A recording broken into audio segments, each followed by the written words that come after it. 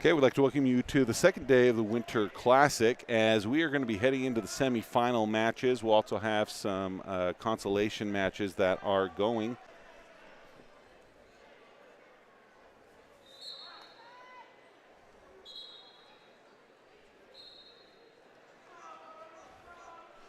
So Kyler Jenkins, we'll see if we can see who he's wrestling.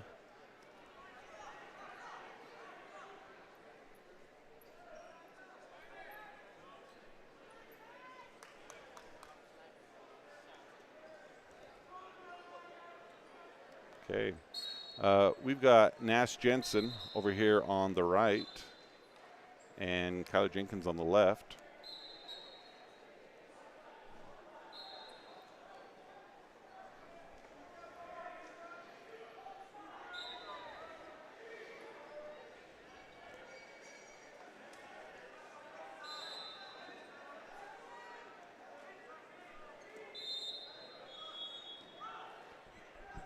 So this is day 2 at the Winter Classic being held here at Sevier Valley Center.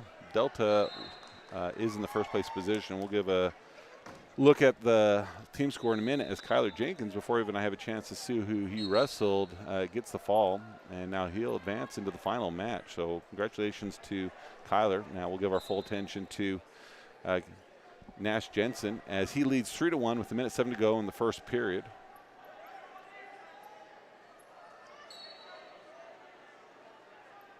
As they head out of bounds.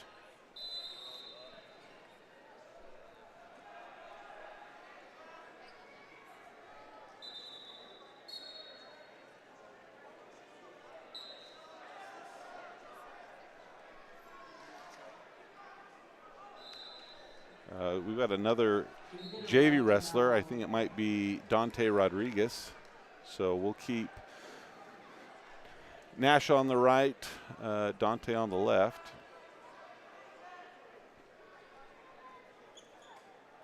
Oh, not mate. I take that back. I believe that's Trey Manus. Trey Manus is wrestling. He's ahead 11-4 against Xavier Nielsen of Emory. And Nash Jensen, as they have 22 seconds to go, leads 6-1 in the first period. He's taking on Levi Scott of Altamont. Altamont, well known as a good wrestler.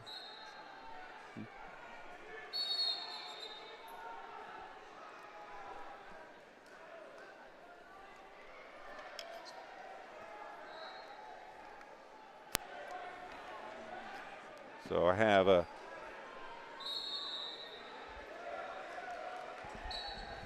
Dallin Anderson, who may be jumping on from time to time as help. But Trey Manus, he ends his match with a technical fall.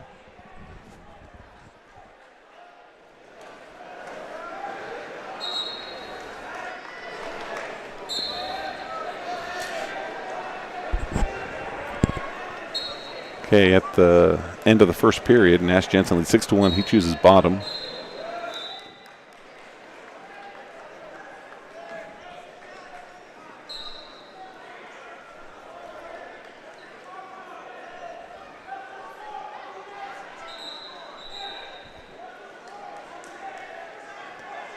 So, yeah, starting the day off, Delta is in the lead with 373 points, followed by Timpanogos at 363. However, Nash, he gets the reversal, getting some near fall. So he'll extend his lead with 1:30 to go in the second period.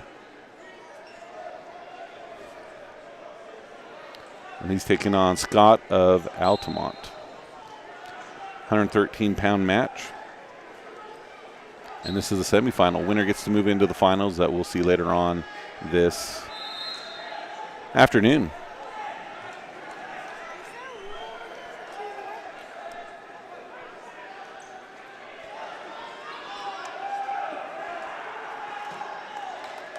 Official wanted to maybe give some near fall, but he rolls back to a little bit more of a position where that's not going to count.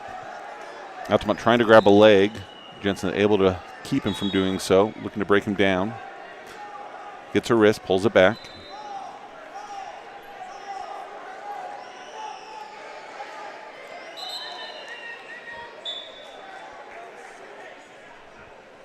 .30 seconds to go in the second period. Jensen in control, leads 8-1.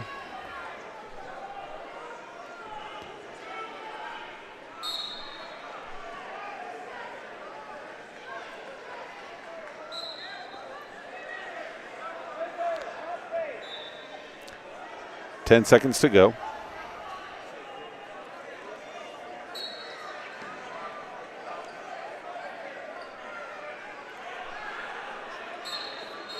So as they near the edge of the mat, they go out of bounds as the time runs out. So they're going to enter into the third period.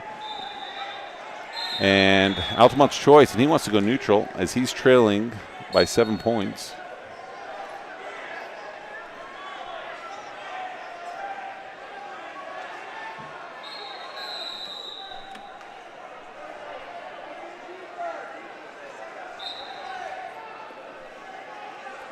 So no change indicated by the official.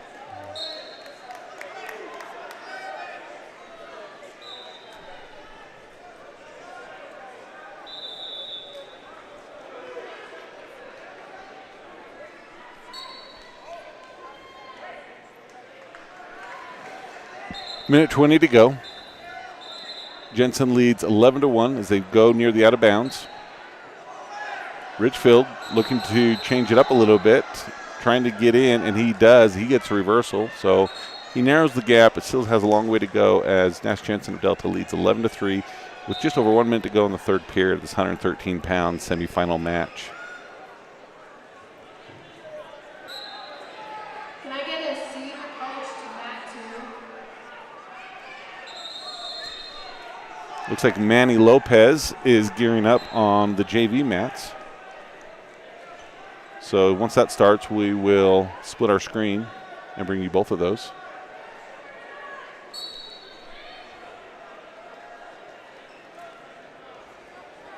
About 47 seconds to go here in the third period. Jensen on bottom.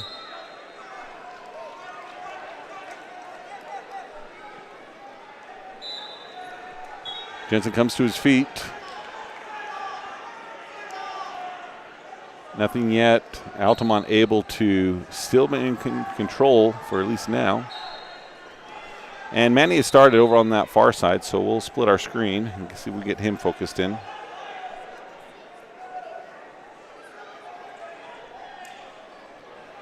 Lopez, a freshman, really good on his feet. But he is taken down. Jensen in a little bit of trouble, but time's going to expire before anything else can happen with that. And so he will advance into the finals. Congratulations to Nash Jensen.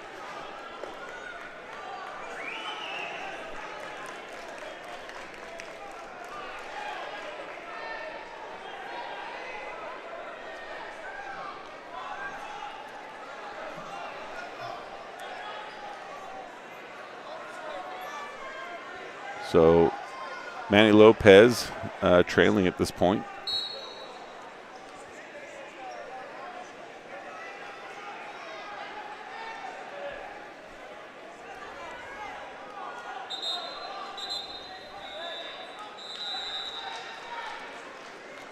Kind of obstructed by the screen and event staff.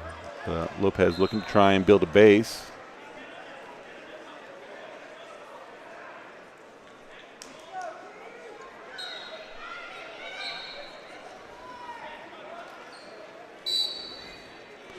But yeah, Manny Lopez is trailing 6-1 to Brandy Garcia from Cedar.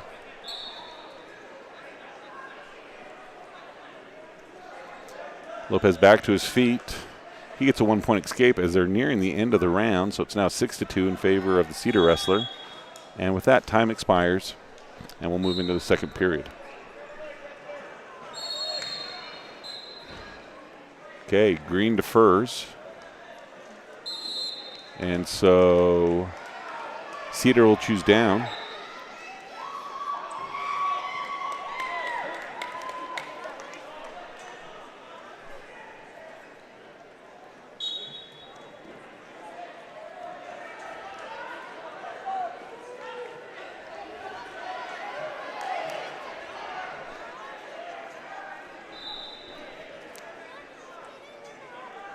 Lopez has a bar into wrist, trying to get him turned.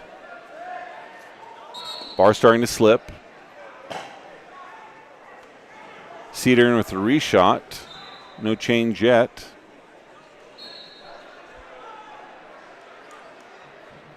And there's the reversal. So he now trails 8-2 here about halfway through the second period.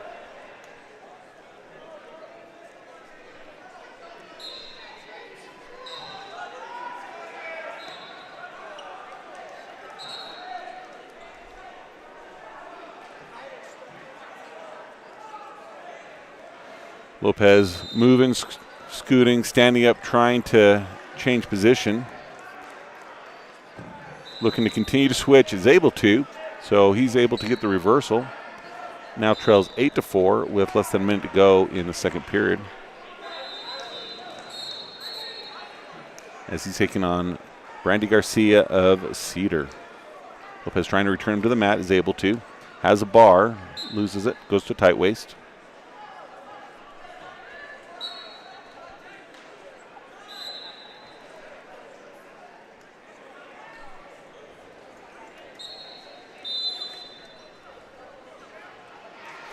Here comes some near fall, needed near fall. He's got to watch to make sure he doesn't pin himself. So I think it was at a 3 count. Nothing awarded yet.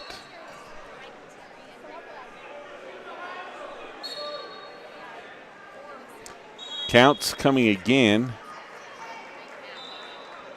And no indication of how much he got, so we will see if track wrestling can give us an indication.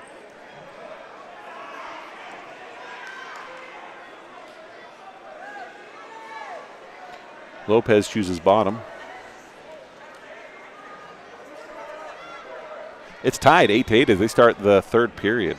Lopez doing a great job in getting a reversal and near fall in that last round.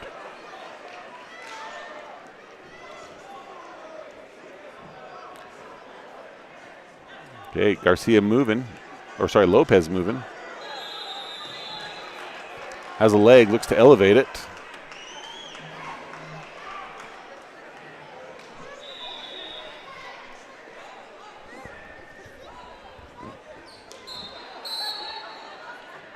So about a minute 30 to go in the third period. It's tied, Manny Lopez against Garcia of Cedar.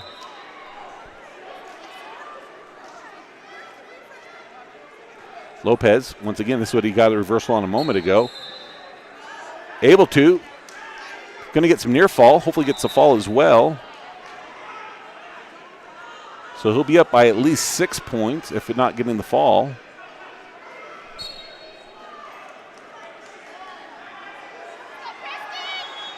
And he does get the fall. So starts early in the period, down 6-1, climbs back, gets up 14-8 before he gets the fall, and he'll be advancing in his part of the tournament that he's participating in. Looking to see if any other Delta wrestlers are coming up. We have Uriah Anderson, who's on deck for mat number 9, so we'll go ahead and shift our camera over to that. Preparation for him coming. So, yeah, we'll take this opportunity to look at the team scores. Delta is currently in first place with 412.5. They've spread out their lead a little bit from Timpanogos, who's trailing at second place, 363. Juab's at 321. This is not their full varsity that's here today. Springville's in fourth at 252.5, and Crimson Cliffs is fifth at 243. So great start here this morning. Already had the wrestlers that are in the semifinals that have wrestled, Kyler Jenkins and Nash Jensen, and they're going to be moving into the finals this afternoon. So.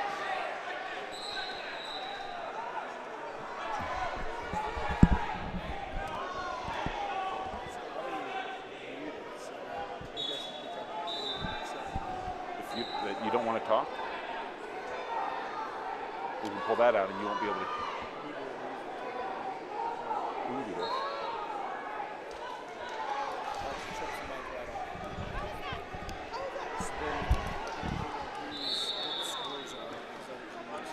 I'm following in track wrestling, but I'm also kind of just mentally doing scores.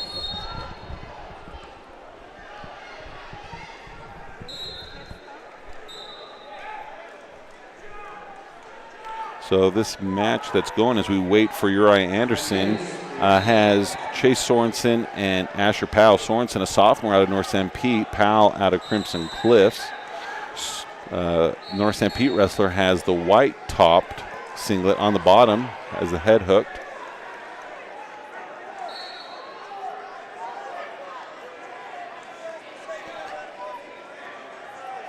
And they're scoreless here in the second period. With about 30 seconds to go until the reversal happens right there. Let's see. Looks like maybe they're maybe 2-point near fall, 2-point reversal. Maybe that's what it was. I was looking down at my computer. But they're now still tied 2-2, 24 seconds to go. Waiting for this match to end so that we can feature Uriah Anderson.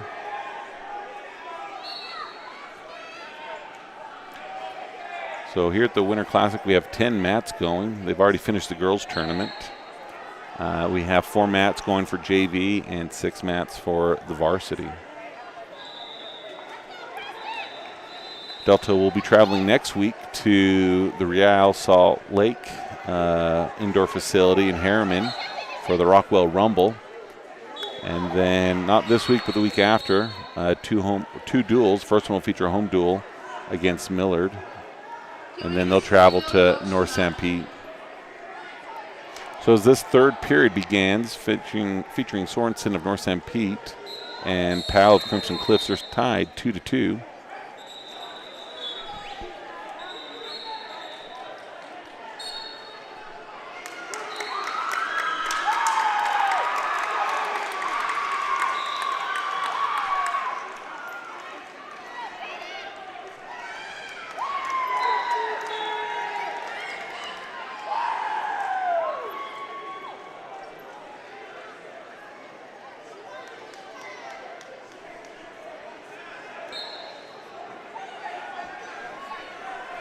So a minute 25 to go in this third and final period.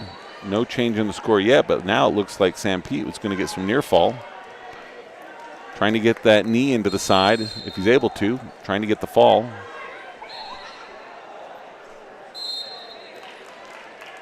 And he does. So we're now looking to see Uriah Anderson come up here on mat number 9.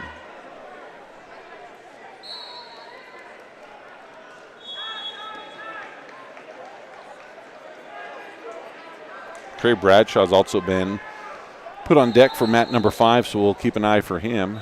As soon as the match in front of him's done, he'll be up next.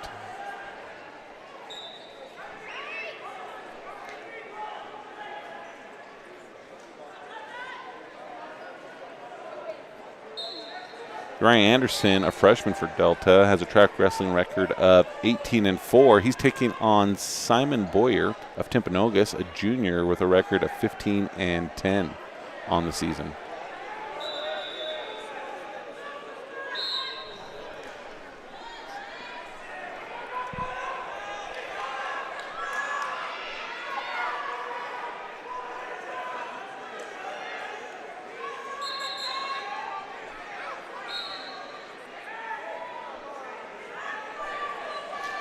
Okay, Anderson's checked in. He's going to be red.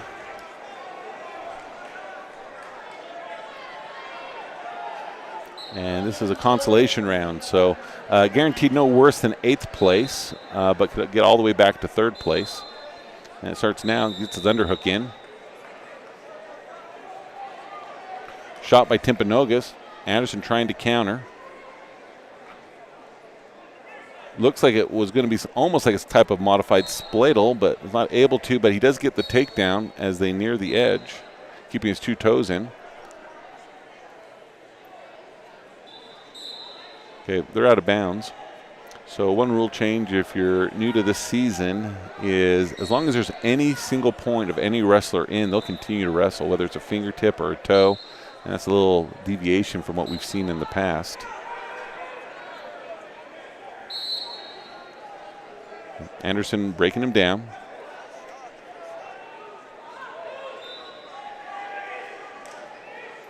Trying to gather a wrist, able to do so.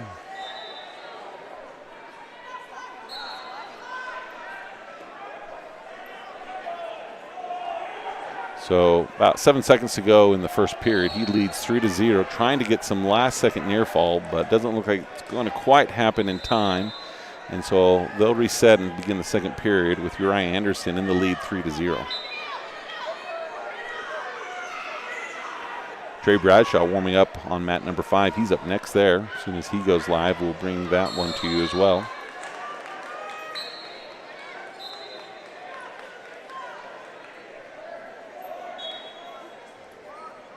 Anderson stalks in. Goes for the low-level shot, goes to a double, elevates. Trying to get some near fall with it, and he does so. So he gets the 2-point reversal. Or sorry, 3-point takedown. 3-point takedown, so he leads 6-0. There was a swipe of near fall, but none was awarded. Now there's going to be some, and most likely a fall. Minute 23 to go.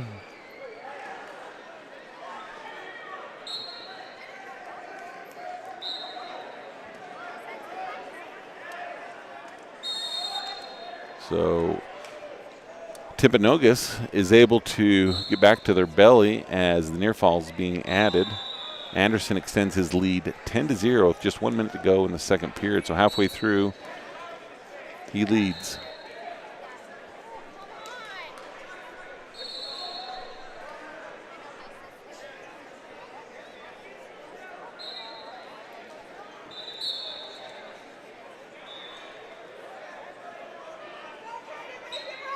Carson Nelson's also been assigned a mat. So he's on deck on mat number 6. Bradshaw's on mat number 5 on deck. And we're watching Uriah Anderson attempt to get a few more near fall points with 27 seconds to go in the second period. He leads 10-0.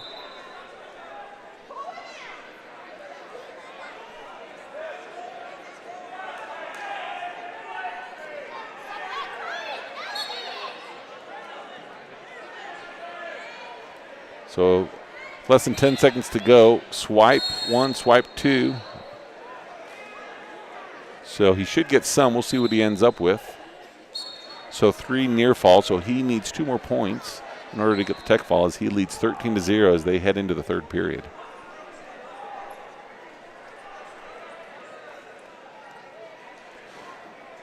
Okay, Anderson chooses up.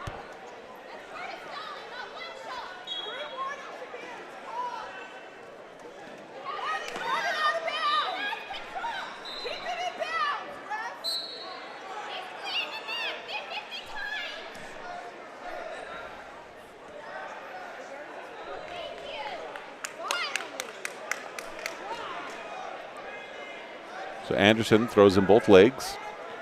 Here comes 1 swipe. That's it. Timpanogos trying to headhunt. Anderson's going to adjust to prevent that. 1 swipe, 2 swipes. So he has the tech fall. Now he's going to try and get the fall. So he'll get the near fall, and that will end the match as he wins 17-0 against the Timpanogos wrestler Boyer, a junior. So he's not in the championship round. He's in Consolation, but we expect him to have a good run and hopefully come back and get third place. So we are waiting for mats 5 and 6 to open up. Trey Bradshaw will be on 5, and Carson Nelson will be on 6.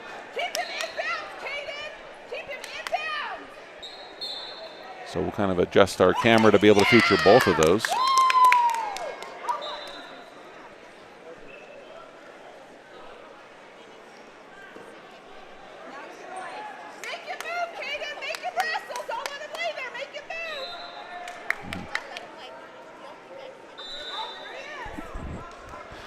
Those of you watching at home, we can see the Snow Canyon wrestler in the green. We've got his fan section right next to us, so they are cheering him on as he leads 10-0 with 1:36 to go here on mat number 5. At the end of this match, Trey Bradshaw, he's gearing up on the sides, ready to go.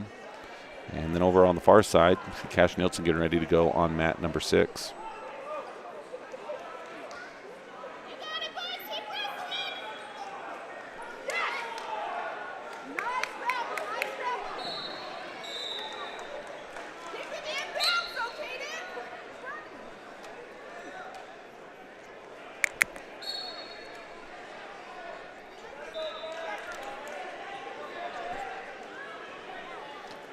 Okay, Cash Nelson's ready to go on mat number 6. So we'll zoom in over there. He's taking on Dodson. Try to see where he's from. Dodson is,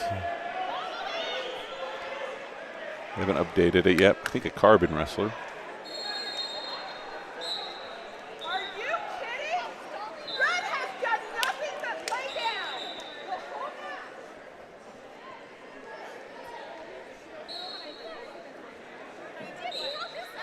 So it looks like they're still trying to finish up with the last match on track wrestling. Haven't transferred this one over, but yeah, Cash Nelson's up next.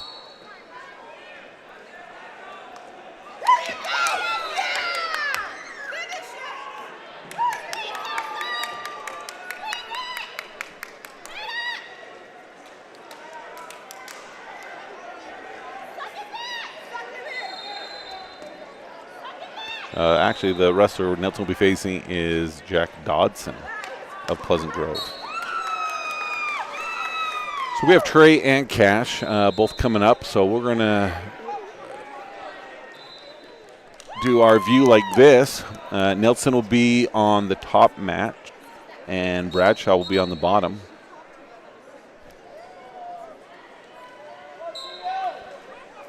But we'll just maybe zoom in on Bradshaw until Nelson matches get start. Bradshaw, a junior for Delta, has a record of 23-4 on the season. He's taking on a senior from Crimson Cliffs, Everett Deuce, with a record of 20-3. So this looks to be like a great match. We have a couple Delta coaches that are coaching for Crimson Cliffs, Storm Singleton, as well as one of the Levitt boys. So both wrestlers are going now, so we'll zoom back out. Cash Nelson on the top. Trey Bradshaw on the bottom.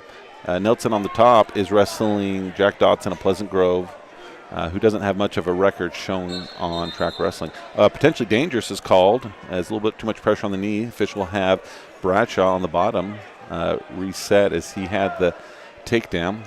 Nelson had the takedown on his side, so they both lead 3-0, starting about the same time. We'll have their wrestlers stand up, both looking to get mat returns. And both are able to do so.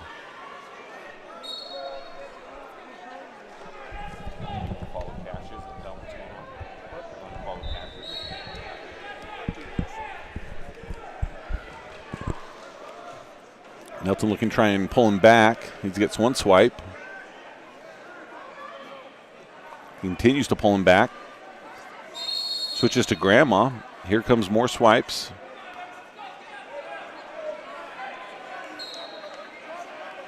Oh, very similar move for Bradshaw, as these two are having kind of a similar experience. Both of them trying to get their pin. And Nelson's able to get the pin, so he'll be advancing to the finals. And Bradshaw gets the pin. So almost as identical of matches happening simultaneously as you can have. And both of them are going to be in the finals later in the afternoon. That's 4 of Delta's wrestlers that have qualified so far. Cash Nelson, Trey Bradshaw, along with Kyler Jenkins and Nash Jensen. So great start to this morning with Delta Wrestling. And a lot more wrestling to go. So Cage Bunker, he's on deck on mat number 4. And still looking to see any JV wrestlers, but none yet. So let's go ahead and position ourselves so that we're ready for Bunker's match. That will be happening next. He's taking on, or the match that's happening there as we wait, is Cornegio of Pleasant Grove and Preston Wright, a sophomore for Hurricane. So no points scored yet, 0-0. And now Pleasant Grove, maybe he did have control prior to that.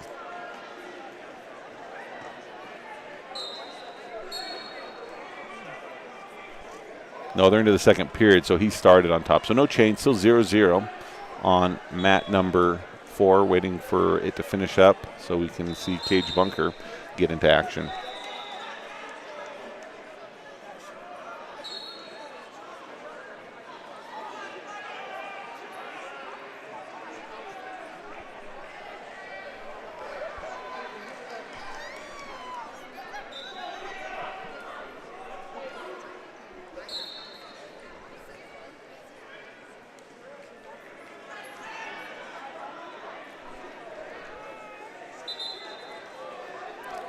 So less than 30 seconds to go. Should be 1 point escape. So 1-0 here in the second period.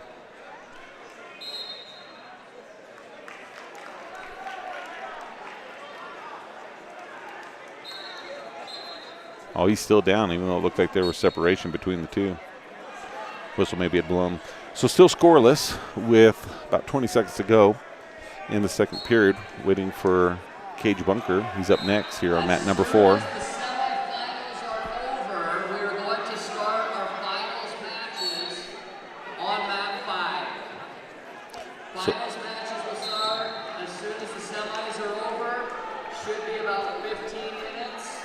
Finals will start on mat 5. So kind of a surprising way of running the tournament is they're going to start the finals as soon as the wrestling matches on mat number 5 are done, instead of waiting to the end as they normally would. So we'll have a lot of action there, and we're well positioned right here close, so we'll bring you those matches. So entering to the third period, 0-0 still for Pleasant Grove versus Hurricane. Still waiting for Cage Bunker to go.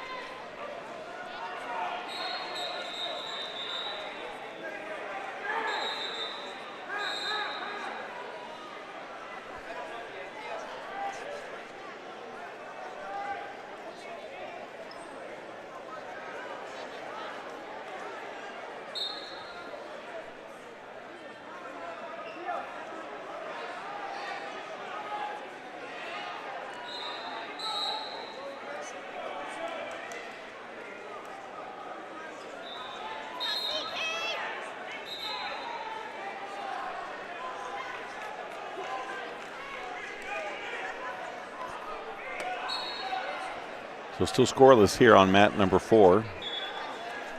They have a little over a minute to go in the third period.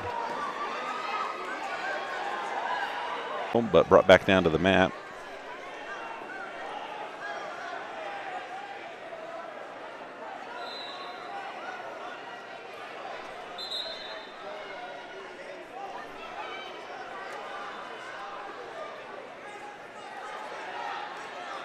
Okay, 2-point reversal from favor of the Hurricane Wrestler. So they're tied 2-2 with less than 30 seconds to go in this third period. But we're excited for them to finish so we can see Cage Bunker, but they may be heading into overtime. But they're going to take a little break for a nosebleed.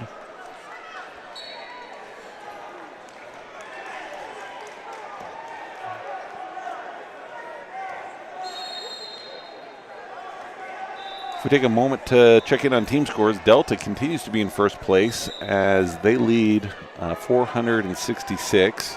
Second place, Timpanogos, 398. Delta has spread out that margin. That was only 10 points to start the day.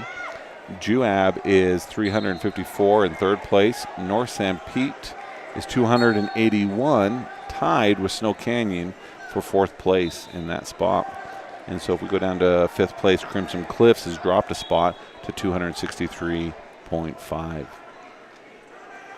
So they're still trying to clean up the blood mess on mat number 4. No other Delta wrestlers have been assigned a mat yet, but we are waiting on Cage Bunker, who we know will be up on mat number 4.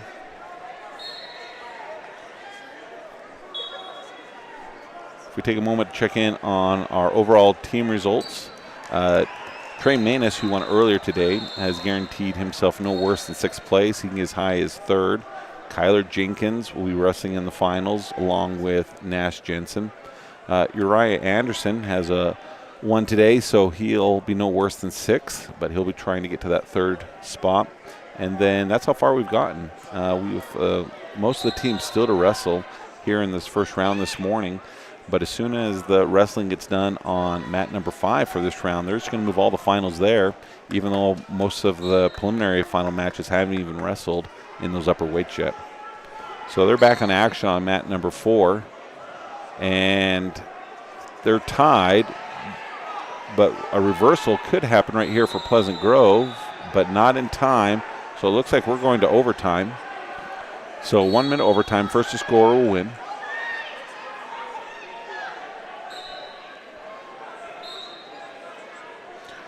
Neither wrestler had a takedown in this match so far.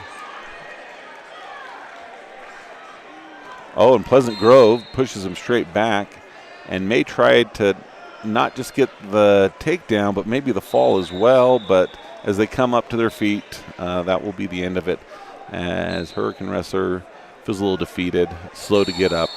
So we'll now bring it to Cage Bunker, wrestling at 126 pounds, a senior for Delta.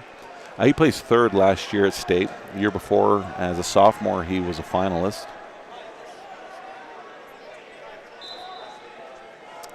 And he'll be wrestling, haven't brought it up.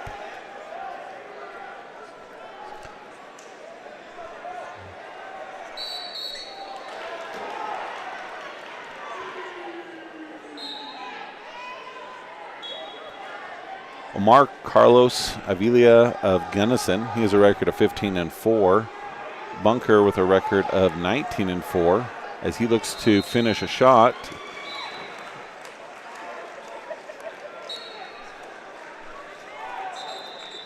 And he's able to, getting some near fall.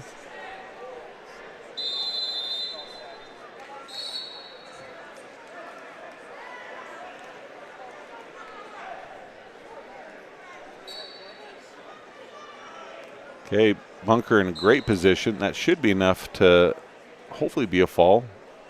And there it is. So Bunker is well on his way and progressing. So he's guaranteed himself no worse than 6. He can get up to third place.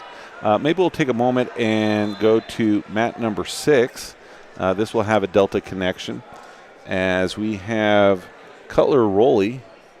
This is Kyle Rowley, son, grandson of Shane Rowley, that is wrestling.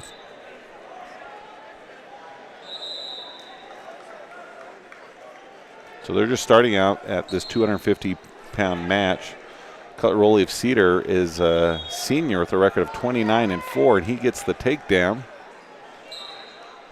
He's taking on a sophomore from Gunnison with a record of 23-3. So both records fairly impressive as Gunnison comes to his feet.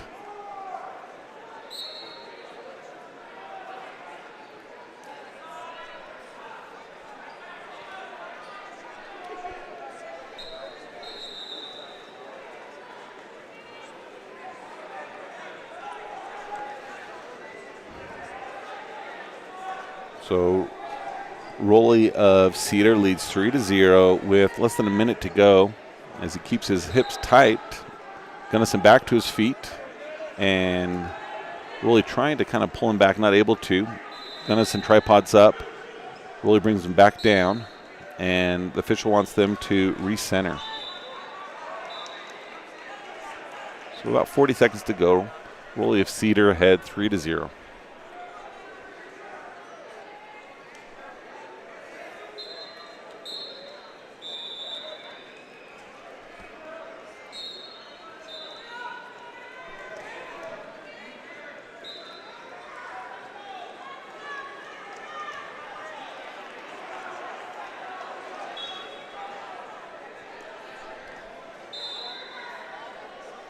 Harvey Walgren's been assigned a match. So he'll be on mat number 10 in a mat that has people in the third period, as Rowley of Cedar, the one that we're following right now, trying to get that turn, but time is running short here in this first period.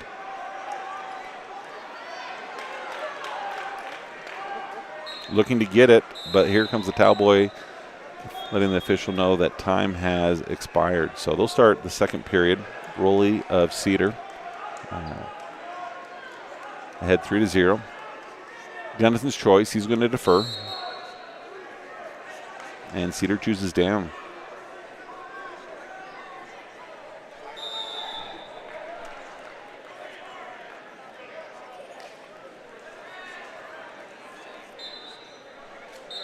So less than 30 seconds to go on mat number 10, where Harvey Walgren's up next. Gunnison wrestler looking to throw.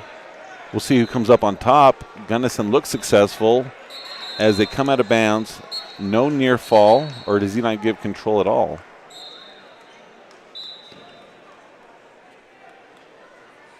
Okay.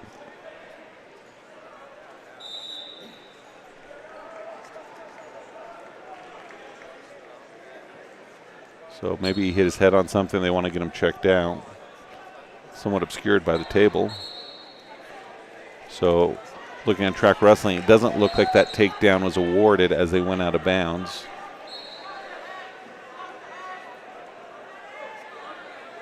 So doing some concussion protocol,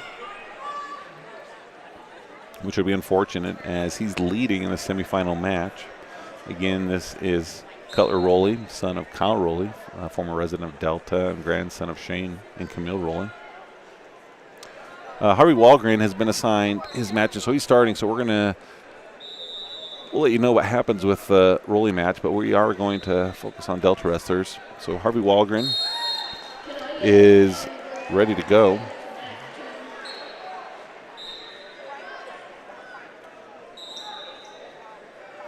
In fact, it's not just Walgren, it's also Ian Bryan, so two Delta boys that are wrestling, so we wish them both luck.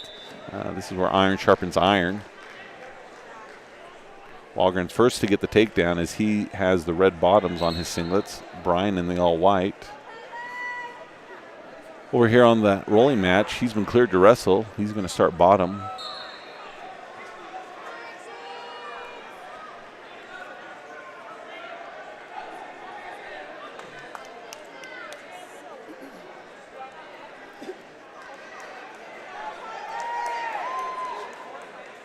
So again, with that rolling match off camera, he got the escape and a takedown, so he now leads 6-0.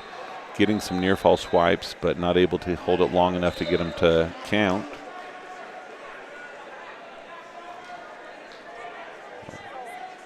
So you'll notice that on the Harvey Walgren's, that was a fast period. They're doing 1 minute periods in the consolation bracket. So those are going to go fast, and then the second and third periods are both 2 minute long.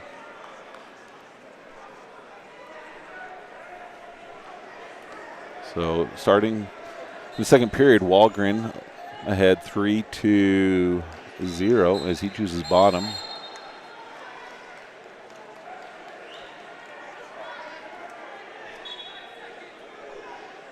Quickly comes to his feet, scores again. So he now leads 4-0 against his teammate Ian Bryan of Delta at 132 pound in the consolation rounds.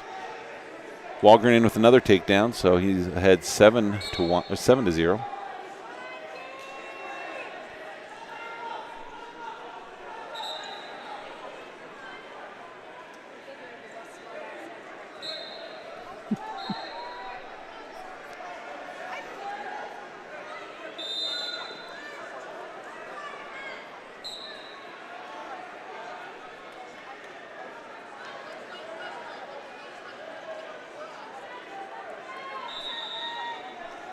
Okay, Bryan comes to his feet, goes down.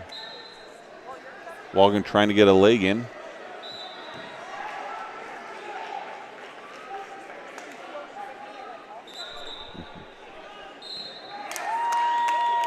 So potentially dangerous called. And just off screen, Coulter Rowley of Cedar, Delta connection there. He just won by pin against Gunnison, so he advances to the finals, so we can congratulate him.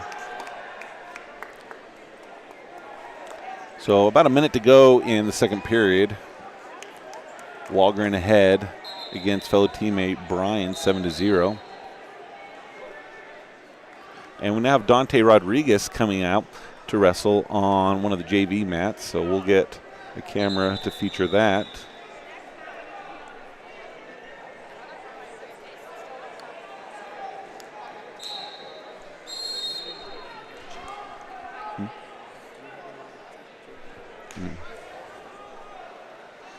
So Walgren getting some near fall.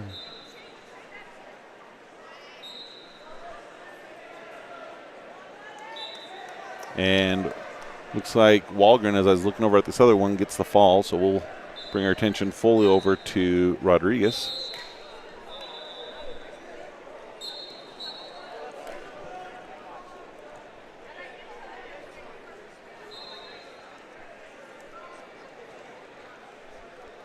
So Rodriguez quickly to get the takedown.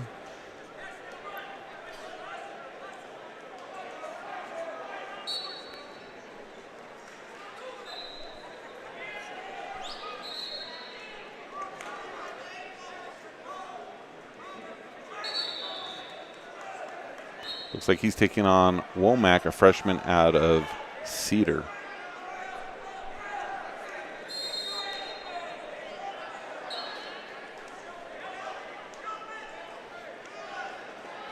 So as he continues to work, we have Bryan, who's been assigned a mat, so he'll be on deck on mat 10. So we'll keep it with Rodriguez, and if Bryan comes up, we'll show you both of those. Rodriguez here early in this first period leads 3-0 with 50 seconds to go. Big step in. Keeps the arm, goes to the half. He should be able to get some near fall with this situation.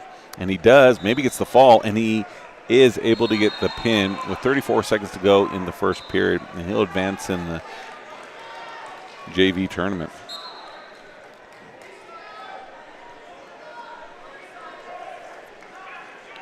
So Bryan is the next Delta wrestler. He'll be up on mat number 10. So we'll get our camera swung over there.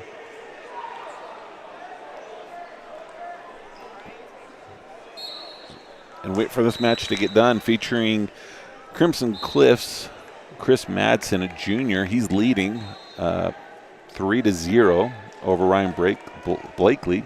Madsen in the red and blue, and Blakely from Timpanogos in the blue trimmed with green.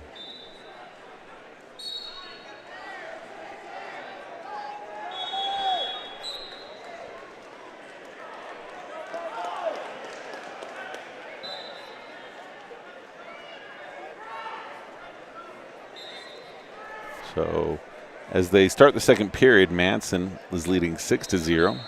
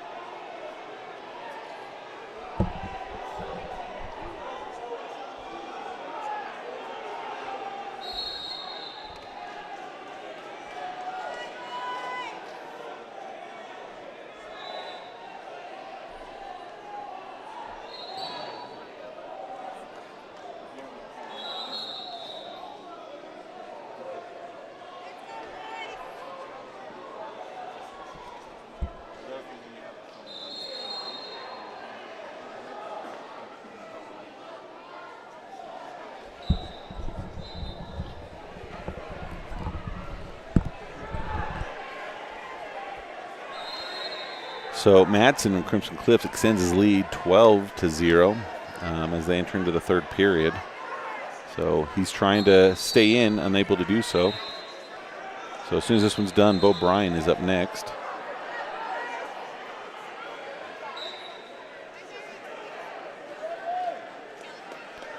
He's actually ahead 14-0, so any score will lead to a tech fall. We've seen a lot more tech falls with the rule changes this year. Those include 3-point takedowns and near fall.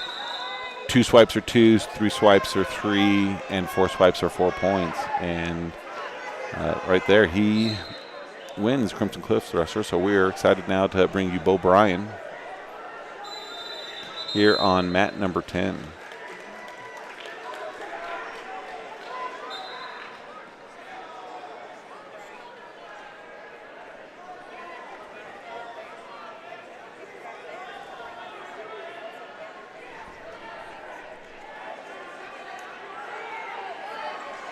So Bryan is a freshman for Delta. He's taking on Parker Hallows of Wayne County. Hallows has a record of 15-7 on the season. Bryan is shown with a record of 9-8, even though I think he has had more matches than that. He placed second last year at the junior high state tournament. And he's wrestling at 138 pounds.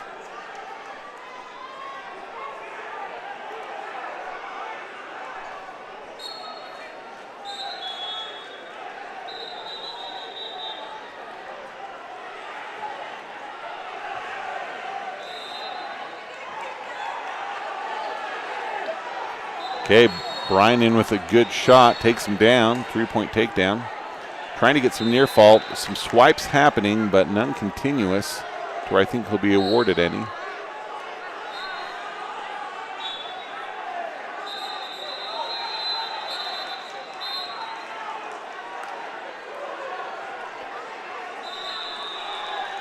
They're going to recenter.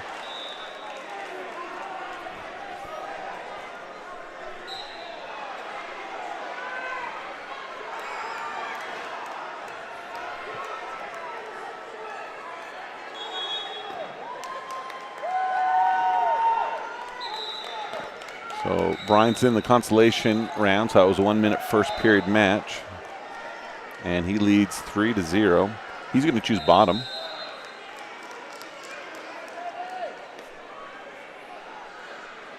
Off camera, another Delta connection. Vincent wrestling for Juab. He is trailing 9-13 with 2 minutes to go to start the third period. So if you know the Buellers and Vincents, he ties in with them.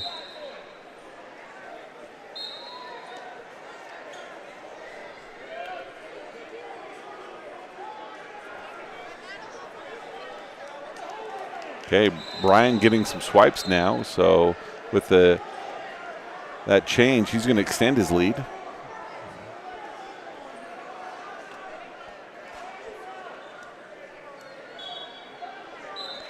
Has a bar, loses it.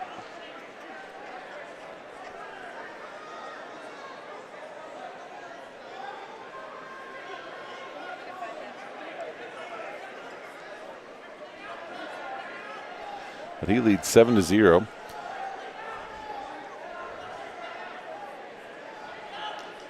Carter Anderson's been assigned a mat, so he'll be up next on mat number 6. Bo Bryan extends his lead 11-0. As there's a little bit less than 1 minute to go in the second period.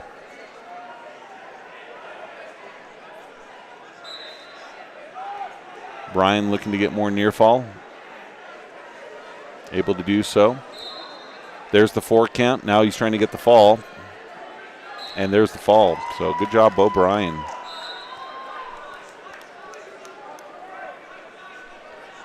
So while we wait for Carter Anderson, we'll reposition here on this Vincent match.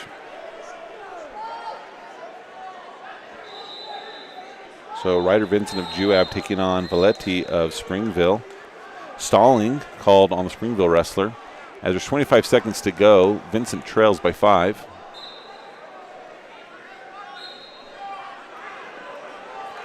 Springville quick to try and get a shot and trying to get a last second throw in. Vincent's not going to be able to, and that's probably the way it's going to end here.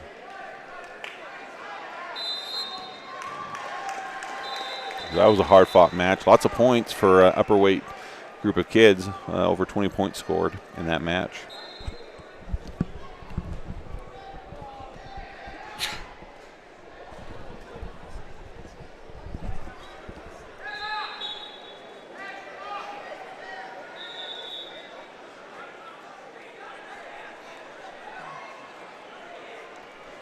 So waiting for Carter Anderson. He's going to be on mat number 6.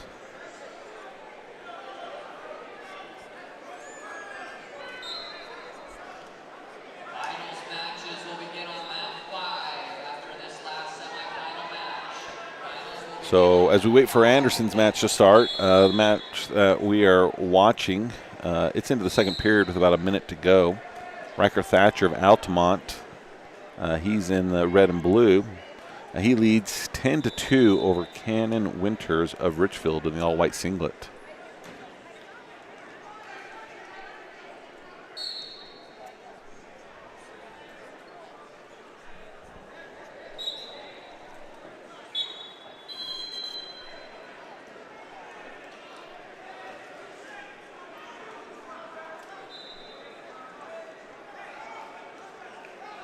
So announcement was made again that as soon as this heavyweight match, it's happening on mat number 5, is done, they're just going to roll right into the final matches.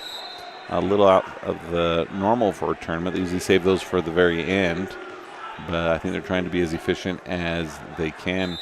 Again, this tournament has a little different setup, as where on the first day they're put into a kind of a round-robin setup, and depending on how they do in those matches, then they're put into different pools. So the top 4 are able to wrestle for the first 6 places.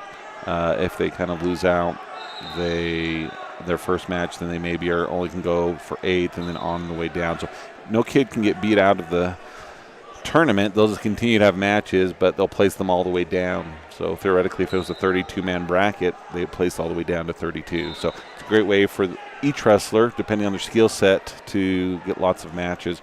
But it keeps the top wrestlers wrestling the top the second day, and those who are trying to gain some more experience, they're positioned to wrestle each other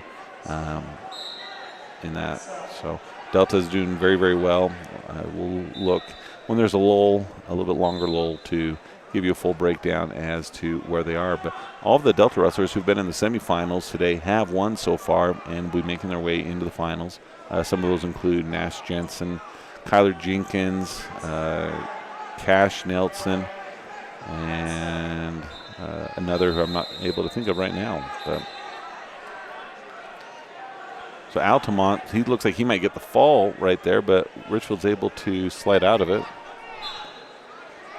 The Altamont with which had a large lead to start with, has now narrowed it down. But this is going to put Thacker back on top, as he was tied.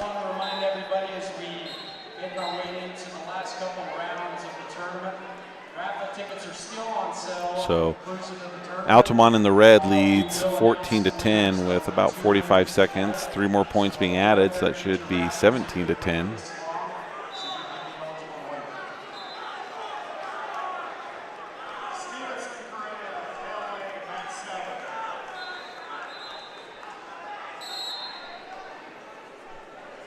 Those 2 wrestlers will go out of bounds.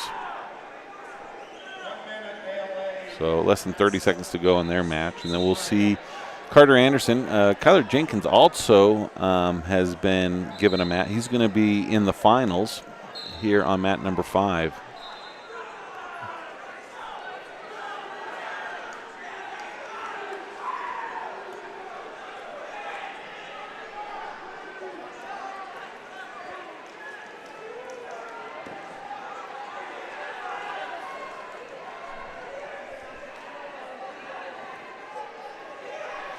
As we take a moment to look at team scores, Delta is currently sitting in first place, 507 points. Timpanogos is in second with 447, and Juab is third at 364 points. That's going to end the match in front of us as Altamont wins, and we are ready to have Carter Anderson come up and wrestle.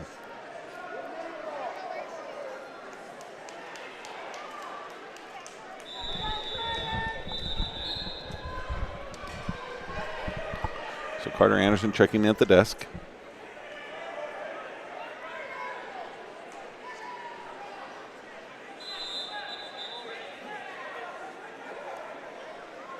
He's taking on Lance Tsinsingi of Whitehorse. Only has a couple matches listed on his record, but I assume he has more. Jenkins listed with a record of 17-6. Carter Anderson listed with a record of 17-6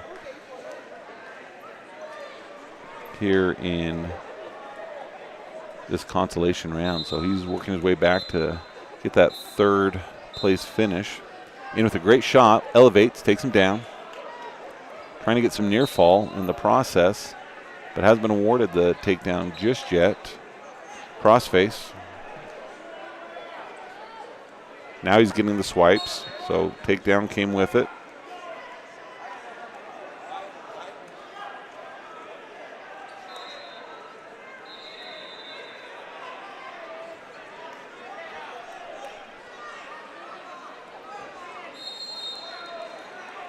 Okay, so 4-point near fall awarded. He leads 7-0 early in this first period.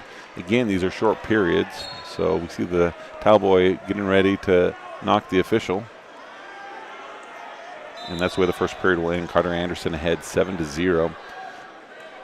With a win here, he'll guarantee himself no worse than 6th place as he attempts to come through the back door and get that 3rd place finish. The wrestler from White Horse defers. Anderson wants to go neutral, good on his feet.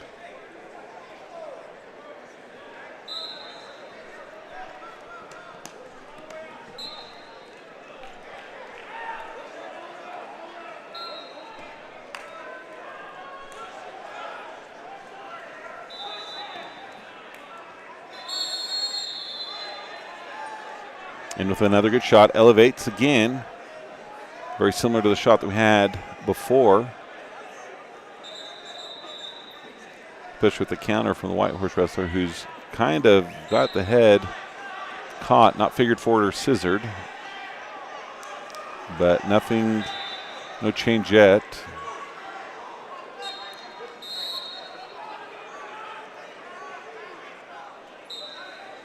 So Anderson good, right back into a shot. And there he gets the takedown, getting the near fall.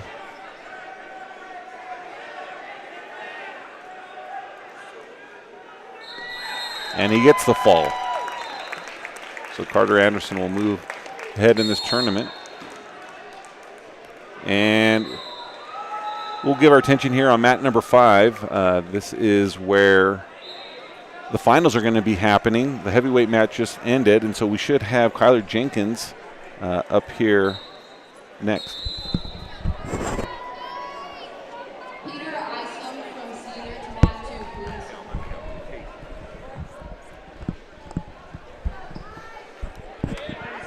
So the Delta Wrestling team getting into position to cheer for Kyler Jenkins here in this finals match.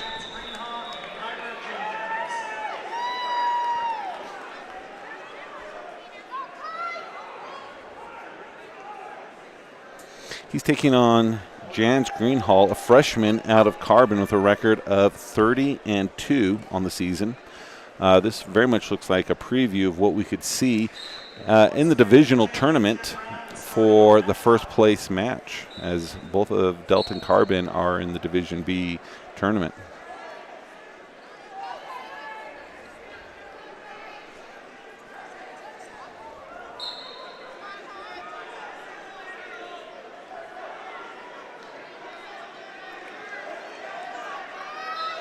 Jenkins in with a good shot, looking to try and cradle it as he takes him down, gets the takedown.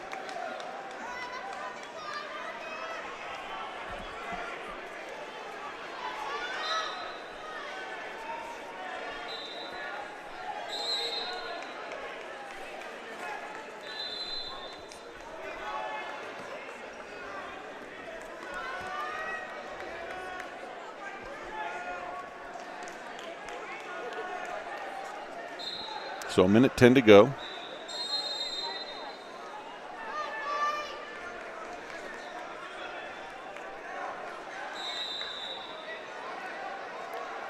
Jenkins trying to get an arm.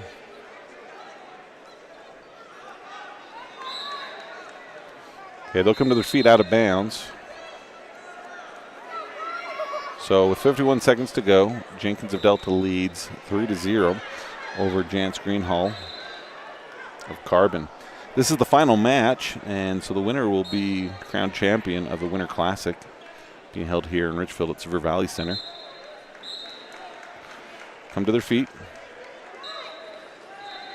Jenkins trying to do a mat return, but unable to do so as they go out of bounds for the second time. 39 seconds to go in the first period.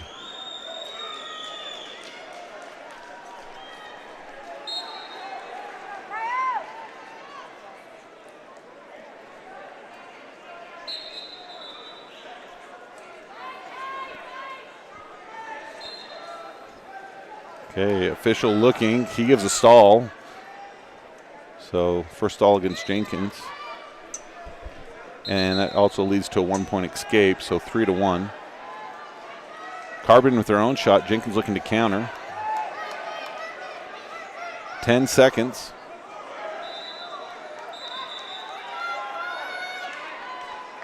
Jenkins trying to get around.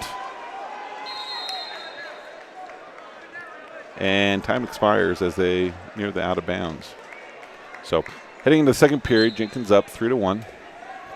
His choice, he's going to defer, and then Carbon chooses bottom.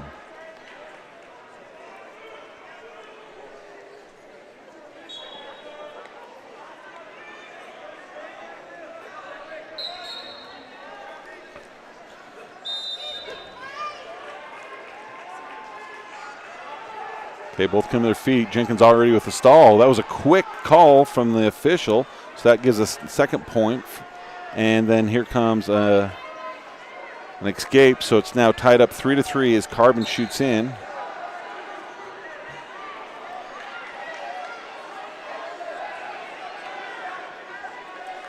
Carbon looking to elevate. Jenkins trying to counter.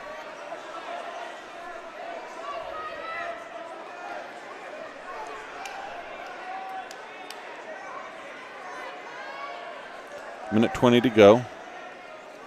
Nearing the edge again. And with one toe left in, Carbon wrestler is able to get the 3-point takedown. So he moves ahead 6-3.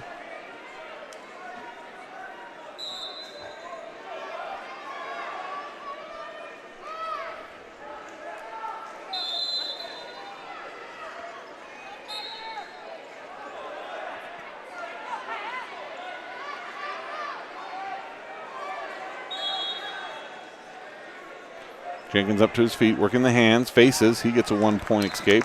He trails by 2 now with 54 seconds to go in the second period.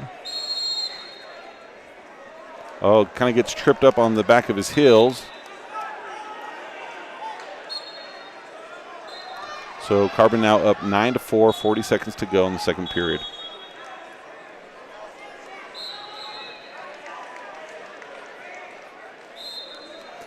So they'll go out of bounds, 32 seconds to go as they recenter.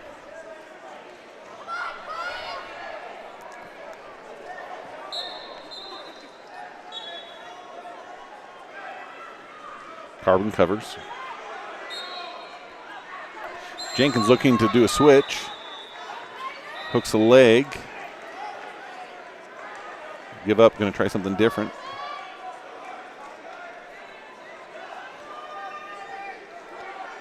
.15 seconds to go.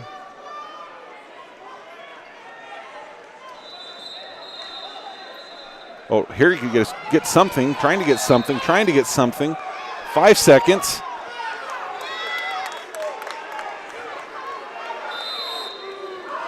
Oh, there should be at least one. There should be at least one, as Coach Jensen is not pleased with that at all. He's pleading his case to let him know at the very least there should be 1 point.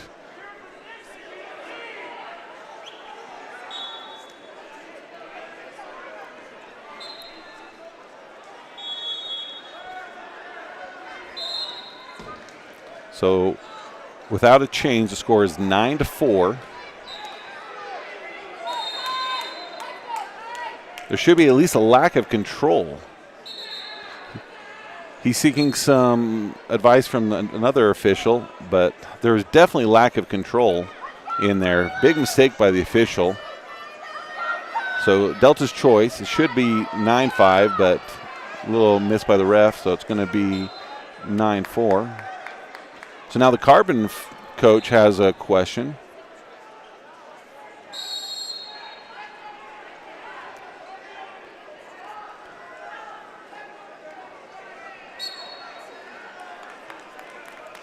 Okay, so that is a lot of class shown by the Carbon coach. He went over and let the official know that it was loss of control, and I think they just awarded a point to Delta. At least that's what it appeared to be, but hasn't reflected on the scoreboard yet. So, man, big props to Carbon coach for having that integrity, seeing that, and making sure that things are done right. This is a battle between these two wrestlers. They can do it on their own. As Jenkins chooses bottom, comes to his feet, but taken right back down, trying to get off his back. Swipes being counted, but that should be out. So I don't think there was ever two continuous swipes, and there wasn't. So minute 47 to go in the third period. Jenkins trails 9-4 in this championship match at 106 pounds.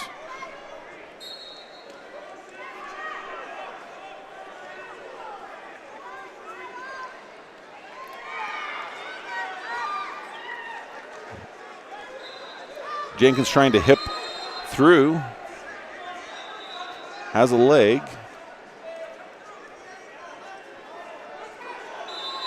He trails by 4 with a minute 25 to go.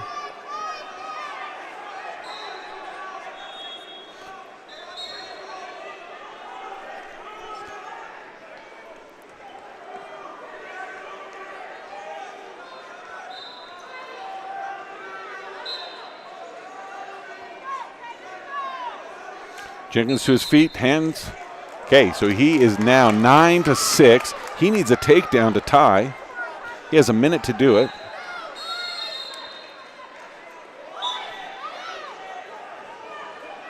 Has an underhook, but the Carbon wrestler has control of his left hand. Jenkins already has 2 stalls.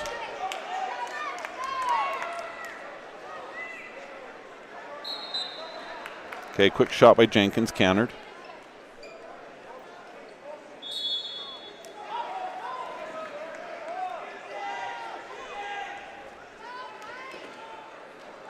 .30 seconds to go in this third period. And Carbon able to capitalize on that misstep. So up 12-6, 18 seconds to go in this round.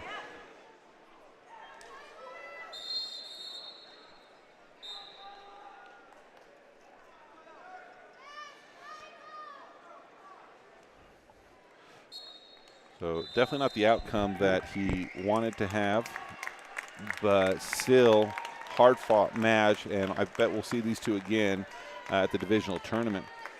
Now up, we have Delta wrestling again as Nash Jensen, the freshman, is taking on from North Summit, the senior, Crew King. Crew King is a state finalist. He has been the last 2 years as a sophomore and junior. So again, I think this is one of these matches that we could see repeated at the divisionals in the finals there. So this is a good preview to the 3A divisionals, as Delta has both Carbon and North San Pete in their division.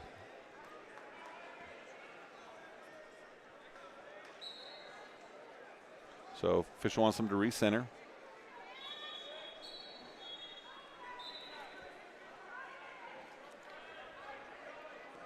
Jensen with a good shot.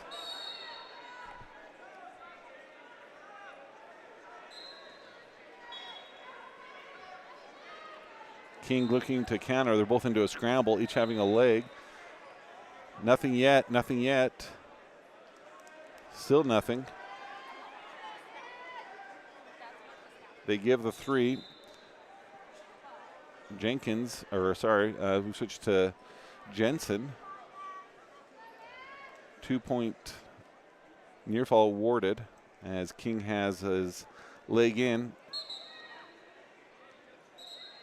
and they'll go out of bounds.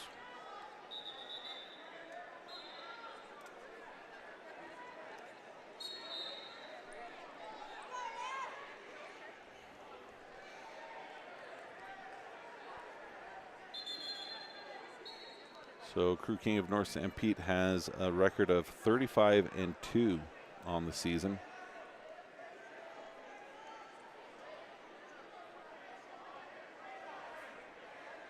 Nash Jensen is listed with a track wrestling record of 13-2.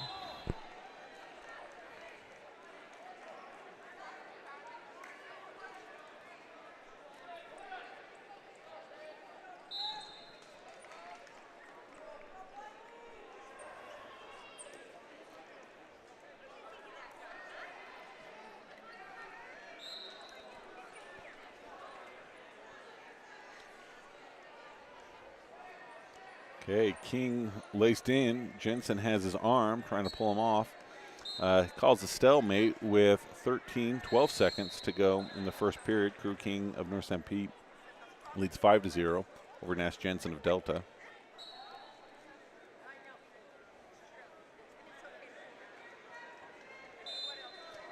King goes 2-on-1 on the arm.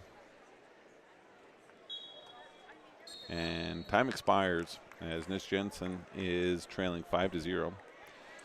It's going to be North St. Pete's choice. He defers. Jensen's going to choose bottom.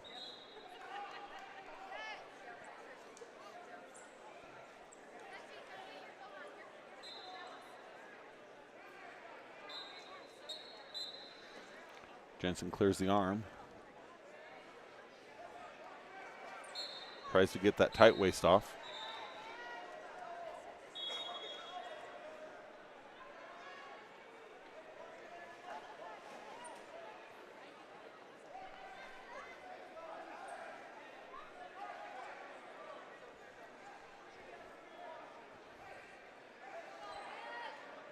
Okay, a minute 30 to go in the second period.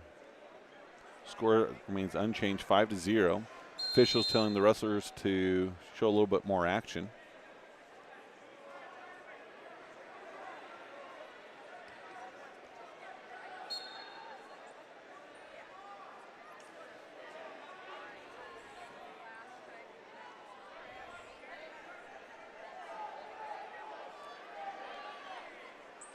So we'll hit the 1 minute mark of the second period. Still no change.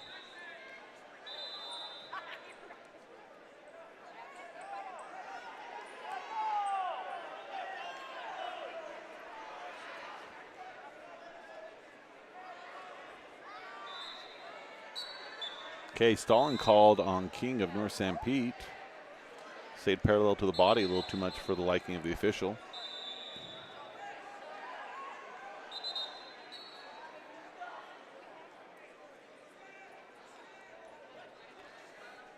King trying to get some type of tilt going. It's not there. So time will expire in this second period. No change in the score since the first. King ahead 5-0 will be North St. Pete's choice.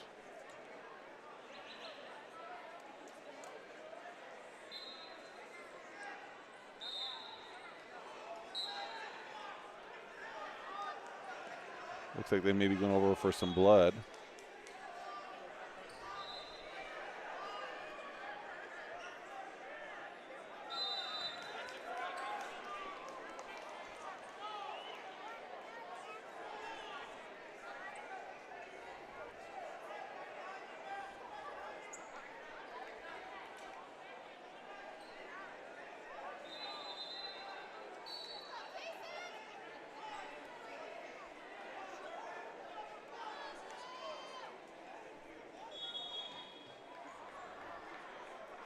We tried to bring you the scoreboard. It's just a little too small to be able to do that. So Jensen trailing needs to get some near fall. He gets his own leg lace in as King tries to grab his leg. Then trying to get his hip over. Keeps the leg lace in. Trying to get that arm back.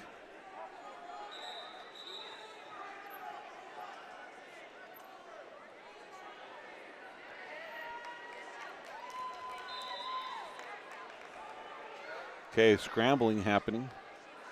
Jensen able to maintain control as we hit the 1 minute mark of the third period. He trails by 5. Puts the leg lace back in, trying to get that arm.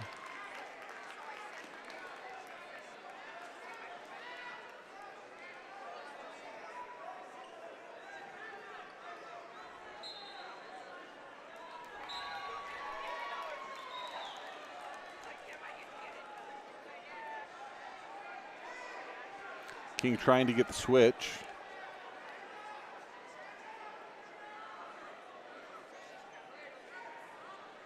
And he does get the reversal, so he extends his lead 7 to.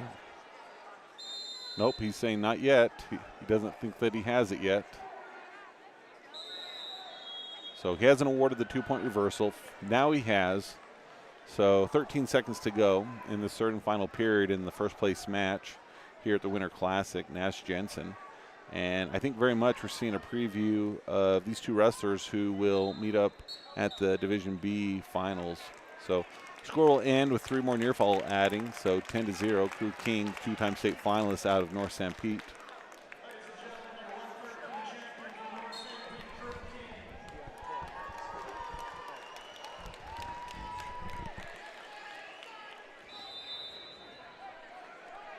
So Cash Nelson has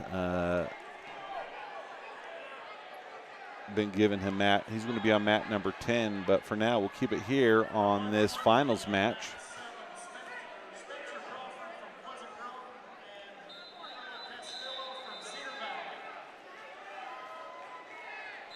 So this first place match features from Pleasant Grove, Spencer Crawford, and from Cedar Valley, Uriel Castillo.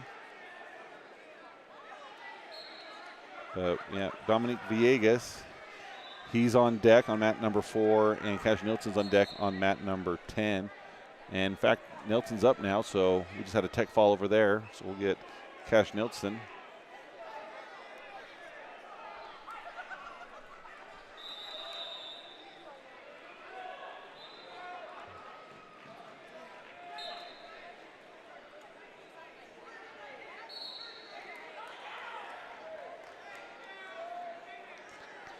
Nope, sorry, Carson Nelson, who's up. Carson Nelson, 165 pounds, is taking on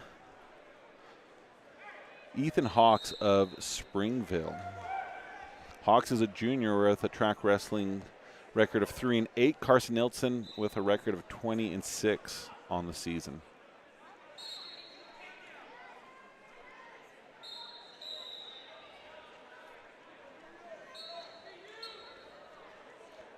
Springville kind of in that camo singlet.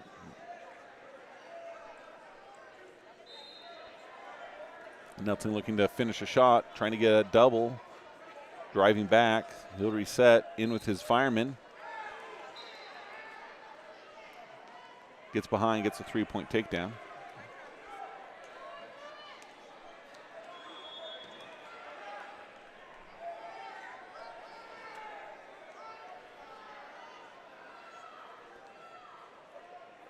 Nelson brings that arm to the back, trying to get a wrist.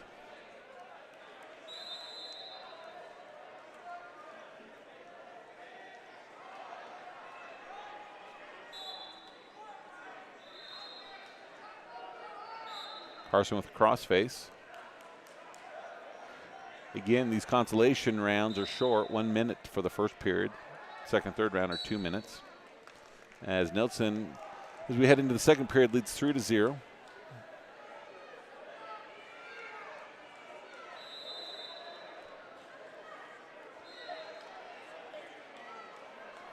Okay, Springville, oh, it was long time for that disc to go down. Springville defers, Nelson takes bottom.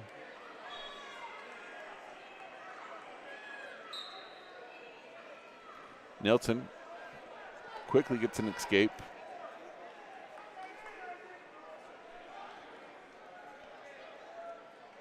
Does a throw, gets the takedown, trying to get some near fall, gets a half on. Gives up the half, or he still has it, trying to get the wrist. And for just a brief moment, gets into a little bit of trouble with the full Nelson. He knew as soon as he did it. So 1 point technical violation for Springville. So Nelson leads 7-1.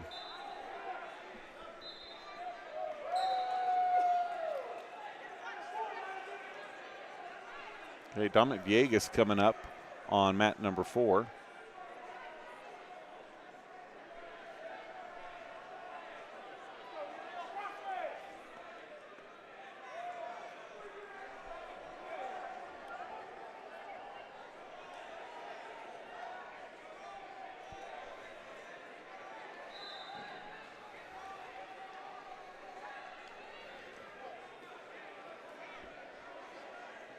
Nelson looking to get his half on again. Viegas in with a shot, but have down Anderson help me out for a minute, and he'll help let us know what's going on with Viegas' match. Near fall counted for Nelson. And there's still nothing going on with Viegas. Neither have been awarded points yet. Okay, Nelson getting more near fall. Clears it. More near fall being awarded. Kind of lost track of what the score is, but Nelson far and away ahead.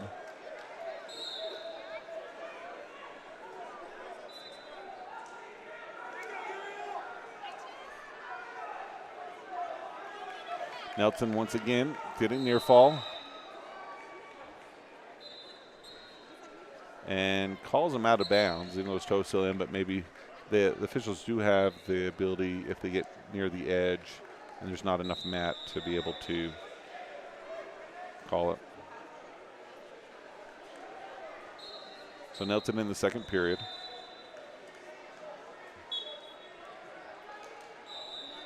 Viegas takes down. So and there's still no points in that match. So at the end of the second period, they're going to go neutral in Nelson's match. He leads 12-1.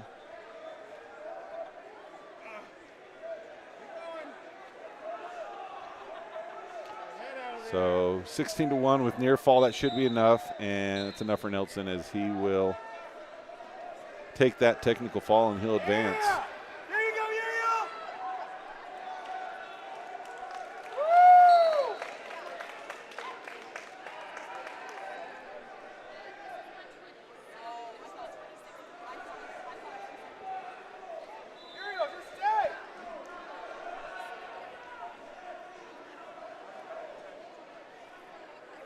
Viegas still on bottom, and Freeman of Bountiful is trying to turn him, but Viegas is not giving it up.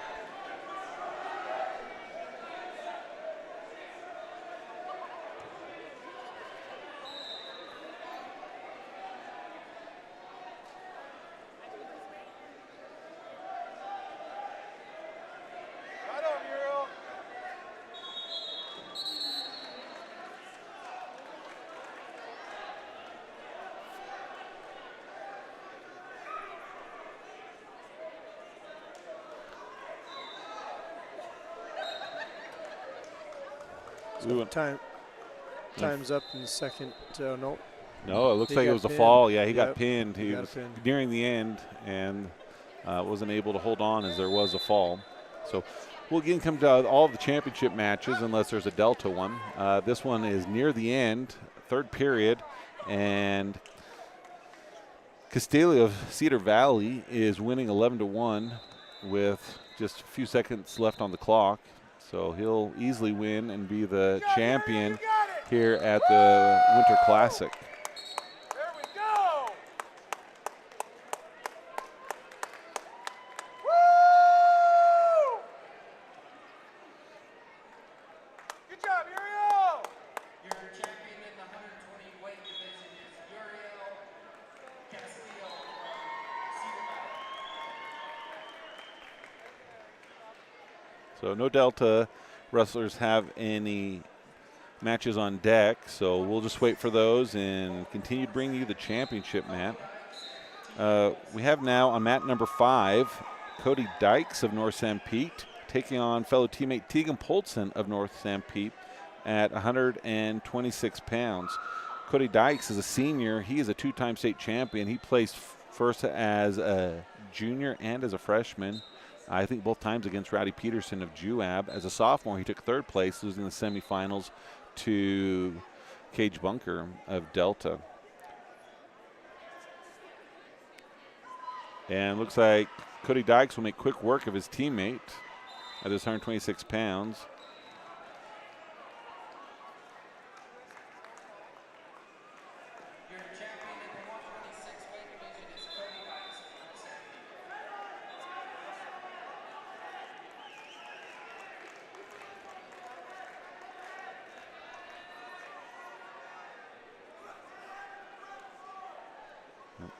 Still no Delta wrestlers on deck to wrestle.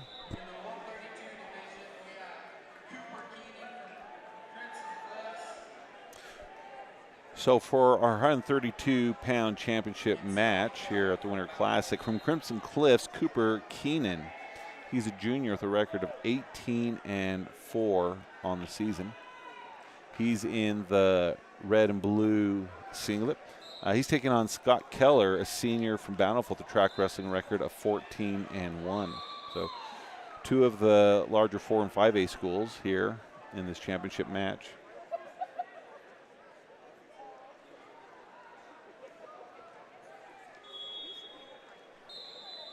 Okay, Keller Bountiful quick to get the 3-point takedown.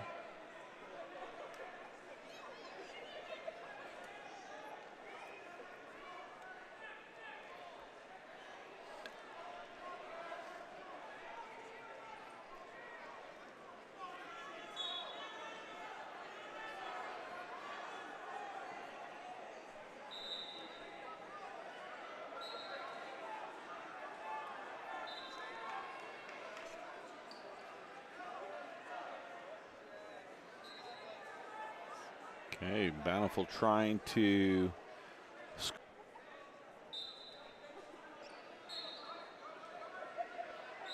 Bountiful with a half, rolls him through, but they go out of bounds.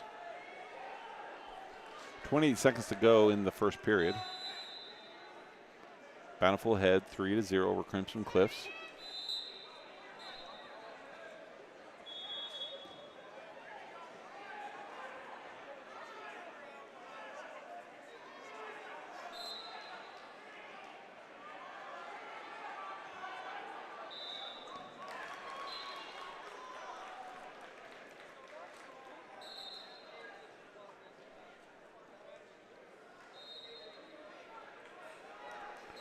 So with a few final ticks on the clock, no change. So we'll head into second period with Bountiful ahead 3-0. Bountiful's choice, he defers. Crimson Cliffs, he wants to choose up. Didn't have much success on bottom, so he's going to see what he can do on top.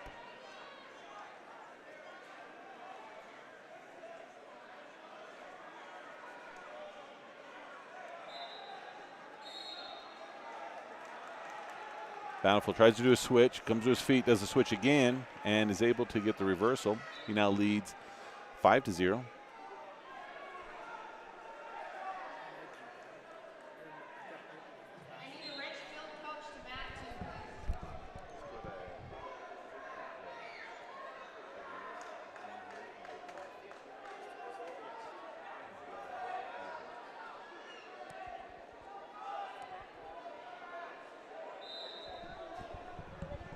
Minute 30 to go.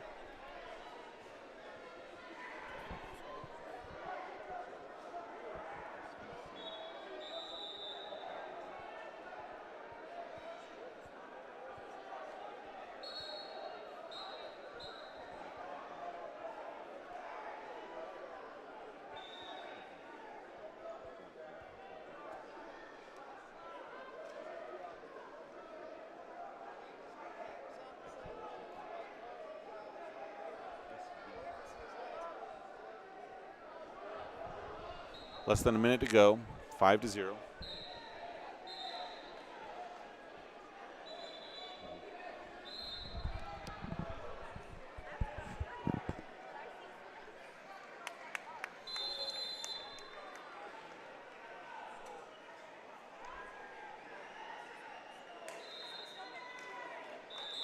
.30 seconds to go in this second period. Bountiful continues to lead 5-0.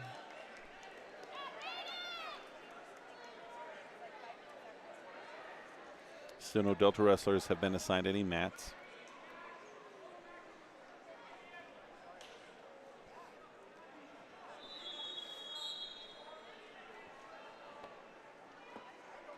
And looking right here, we actually do have in the JV Colton Anderson of Delta.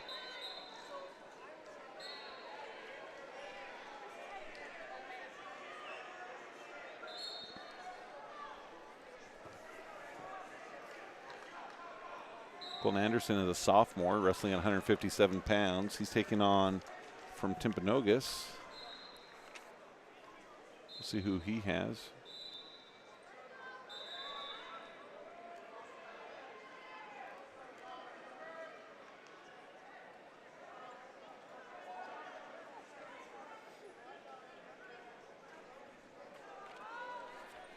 He gets the takedown.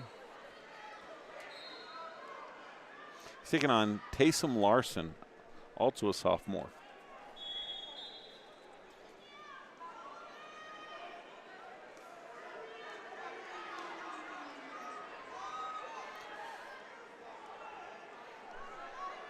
Okay, Anderson looks like he's got a half, trying to thread that arm through to keep it, loses it.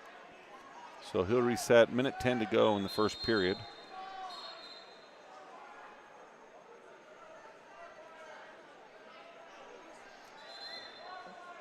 So he had him high in the air, but didn't bring him down too hard. The official stopped it for potential danger.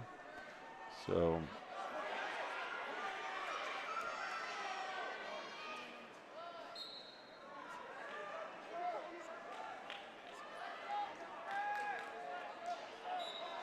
So 1 minute to go in the first period. Anderson leads 3-0 over Timpanogos.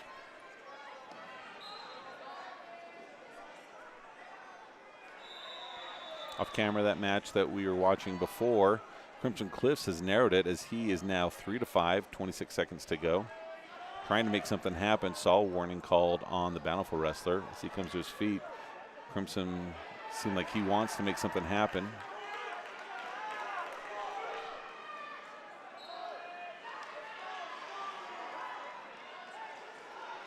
Anderson in with a bar. It looks to get a wrist. And he's able to do so. So off camera, Crimson Cliffs takes second place to the Bountiful wrestler, who's going to win at that 138 pounds, 132 pounds. But we'll continue to watch Colton Anderson with 5 seconds left to go. Try to get something happen at the very end, but he's leading 3-0.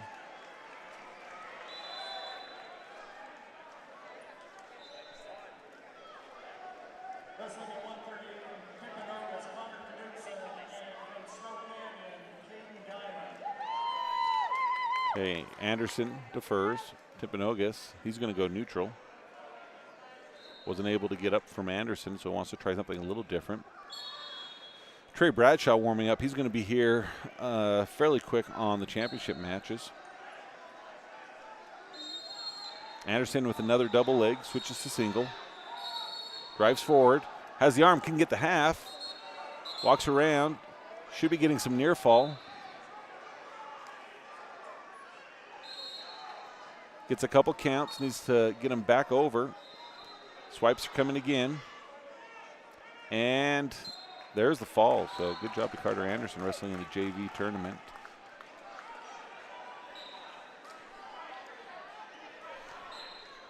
So coming to mat number 5.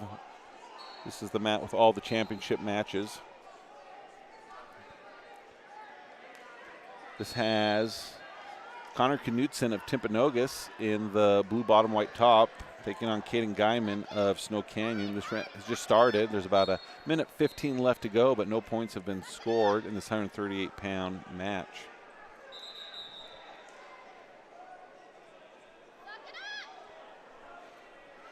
And then right after this one, we'll have Trey Bradshaw in the championship match at 144 pounds.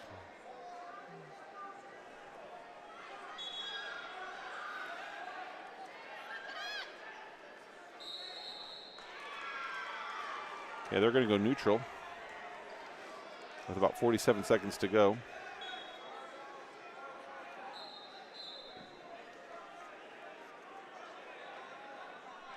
Connor Knutson placed third last year in the 4A state tournament.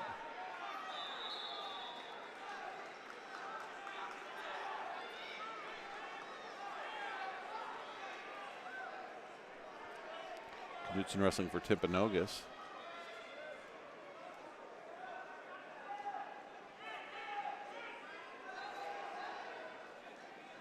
Can we get a trainer in the northwest corner? trainer in the northwest corner.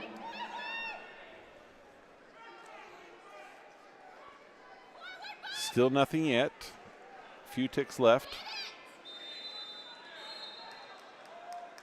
So no change at the end of one in this match between Snow Canyon's Caden Guyman, senior with a record of 18-0, and Connor Knudsen, a senior from Tippinogus with a track wrestling record of 27-0. So this looks like this will be a battle between these two. At least on track wrestling, both are undefeated.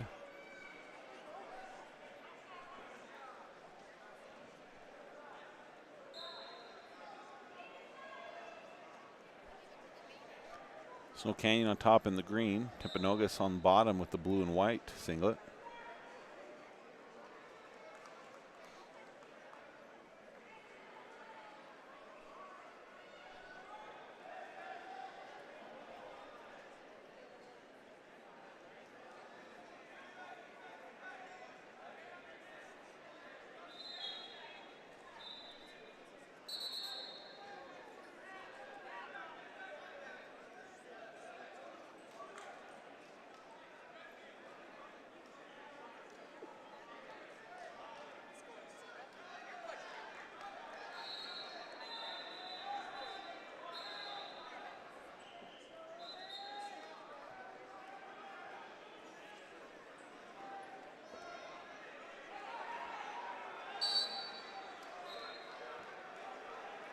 But near the edge of the mat, still no change, they're out.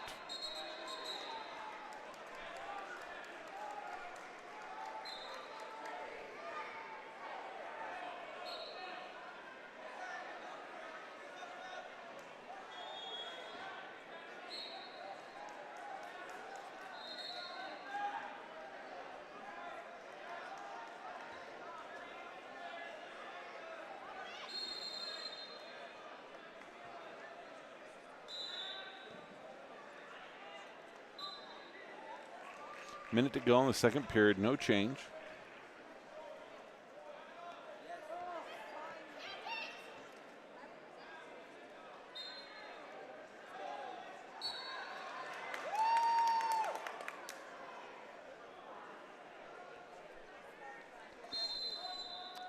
Okay, 4-point near fall. Guyman, who just scored, he's listed on track wrestling as first place in the 4A division tournament, but there's no record of him wrestling last year at the state tournament. His opponent, who he's wrestling from Timpanogos, placed third at state. Looks like he's trying to get a little bit more near fall going.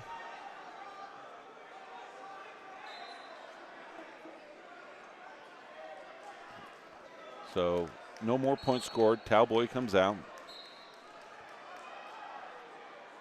So as time expires in the second period, Snow Canyon's Caden Guyman, he leads 4-0. And he's going to choose bottom. As soon as this match is done, Trey Bradshaw will be wrestling at 144 pounds.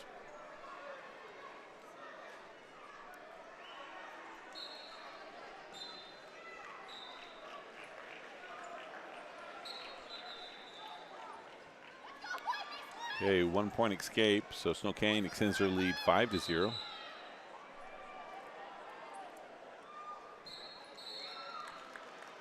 Okay, they'll recenter with 1:44 to go.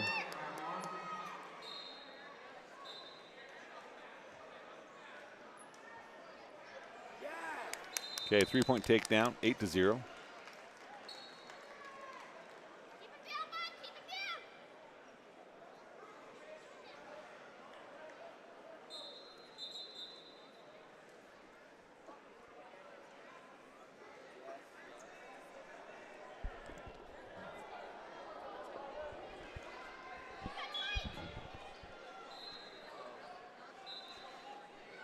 Okay, 1:10 to go.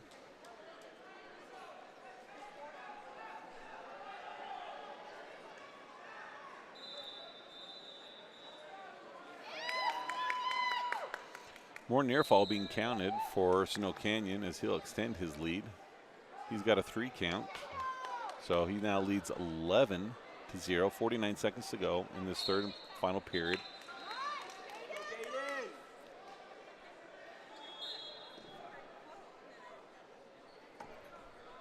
And we'll come over here for a moment as McCray Wade in the black singlet. I didn't notice him right off the bat, wrestling in the JV tournament.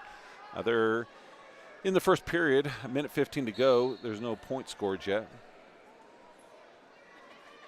And with that, Wade's tripped up, and he now trails by 3 with a minute to go in the first period.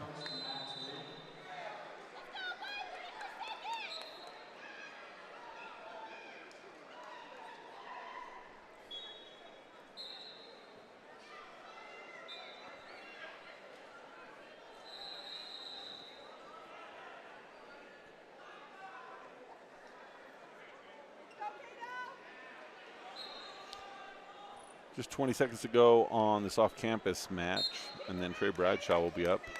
33 seconds to go in McCray Wade's match as he's trailing 3-0 as he tries to hip over and unable to make anything change.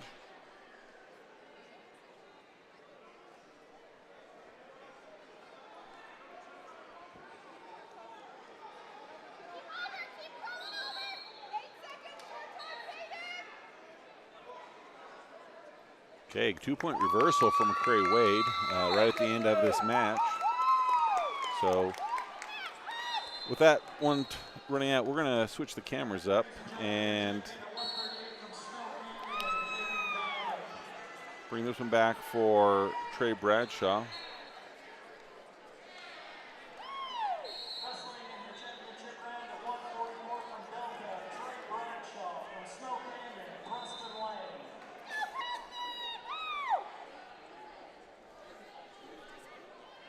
So McCray Wade on your left and Trey Bradshaw here on your right. Bradshaw in for the championship match, 144 pounds. McCray Wade wrestling in the JV tournament.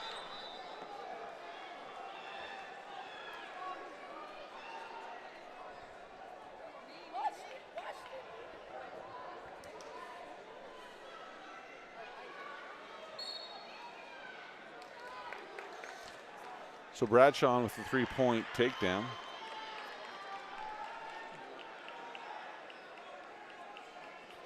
McCray Wade, he's on top, leading 3-2. Well, I guess the other kid they said had the takedown. So yeah, so he is trailing. He's in green. You see Delta being in red as he's getting some near fall.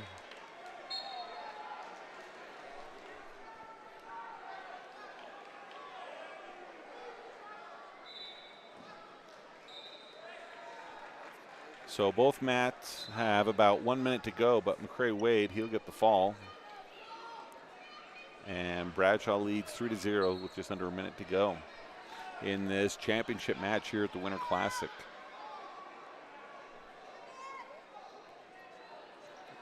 Bradshaw placed third last year at state.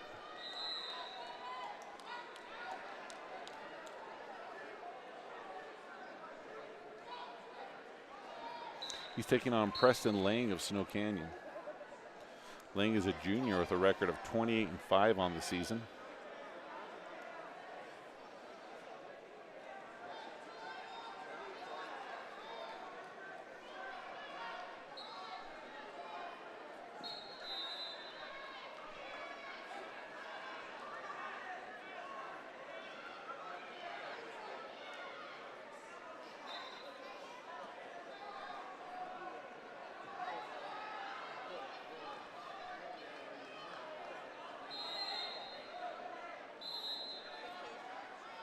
So Snow Canyon, he wrestled at the state tournament but did not place.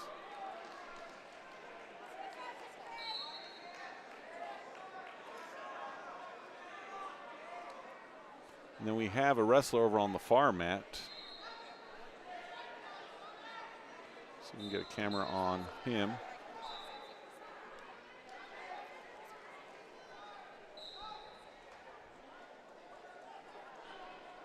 I think that's Zager Thatcher.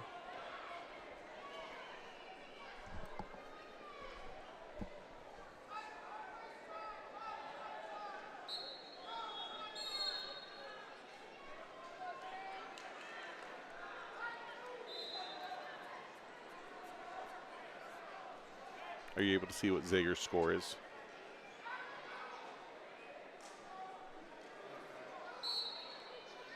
So starting the second round, Bradshaw ahead on the right.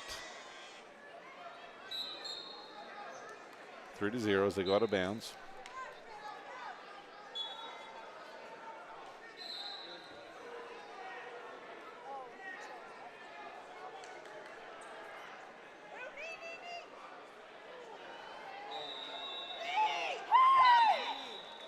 Okay, potentially dangerous called after a 3-point takedown for Bradshaw.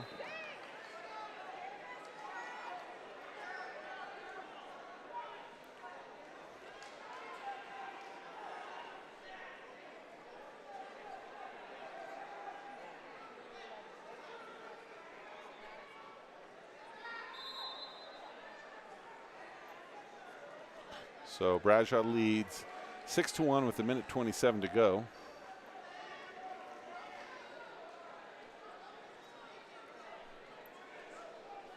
And then we also have Cole Bailey off camera getting ready to wrestle. So lots of Delta action happening now. So hopefully Down Anderson will be able to help us keep track of some of these other matches.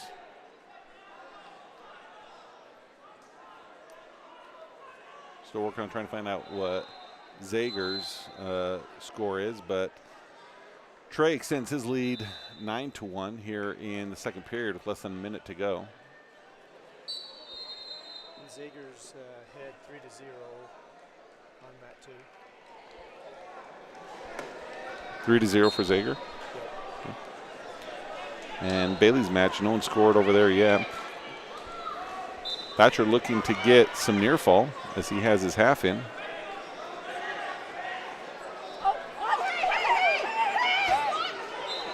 We've got the Snow Canyon faithful next to us. They weren't too pleased with how Trey was wrestling right there, but nothing wrong with it. Thatcher's in a position to pin. And no score over on Bailey's match.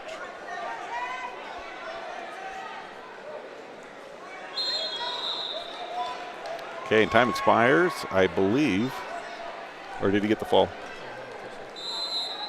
That's the end of the second period. Okay, end of second period over here on both of these mats. So Bradshaw Delta leads 9-1, and they're going to go neutral. Scoreless over on Bailey's mat, which is off camera.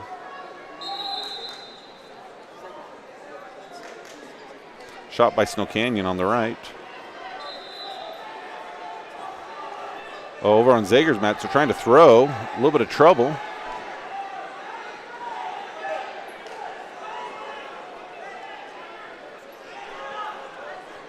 So no point scored on Bailey's match, but Bradshaw extends his lead as he leads 12-1 with 1:35 to go in the second period.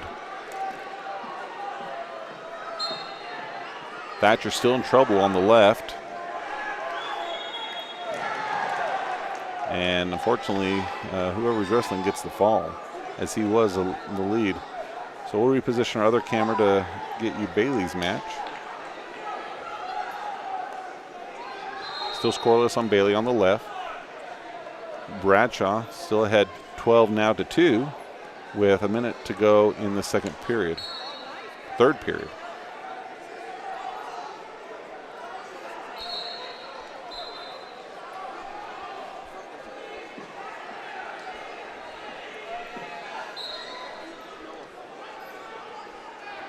So Canyon trying to score in on Trey.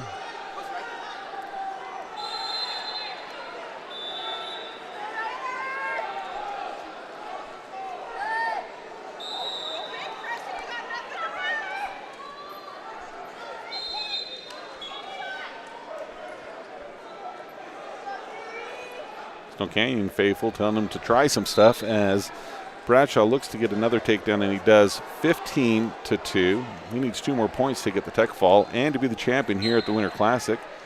Coach is telling him to cut him, so if he can cut him and get the takedown, then he'll win. But they're short time. They think better of it.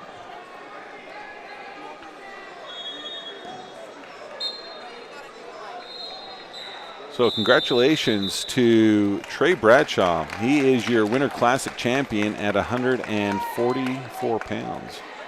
We're going to stay here on the action with the championship matches. We have Carson Nelson now coming up, wrestling at 150 pounds in the championship. I don't know if there's any points that have been scored over on Bailey's match. I think there was a stall warning given.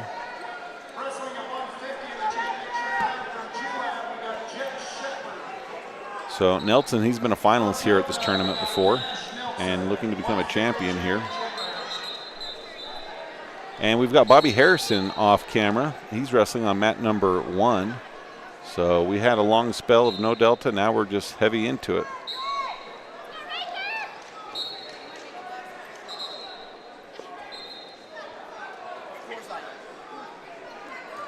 Okay.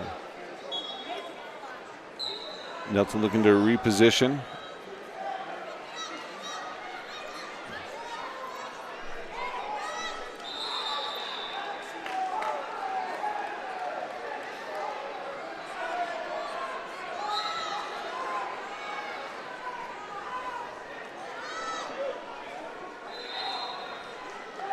So still not sure of a score on Bailey's match. It's either scoreless or it's a 1-point lead. Bobby Harrison over off camera. His is scoreless as well. They're in the first period. And we're scoreless with Cash Nelson wearing the red shoes of the two Nelson twins. As he looks to get his shot, he finishes it. He does so he gets a 3-point takedown. With about 1:11 to go in this first period.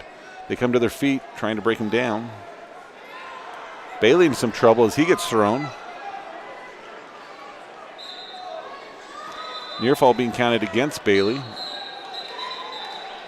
And he's not going to be able to win that, so he's going to drop in the bracket. So we're going to swing back over here to mat number 1 and catch Bobby Harrison. So Bobby Harrison on the left. He has the takedown. Cash Nelson here on the right. He leads 3-0 with a minute to go in this first period. Comes to their feet. 1-point escape.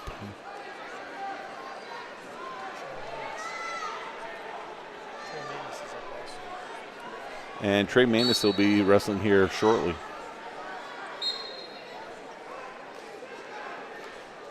Okay, Harrison now in trouble.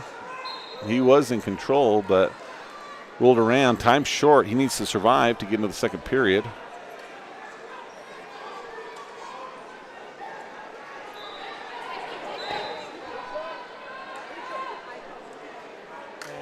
Trey Manis' match is over. Trey Manis' match is over. Last score I saw was 7-0. I'm not sure if he ended in a pin, possibly. He's over putting the sweats back on. Oh, we're in trouble now. The official probably, a lot of times will stop them when they go into another mat. So, reversal. And maybe that's it. Nelson's up 12-3 as time goes out in the first period.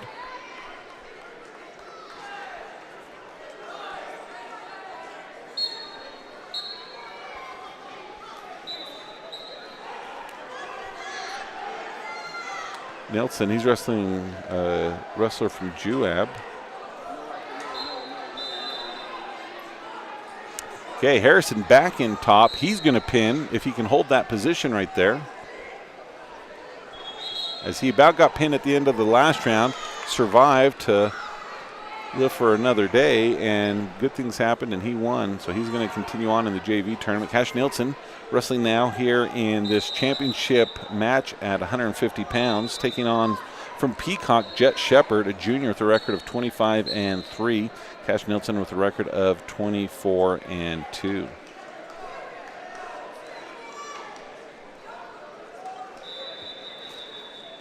Nelson was a state finalist last year in the tournament.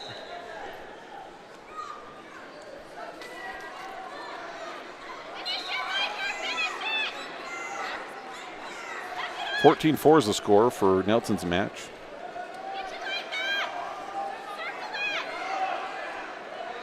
Nelson with a shot.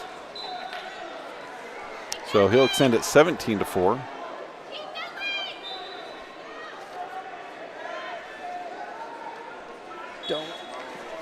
Jet Shepard last year was 5th place at state.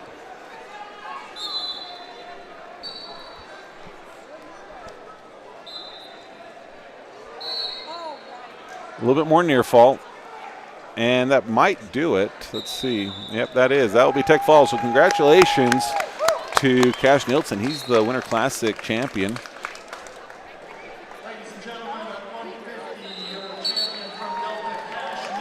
Yeah, congratulations. Great job. A couple of champions we've had here today. He goes in with Trey Bradshaw. Wrestling at 157 pounds in the championship round from Pleasant Grove, Bo Goodman. From Manti. So we'll keep it here until we get some more Delta matches here on the championship mat number 5.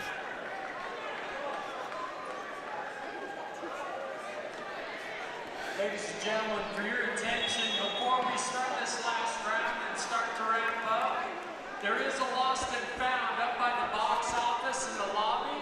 If you're missing anything, you can maybe find it in the lost Okay, and this found. is the 157-pound championship match. This features Bo Goodman of Pleasant Grove taking on Wyatt Hanks of Manti.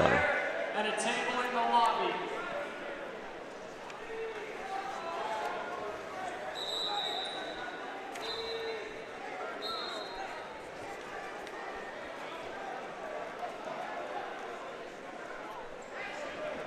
Uriah Anderson, he's been assigned a mat, so we'll keep an eye out for him.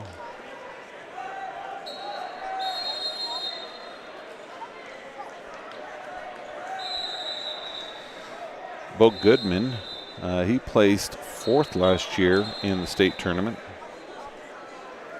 He's a wrestler from Pleasant Grove in the blue who's got the 3-point takedown to start the match.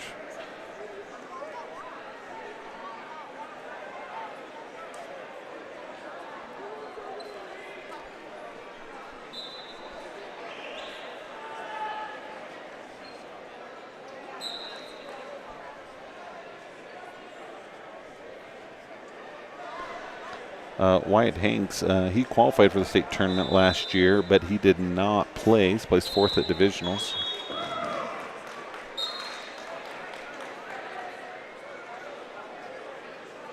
So with 42 seconds to go, Pleasant Grove leads 3-1 as they go out of bounds, but no change.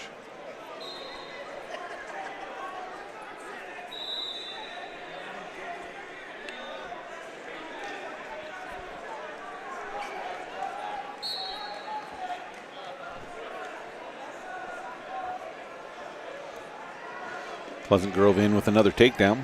Looks in their lead 6-1, 21 seconds to go in the first period in this championship match at 157 pounds.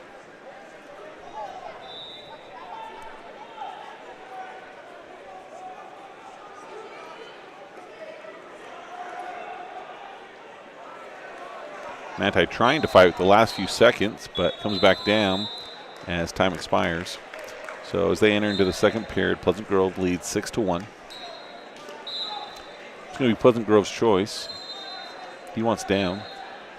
Nope, he changes his mind, defers. Manti's going to go down.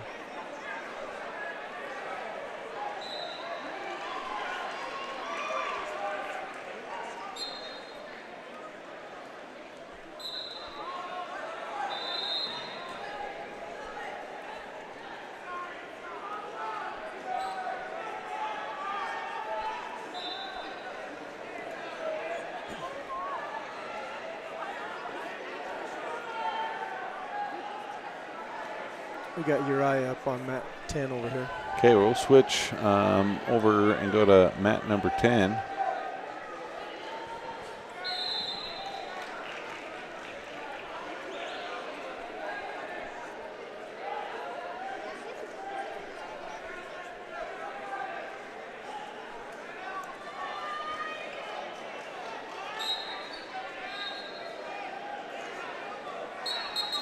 Uriah Anderson, he is a freshman wrestling Jack Thompson from Dixie. So the winner of this match will go for 3rd and 4th, and the loser will go for 5th and 6th, I believe.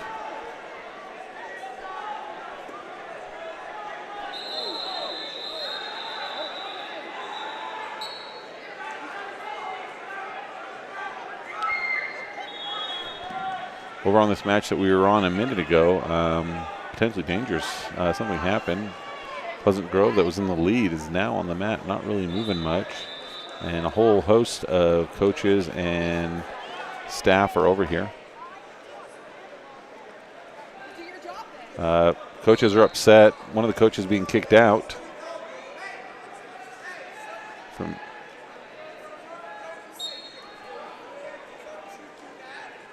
So officials and coaches going back and forth.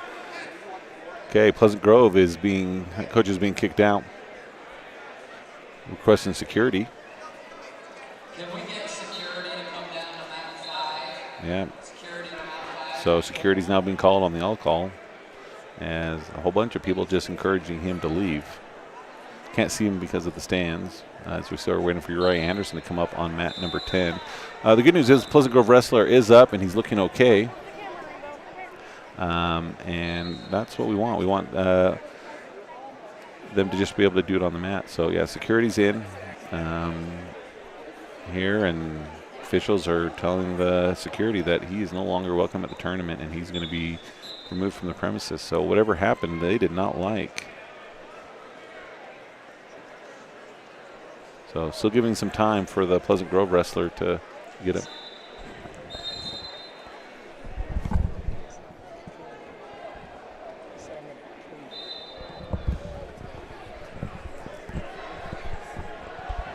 So Uriah Anderson's up and ready to go.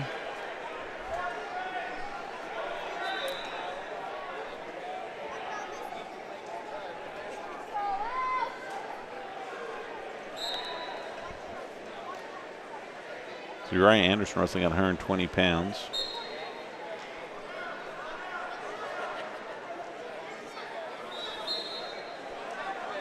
But I don't think that's Uriah. I think they must have switched. That's not him.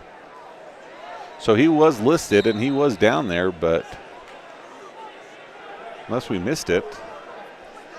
I'm not sure if we missed it or Let's see. in all this excitement, or if the other kid forfeited. Yeah, because I never saw him wrestle. Yeah, it says forfeit. So yeah, we didn't miss it, but it is a forfeit. So Uriah Anderson will move forward. So yeah, we saw him down there ready to go, but we never saw him wrestle. So we'll come back down here to this championship match. They still haven't resumed action, but look like they're getting ready to now, as Pleasant Grove leads 6-1. 25 seconds. No, that's the injury time that's listed. 53 seconds to go in the second period.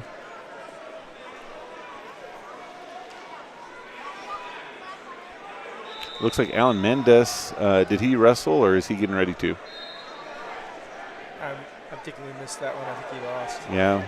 Looks like the coach is trying to give him a couple of pointers of what to do next time. So yeah, 10 mats going here at the tournament. Delta wrestlers in a few different color singlets, making it a little bit more difficult for us to be able to keep track. JV and varsity tournament both going on, and a lot of Delta wrestling to go as we have this round and another round to go here today. They are wrestling all of the first place matches right now, and that's what we're seeing here in front of us. At 157 pounds, Pleasant Grove, they've extended their lead 9-2 with just about 5 seconds to go in this second period, as we had a little bit of a injury with what was deemed potentially dangerous, stopped the match, and one of the Pleasant Grove coaches removed from the premises. So a few other officials are here on Matt's side more than we normally have. I think just kind of making sure that everything ends up okay here. Okay, table not ready. Now they are, so they're going to restart. So third round starts. Pleasant Grove leads Manti 9-2.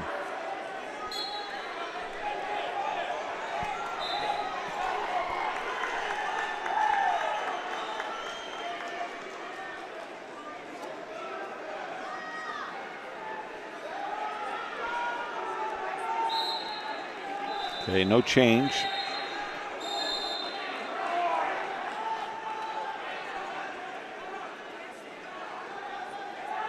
Now, here comes the takedown.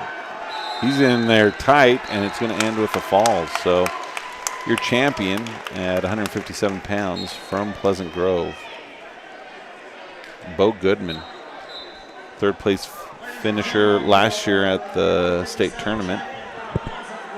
So, we'll now move into 165 pounds here on the championship match.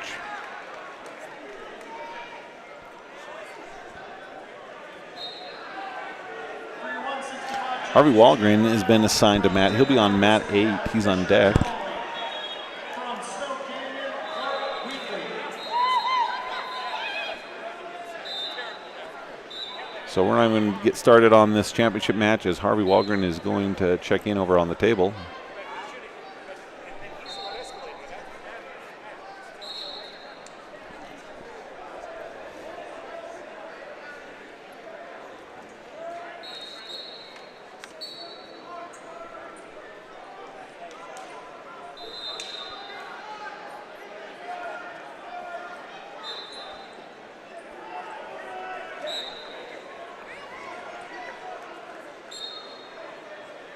Harvey Walgren quick in with a shot, looking to finish it, in on a single.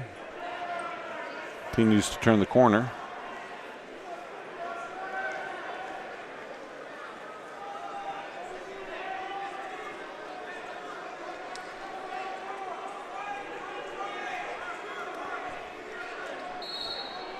No points awarded yet. Harvey's looking to get his head out, and now he should get the 3-point takedown, which he does. Walgren's taking on from Monticello, John Leber, a sophomore with a record of 29-1. Walgren with a track wrestling score of 13-5 as he's getting near fall.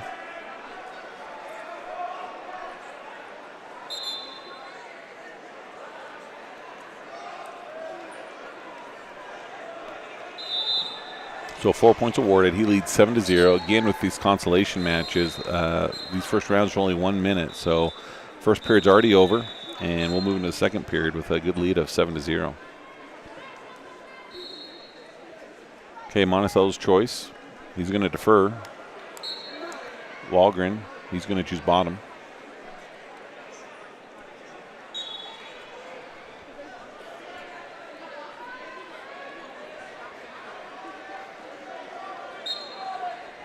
Walgren quick to try and turn and face him.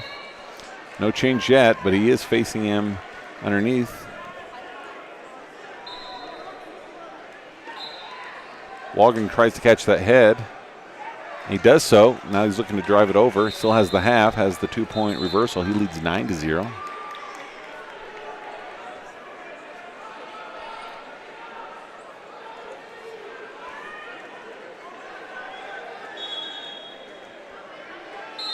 Again, I believe the winner of this match will wrestle for 3rd and 4th, and loser will wrestle for 5th and 6th.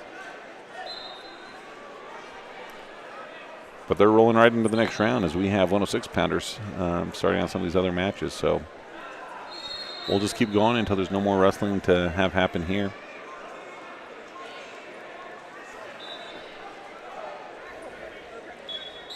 So they're going to recenter in the middle of the mat.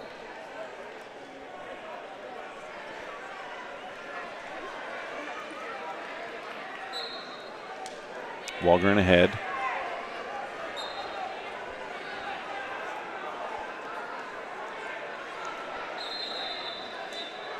Nine to 0 with probably about a little less than a minute to go in the period as he gets a bar. Tried to get a half, then he just throws it. Starting to creep up a little bit. Official watching it, making sure it doesn't turn into a chicken wing.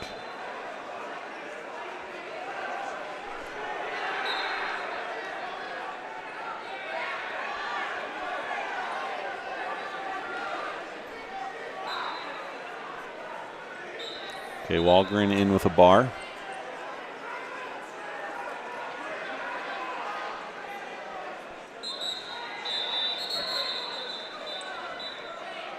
Has his half.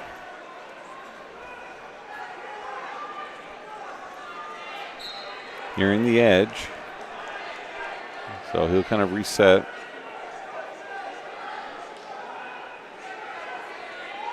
So about 10 seconds to go in this second period. Walgren still ahead 9-0. Oh, 1-point escape at the very end. So 9-1.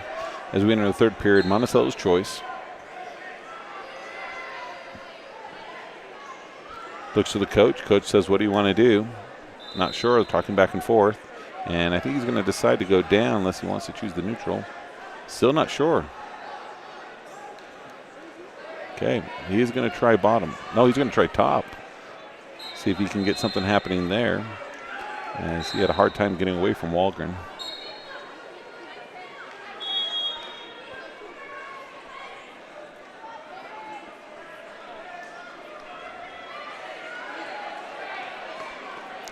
Looking to cradle. Walgren faces him, grabs a leg, turns it into a single leg. Trying to get behind that ankle. Elevates, goes through the back door.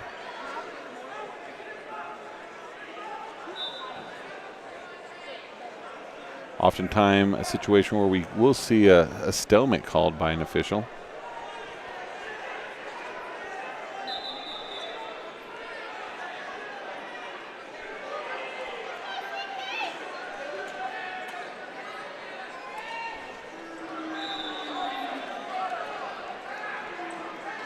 So third period, 9-1. Here's the stalemate.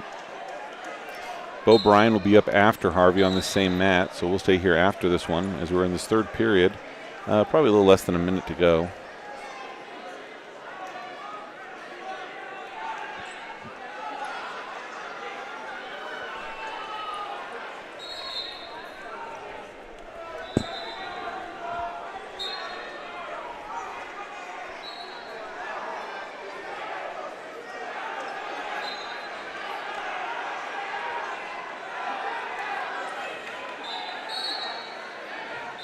Okay, Walgren is able to get the reversal, so he now leads 11-1.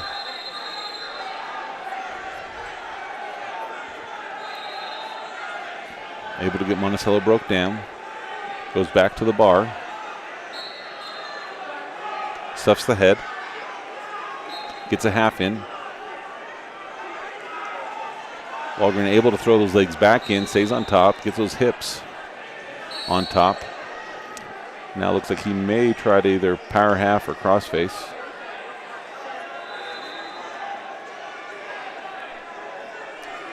So with his legs in, gets the half, gets one swipe, but nothing more than that. Looking to get a little bit more now as they're on short time.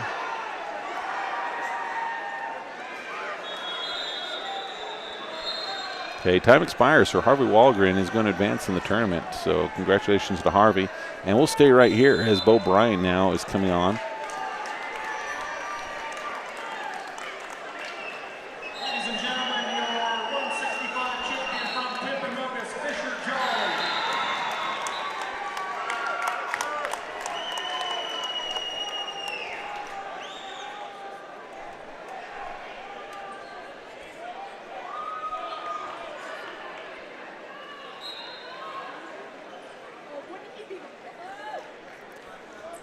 Okay, now wrestling. In the championship round from Springfield, Siete Valente from Timpanogos, Xander Carlson, 175 championship round. So 138 pounds for Delta Bryan. He's taking on Brody Rydlick of Bountiful. Rydlick doesn't have much of a record here on track wrestling. Bryan, a freshman. He placed second last year at the junior high state tournament with a track wrestling record of 10-8, which I still don't think is very accurate, reflecting of what he actually has done this year.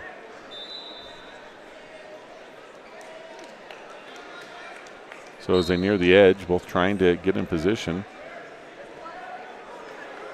Both come to their feet. Reshot by Bryan, in with the fireman, trying to finish. There he has it. As he tried to get the near fall, kind of rolls through. But nope, he called off the takedown.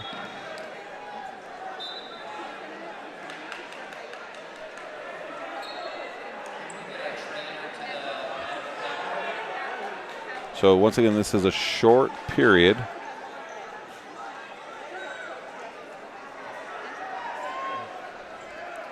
So with just a couple seconds to go, takedown, but he doesn't award any he does award some near fall, some late near fall, 3-point near fall. So 5-0 in favor of the Bountiful wrestler Rydlick against Bryan of Delta.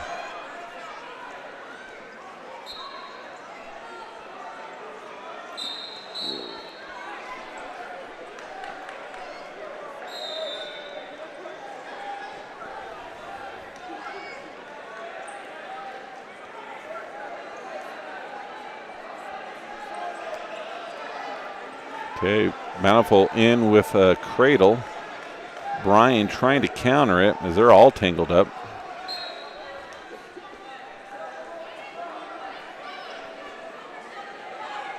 Bryan, if he can get his head out, he does. So he's able to maintain control.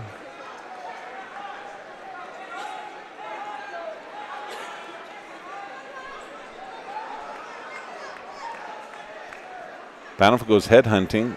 Bryan a little high. He's going to look to reset, but his leg is trapped.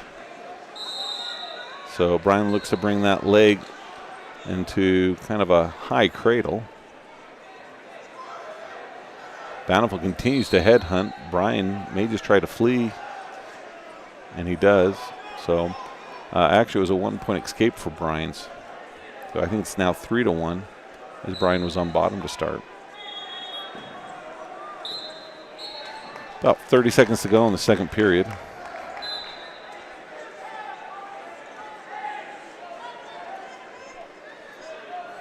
Okay, Bryan with the takedown. He's getting near fall. And he sticks him. So great end to that second period. Bryan's able to get the fall and he'll advance. I think he'll be wrestling for third and fourth. The Bountiful wrestler will be moving down to fifth and sixth. So a lot of heart there showed by Bo Bryan. So no other Delta wrestlers are currently shown. So we'll just come back to our, oh, nope, we've got Manny Lopez over on the JV side of things. See if we can figure out what their score is.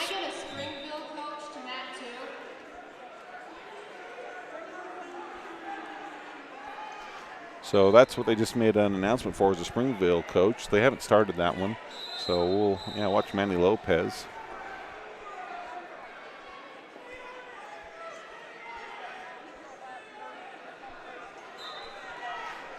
And here we go with Manny Lopez.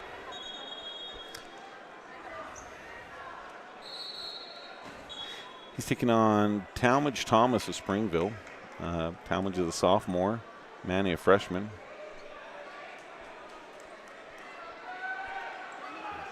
Manny shows a lot of great skill when he's on his feet.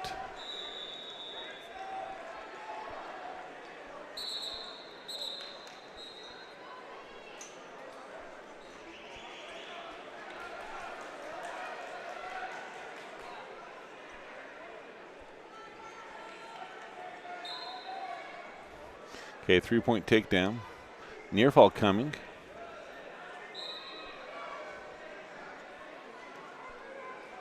And he's right there. It looks like it almost could have been a fall, but wasn't able to hold it. Getting close again. Official looking underneath. I don't know. From our view, I think it's there. And there she agrees. So Manny Lopez in the first period, he wins, and he'll be advancing in the junior varsity tournament. Okay, looking around, we don't see any other Delta wrestlers, none showing up on track wrestling, so we will come back here to our first place mat number 5 here at the Superior Valley Center as part of the Winter Classic.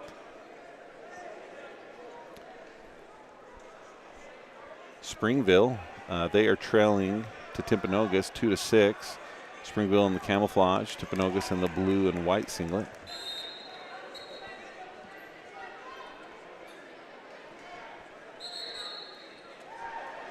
So Timpanogos wrestler is Xander Carlson. He's a senior with a record of 27-4.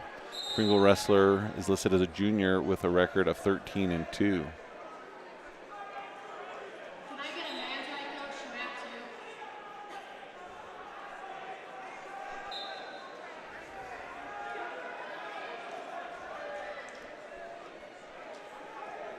Xander Carlson, the Pleasant Grove wrestler. Oh, we're on the wrong one. Apologize.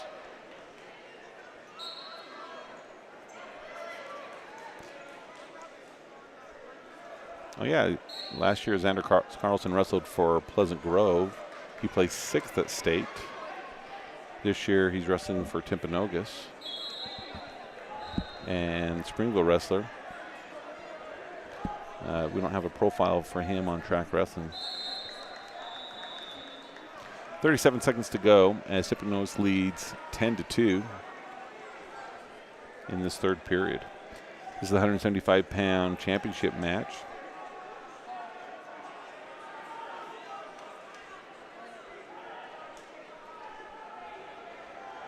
So we'll take a moment now to go through the team results as we kind of wait for some other Delta wrestlers to come.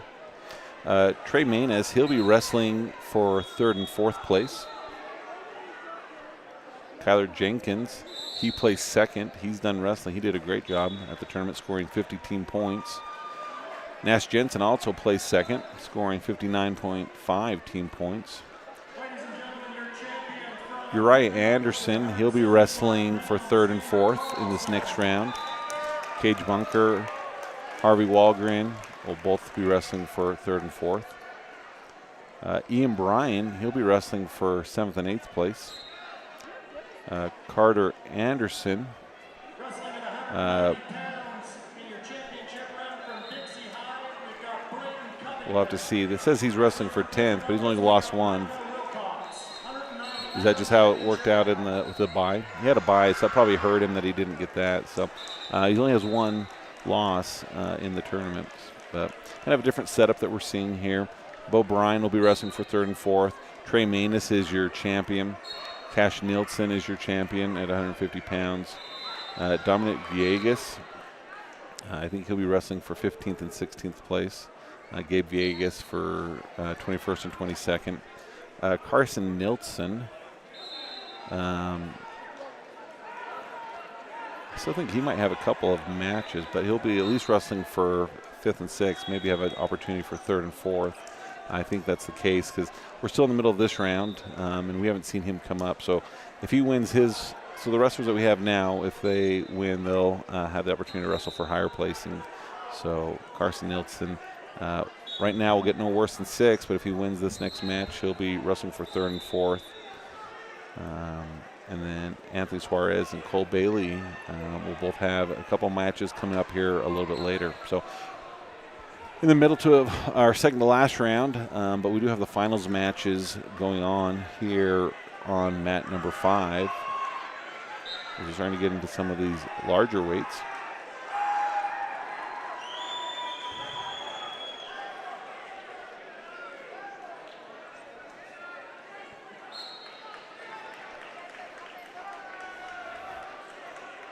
So we have on mat number 5 right now the championship match from Tipinogus, Mike Wilcox. He's a senior with a record of 23 and, let's see,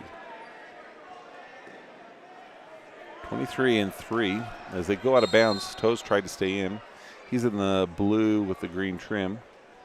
And he's taking on from Dixie Braden Covington, a junior of 21 and 6 on the season. So scores in favor of Tipinogus as he leads 3-1 as he tries to get another takedown. Tipinogus trying to prevent that, but Tipinogus is able to get it with 12 seconds. He's getting near fall as well.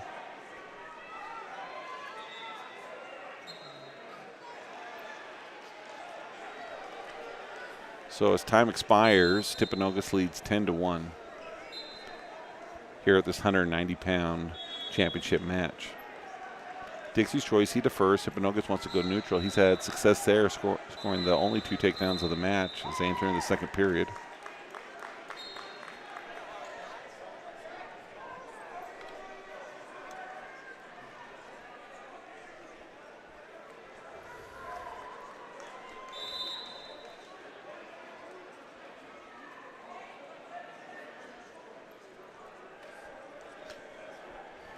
Carson Nelson not given a mat yet, but we can see him warming up on the side, getting ready for his.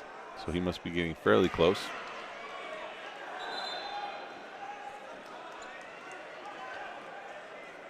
Here, Tipinogus looking to score the takedown. He does. Had a bar, lost it. So he's going to just give the escape. That will make it 13-2. Even with the takedown, he'll still need to score some more points to get the tech fall with about 1:12 to go in the second period. And with a great quick shot 3-point, 16-2. I expect to see him probably turn him loose, but no, he's going to try and work him.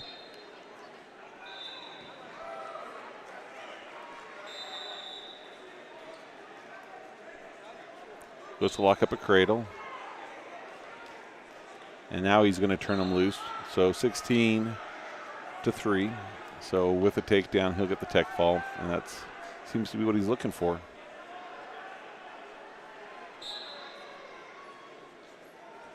Dixie in with their own shot. And that's going to do it right there. There's the tech fall. So your champion at 190 pounds, Michael Wilcox, against Covington of Dixie. Ladies and gentlemen, your 190-pound champion from Hipponotis High School, Michael Wilcox. So this next match, not a Delta match, but definitely a Delta connection match. We have Cutler Rowley. He is the son of Kyle Rowley, grandson of Shane and Camille Rowley. And he's wrestling here in the championship match against Springville.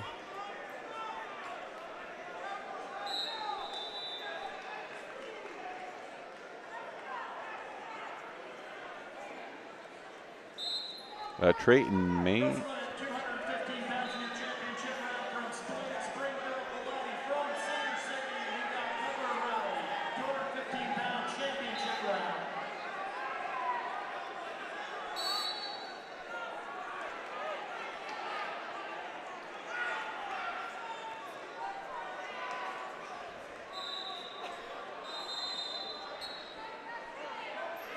Okay, so Rowley, a senior with a record of 30-4 on the seasons, taking on from Springville, Tiono Valetti, a junior with a record of 12-1. We've seen Valetti's brother wrestle earlier on this championship match, Matt, as well.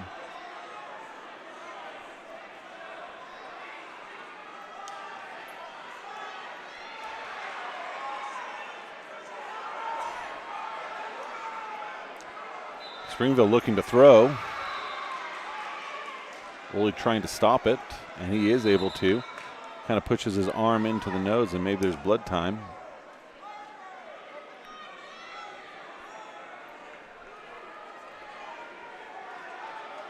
So we'll give him a minute to get the blood sorted out.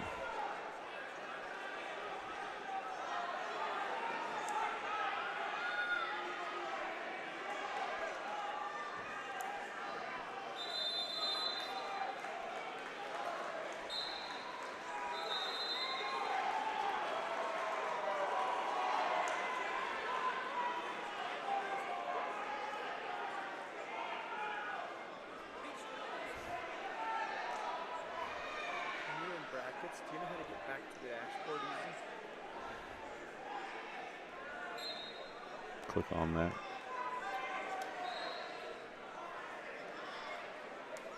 Dashboard. Oh, the dashboard.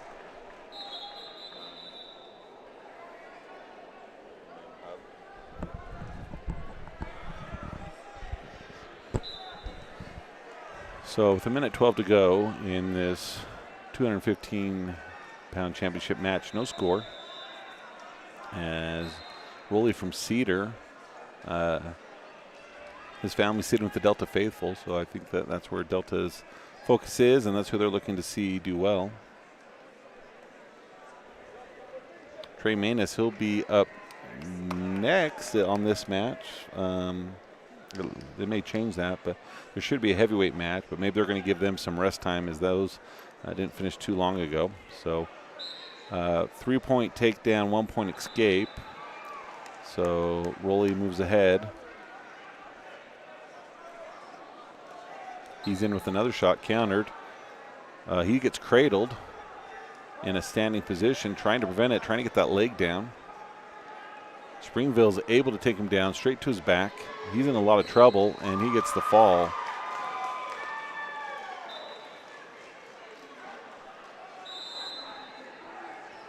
Ladies and gentlemen, your 215-pound champion from Springville, Tiono Valetti, 215-pound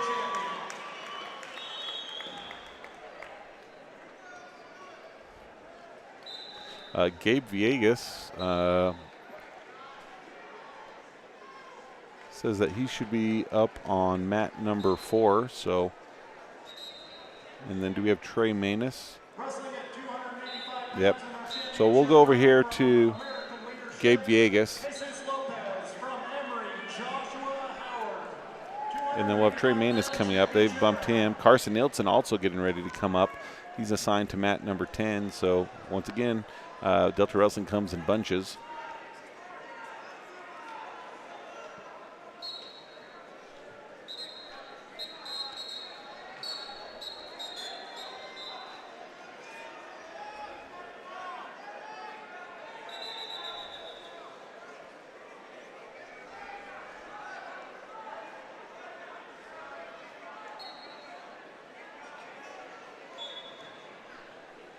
Can we get a Gunnison coach to mat 2? Gunnison coach, mat 2. Okay, Viegas in with a shot, but they go out of bounds.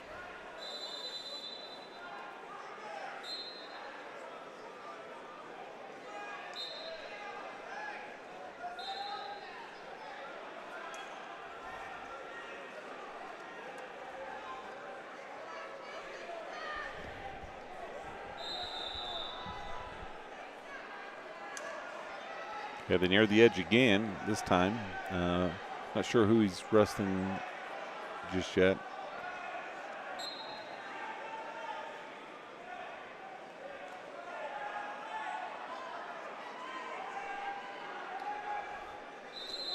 From Dixie High, he's wrestling John Porter, a junior.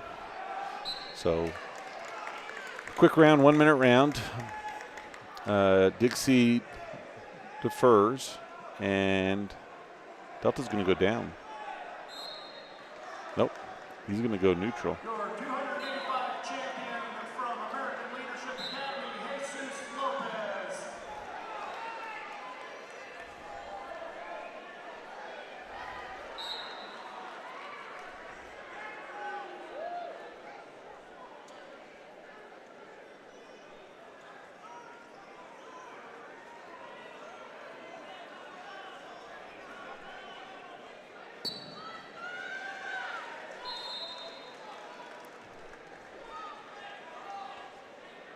Okay, still no point scored. We're into the second period.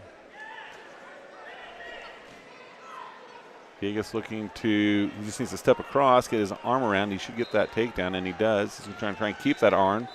Maybe barbed wire, take him over. Nope, he's going to try a little different. Now looking to maybe go to a New Jersey.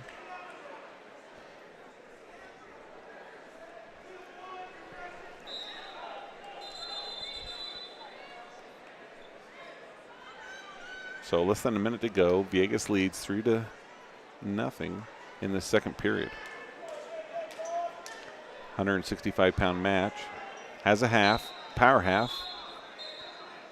Goes back to 2 wrists.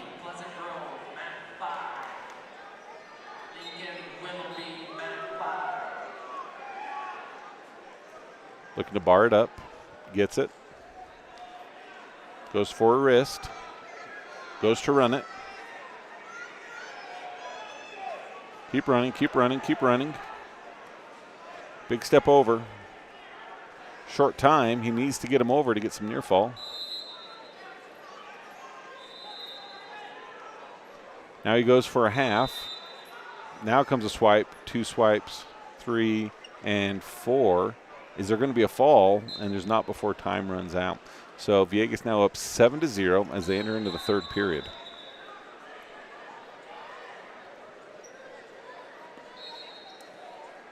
So we have Trey Mason and Carson Nelson on deck on 2 different mats.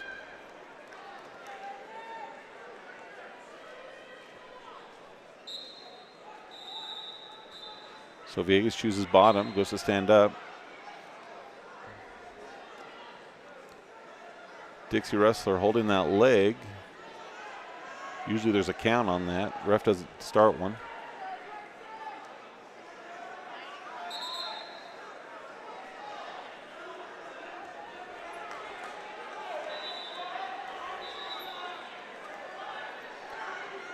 Viegas in some trouble now.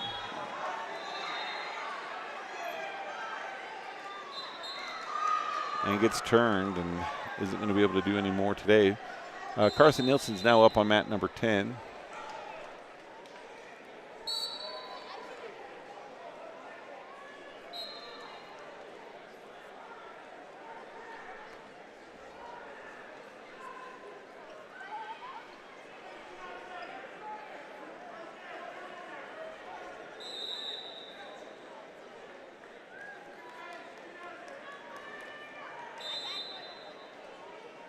So Carson Nelson, senior, he's wrestling Carter Brooks, a sophomore from Bountiful. This is to see who'll wrestle for 3rd and 4th and 5th and 6th. So this is our consolation semifinal.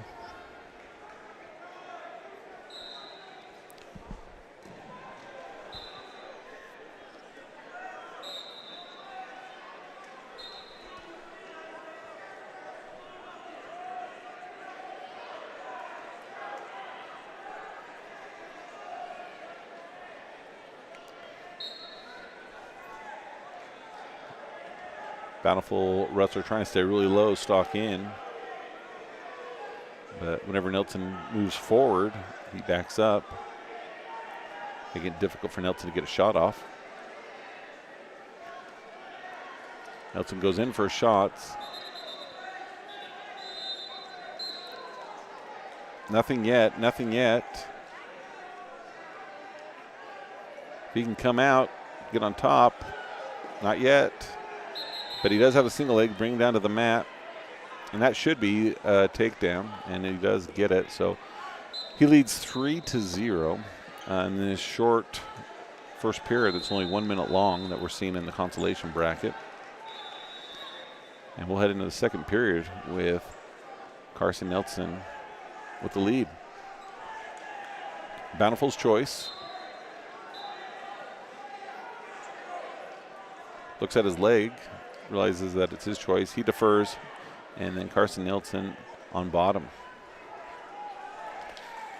Those of you used to watching Cash and Carson, they've switched their shoe colors since Christmas. So Cash now in the red, Carson now in the white.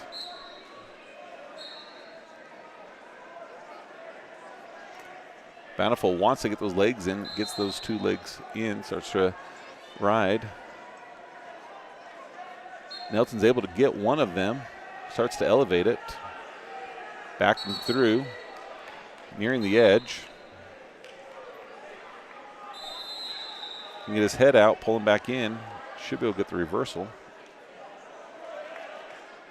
Oh, and unable to as he tried to keep him in. So he did get the 2-point reversal, but then another reversal given. So that's going to be a 5-2.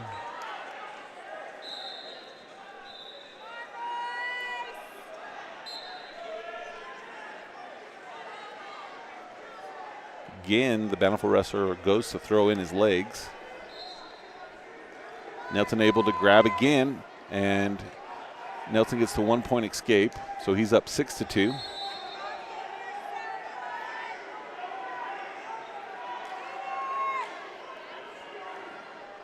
And Nelson in with the takedown. If the camera will keep up. Now he's looking to try and get some near fall. And the fall. So Carson Nelson wins at 165 pounds. He's going to be wrestling in the next round for 3rd and 4th place.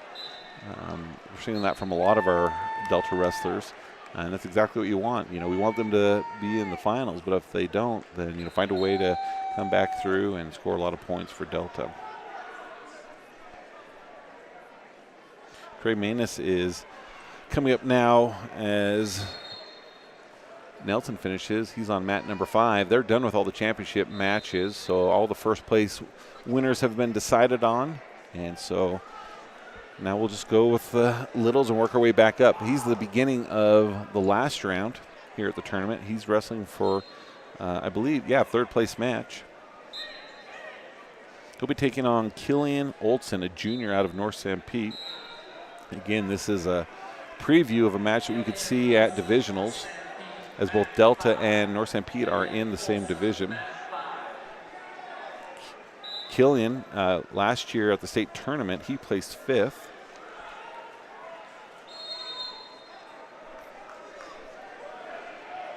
And Manus last year placed second in the junior high state tournament.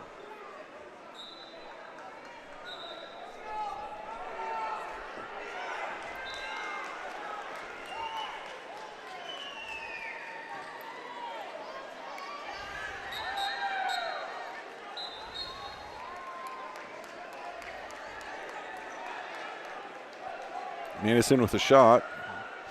Unable to counter as they near the edge.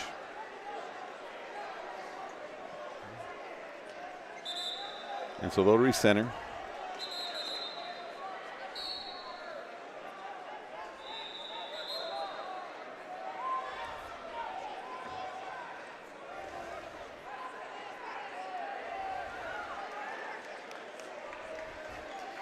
North St. Pete with his own shot.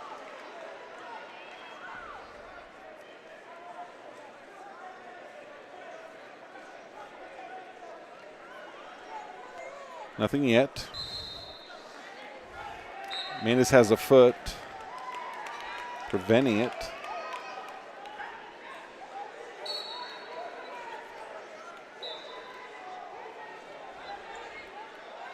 Oh, if he can hip over. Nope. Still has that leg trying to face him, but that should be a three-point takedown, and it is for North St. Pete, trying to pull Manus back. So this is a 106-pound third and fourth place match. Trey Manus for Delta.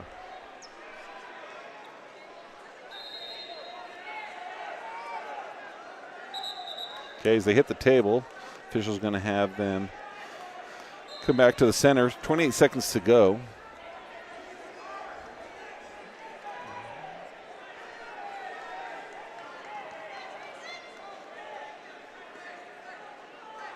Caution on Manus. So something about how he set up official didn't like. North St. Pete covers. Okay. Now it's caution. He kind of just went down hard on him, didn't put his hand in the right place, went too far across the belly.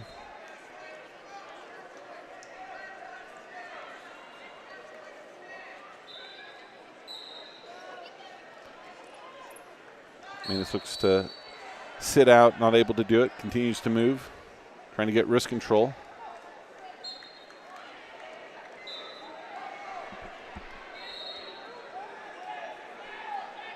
About 10 seconds to go in this first period.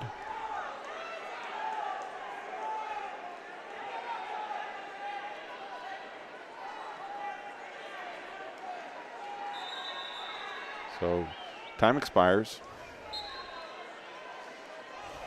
Delta's choice. They're going to defer. North St. Pete, he's going to choose bottom.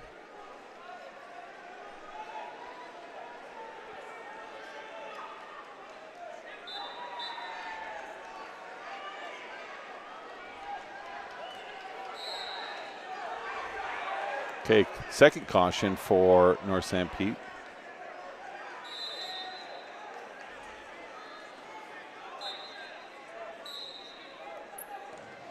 North St. Pete quickly comes to their feet. Manus trying to return him. Needs to do it quickly to avoid the stall. And he's able to.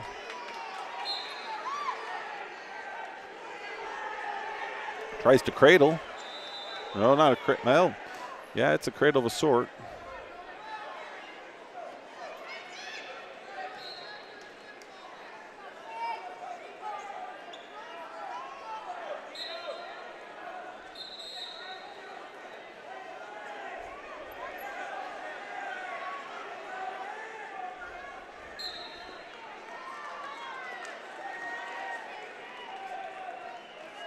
So they'll go out of bounds. Minute 12 to go in the second period. Manus trails 3-0.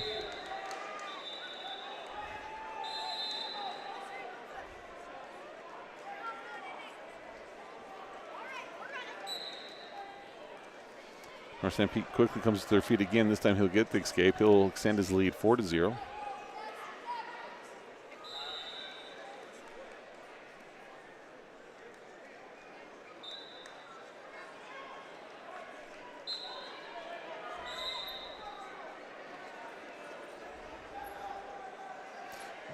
Okay, we're going to zoom out a little bit and try and get both these matches as we have Anthony Suarez on the far mat. So we'll have a top mat and bottom mat. Manus in the 3rd and 4th place match here on, as there's 36 seconds to go. Anthony Suarez up on the top mat, just beginning his at 215 pounds.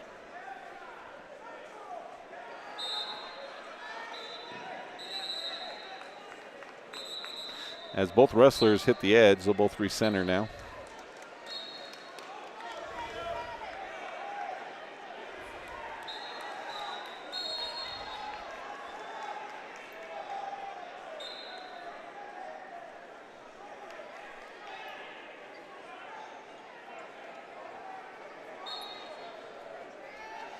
About 10 seconds to go in Manus' round. And another takedown for Killian of North St. Pete. So he's going to extend his lead.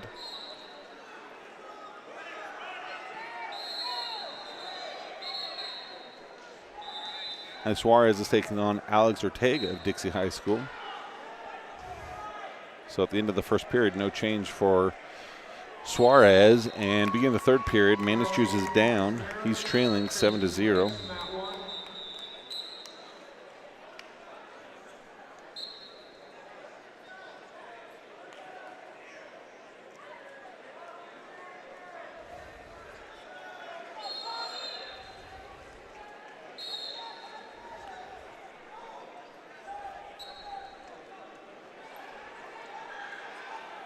Okay, 1 point escape for Manus.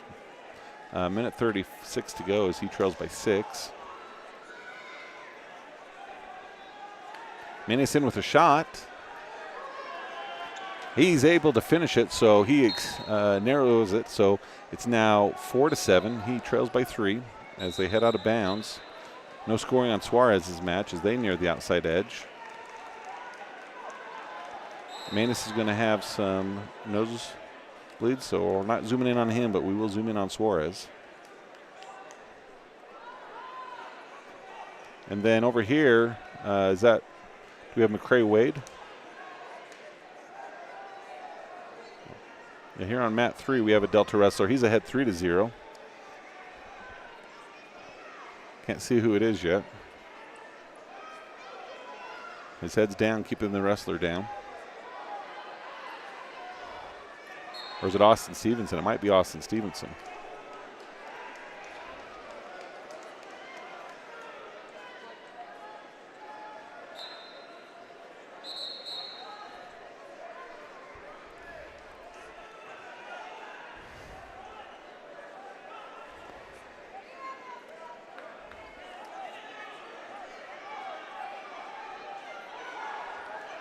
So we'll do a little bit of a zoom out panoramic, trying to get all 3 wrestlers going. On the top right, we have Anthony Suarez. It's scoreless as they head in. Here on the bottom right, Trey Manus in the 3rd period. He trails 4-8. And here on the bottom left, we have Austin Stevenson, who's ahead 3-0 with 31 seconds to go. Suarez, he's looking to get his half on.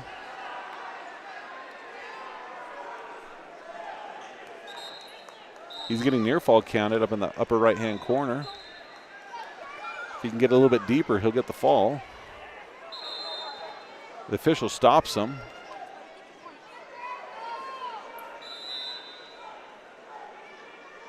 Not 100% sure why. He goes talks to the Delta officials. Okay, so at the end of the first period, Austin Stevenson, he's ahead 3-1 in the bottom left. He's going to defer. Here on the bottom right, Trey Manus, he is trailing by 4 with 30 seconds to go.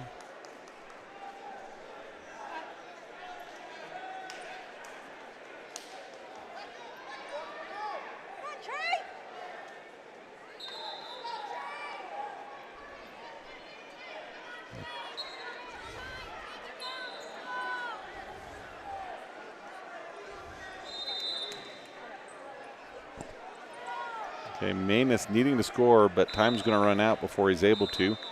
Stevenson's able to get a 1 point escape. So Trey Manis will be our 4th place here at the Winter Classic. So there's a little something happening on Suarez with his opponent. So we'll just zoom in now on Austin Stevenson as he leads 4-0 with 1:28 to go in the second period. Looks like Suarez is getting ready to go again, so we'll try and split our screen.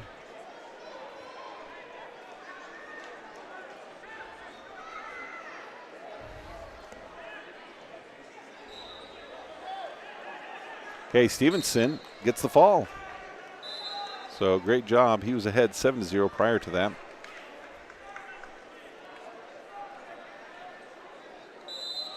So back to Suarez. And do you know if there's a score on that? Okay, so Anthony's up 3-0 as he's wrestling Dixie.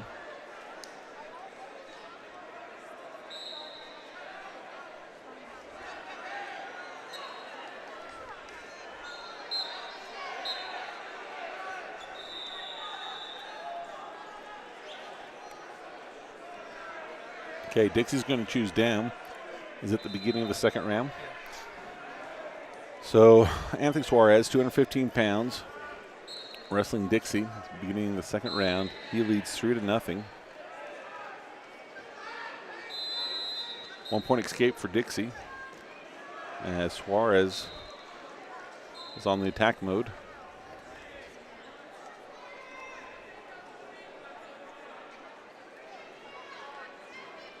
We've got Uriah wrestling somewhere.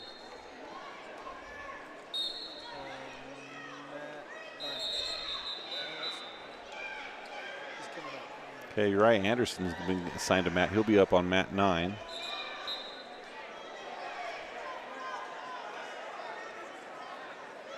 So still 3-1, second period. Suarez ahead. Stalling called on Dixie as Anthony continues to go towards him. And, oh, that must have had multiple because he just awarded Anthony a point. So he now leads 4-1.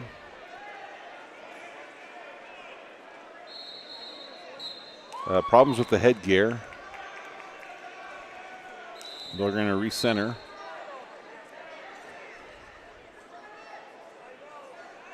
Probably less than a minute to go.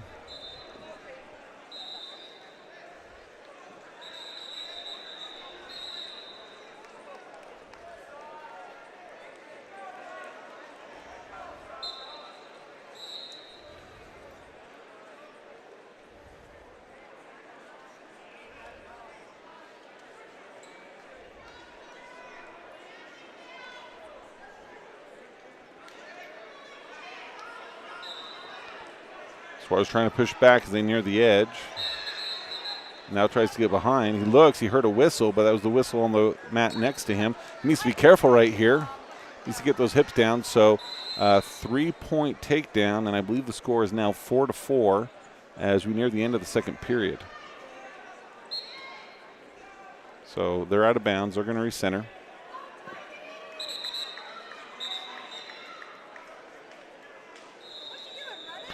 Okay, wrestlers thinking that I guess Carbon just let him be up. So Suarez gets a point. He goes in for another shot. Short time.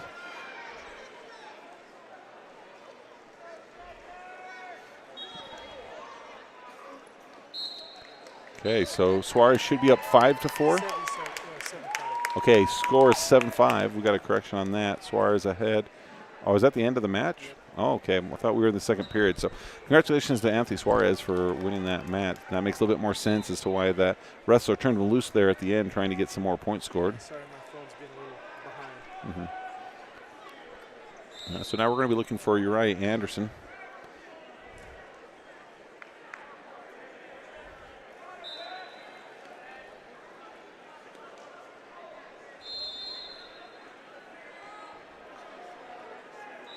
He's going to be on mat number 5, so we'll just bring our attention there and be ready for him when he comes. And perfect timing as there's a fall right there and Uriah is ready to go.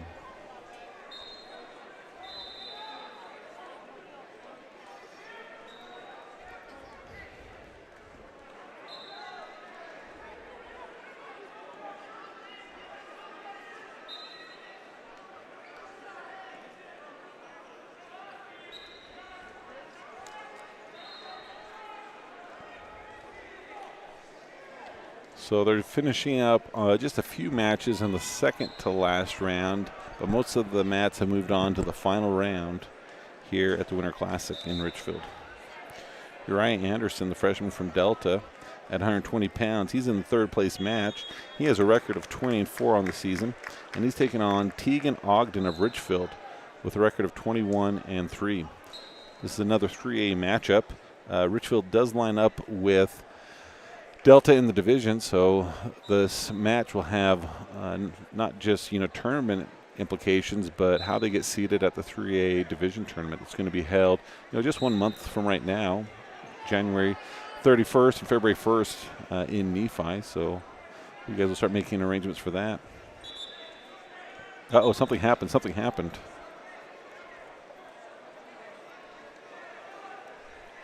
I didn't see anything major right there as he just kind of stumbled back.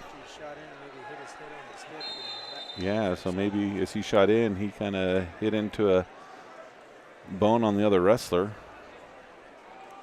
Maybe knocked himself out a little bit. So we'll just give the coaches and the staff, the official's saying that they bunked heads, but nope, it was the hip. Even the Richfield wrestler is pointing towards his hip. So that kind of knocked him a little bit. So we hope he can quickly get up and get over it.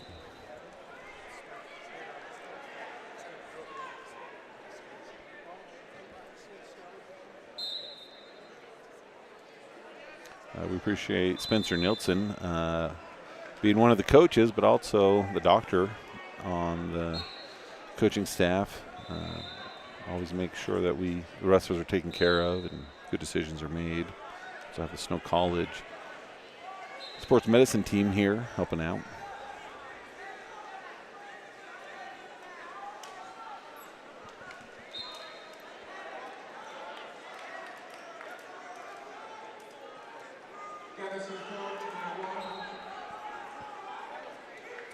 It looks like after this match we'll have Cage Bunker coming up on this mat as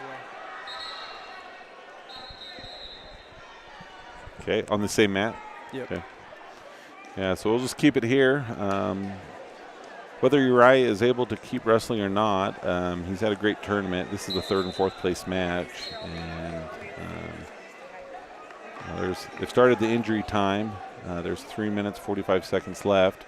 He is sitting up now as they're talking to him.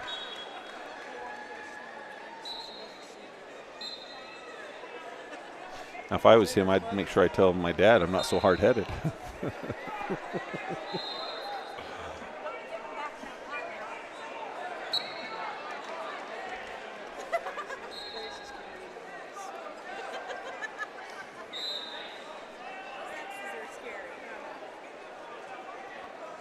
Okay, it looks like Ian Bryan's getting ready to wrestle. Mat 7. Mat 7, so just across the way.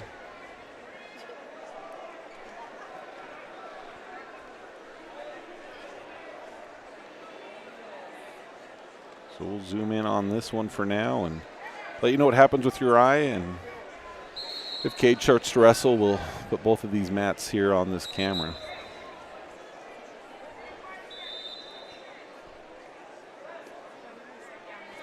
About 2 minutes, 40 seconds still to go on injury time, and I hope they'll probably let him use most of it to see if he can wrestle, and if he can't, then that's okay.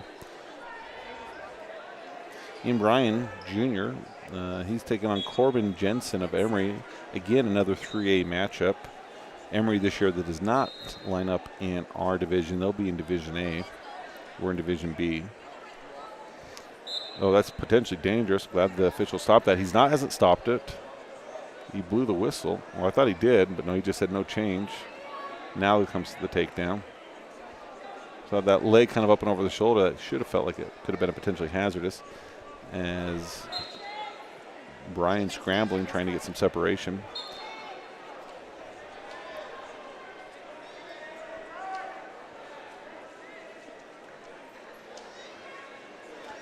Okay, Bryan's able to face him. Shucks him by, tries to get behind. He's able to. So it's now 3-2. Bryan trails by 1.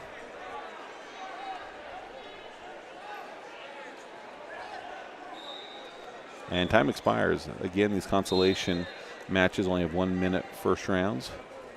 So Uriah Anderson comes to his feet, which we're glad to see.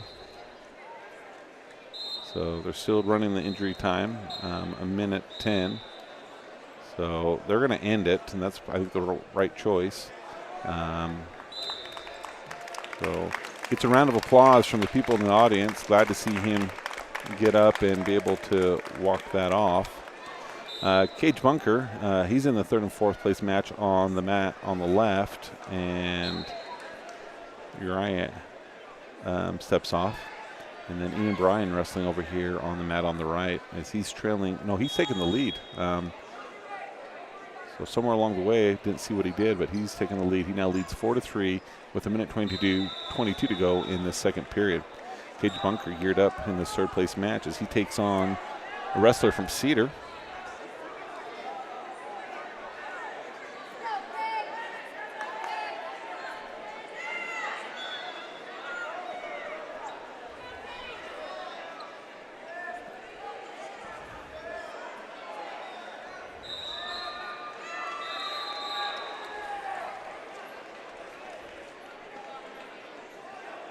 Again, Wire will get the cradle.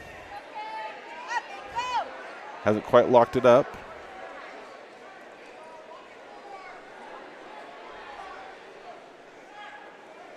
Short time, 9 seconds to go on Bunkers. Bryan comes up. He's able to get the headlock. He's going to get a reversal and near fall. He's at a 4 count, so he's up at least 6-10. But if he can get the fall, that we'd appreciate that even a little bit more.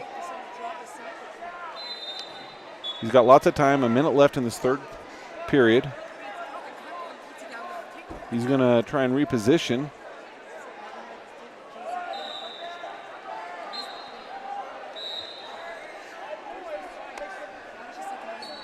And he does get the fall. Congratulations to Ian Bryan on that win.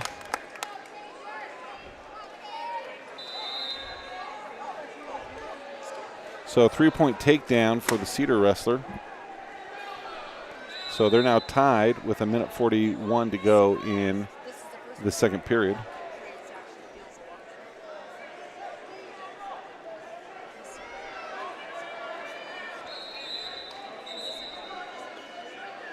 Okay, they hit out of bounds, so the official will have him recenter. Bunker loses his ankle band on the edge, and they're not going to worry about it.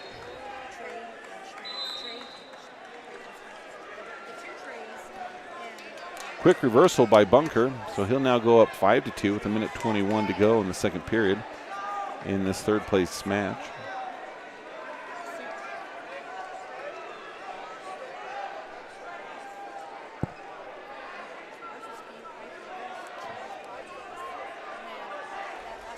Bunker in with a bar.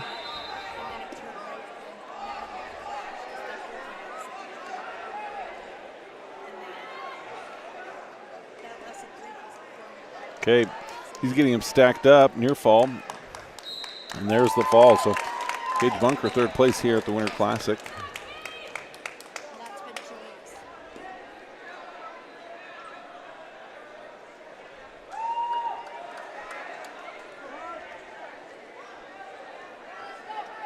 Man, we're just going to stay here. We love this. Harvey Walgren, he's up next.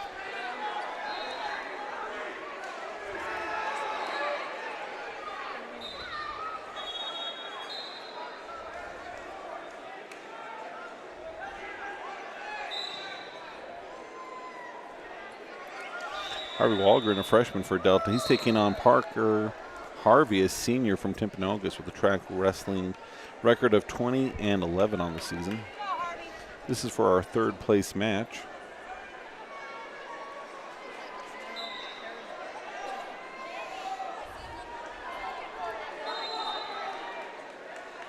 Harvey with a single leg. Timpanogos looks to do a whizzer.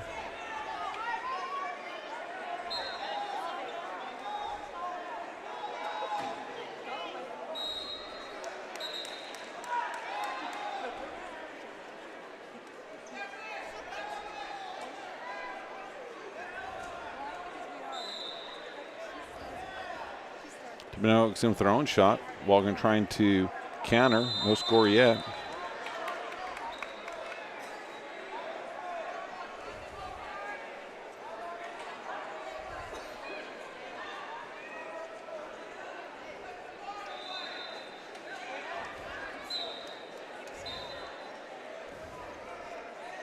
That should be a takedown. There it is. But not in a great position. Okay, there he gets a little bit better. Trying to get that hip up. Now he gets a little too high. Timpanogos is trying to bounce him off as Harvey gets in a half. Then he's able to turn it into some near fall.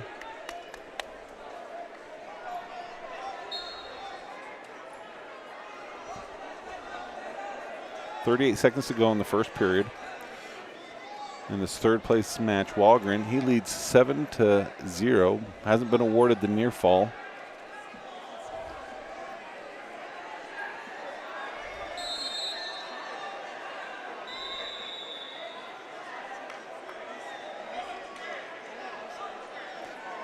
So there's the count that's going to stick.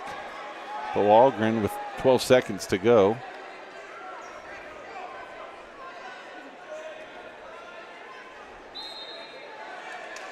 Starting to lose his hips a little bit.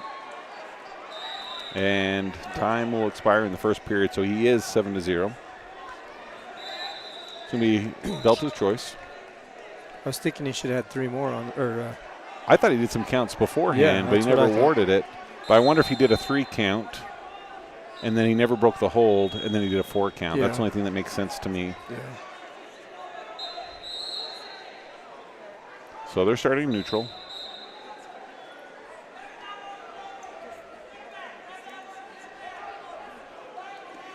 Walgren goes in for a shot, not able to get it. Timpanogos spins behind. He's going to get a 3-point takedown. So he's going to try it again. Turns him loose. Harvey goes up 8-3. Timpanogos wants to try and stay on his feet.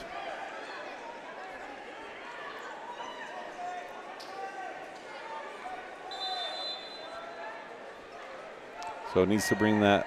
Timpanogos has to bring that other hand up on the hip, I think, in order to get the takedown.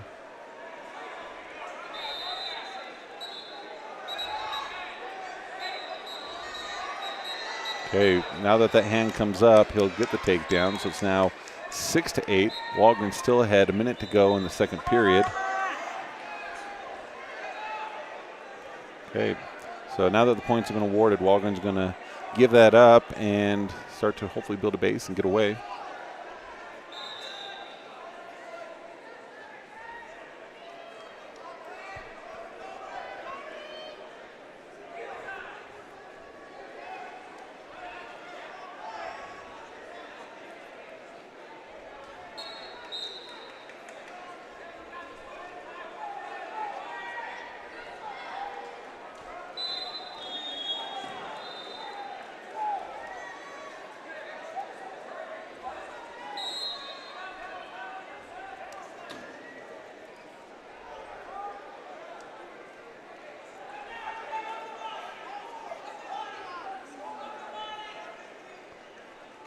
Okay, official yelling to the other team's corner that they're only allowed 2 people in there and kick some people out. So time expires at the end of the second period. Walgren still ahead 8-6, his choice.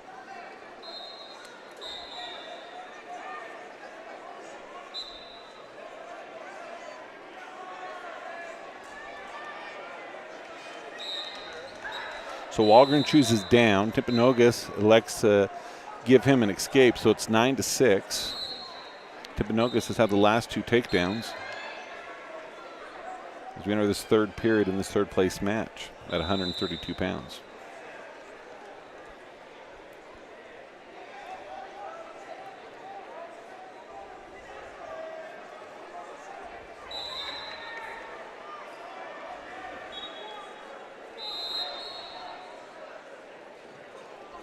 Okay, Timpanogos in with another shot.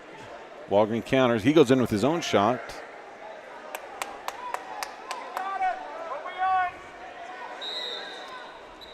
Walgren has a hand and a leg. Stalemate called by the official, so they're going to recenter. Minute 20 to go.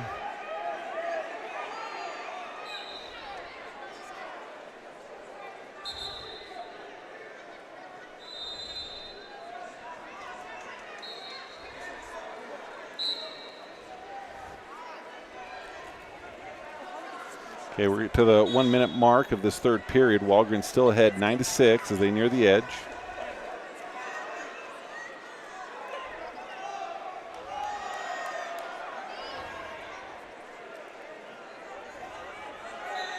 Okay, Timpanogos in with another shot. Walgren trying to counter again towards the edge.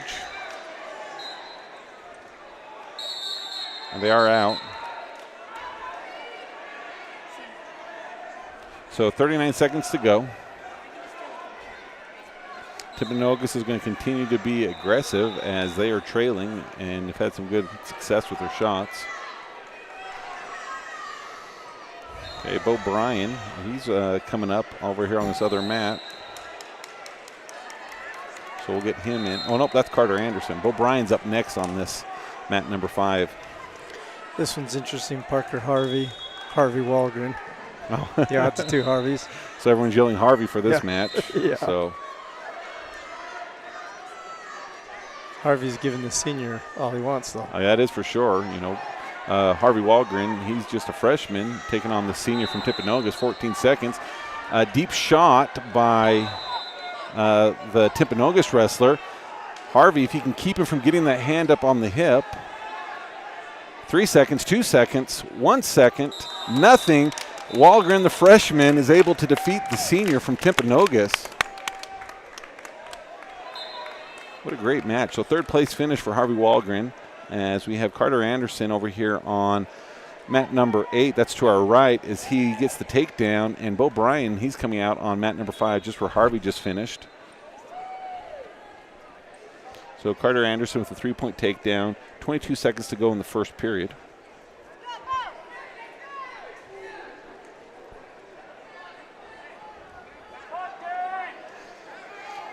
So until they actually start that match, we'll keep it zoomed in a little bit more. Carter Anderson's taking on Cade Wimpy of Timpanogos. This is another Delta Timpanogos. These are the two teams that are in first and second place. Delta well ahead, 6:01 to Timpanogos 5:28. So Delta probably should go away from this tournament in first place. So Bryan on the left, Carter Anderson on the right. As we enter into the second period for Carter Anderson, he leads 3-1, and he'll choose bottom.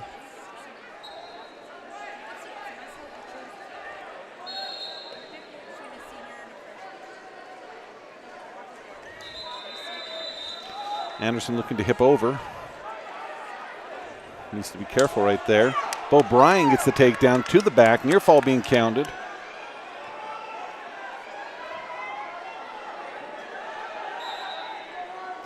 So 3-point takedown, 4-point near fall. He goes up 7-0 on the left. Anderson looking to get his head out. If he can do so, he'll get the reversal, and he does. He goes up 5-1. He's wrestling on the right-hand side.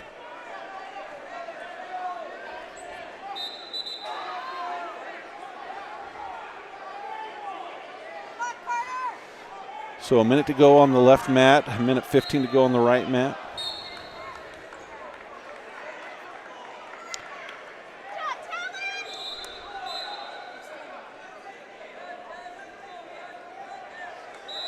Carter Anderson on the right has a bar, tries to get a wrist, looking to run it as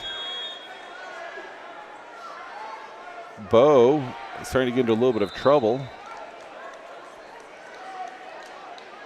Headgears come off of that wrestler, 2-point reversal.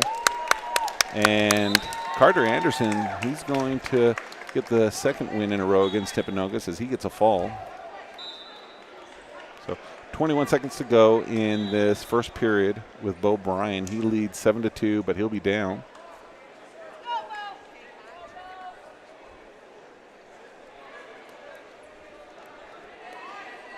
Okay, there's going to be an official timeout, but they're ready to go now. Okay, Bryan quick to try and switch out.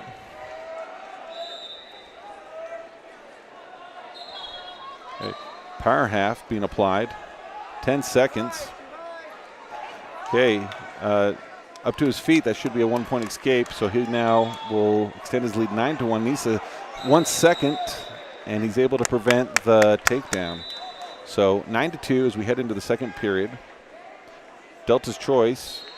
He's going to choose bottom.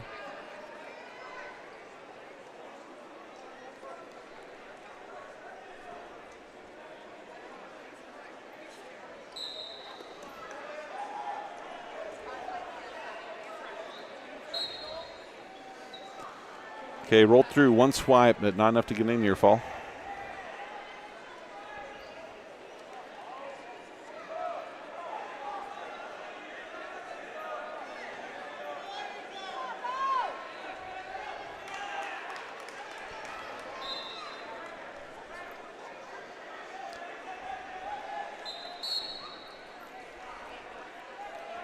Okay, other wrestler with a tilt. Swipes being counted, 2 points.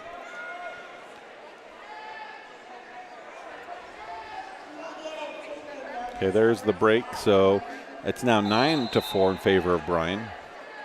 1:12 to go in the second period.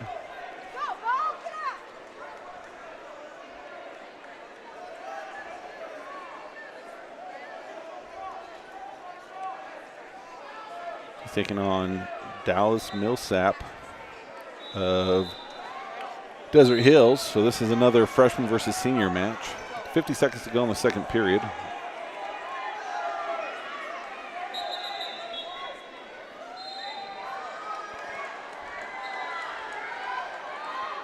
He's got a half on and a leg. Bryan trying to get it off. One swipe. Now he's counting.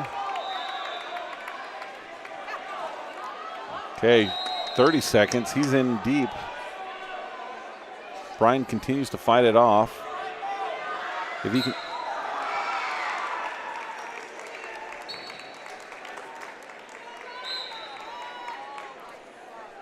So still a good tournament for Bo Bryan. He ends up 4th here at the Winter Classic.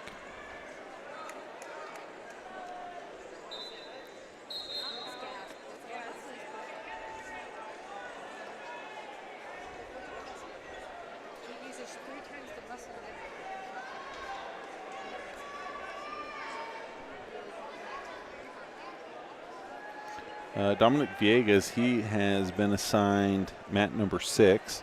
That's the mat that's on the far side, so we'll kind of just keep it here until that time, and then we'll move over and see Dominic Vias.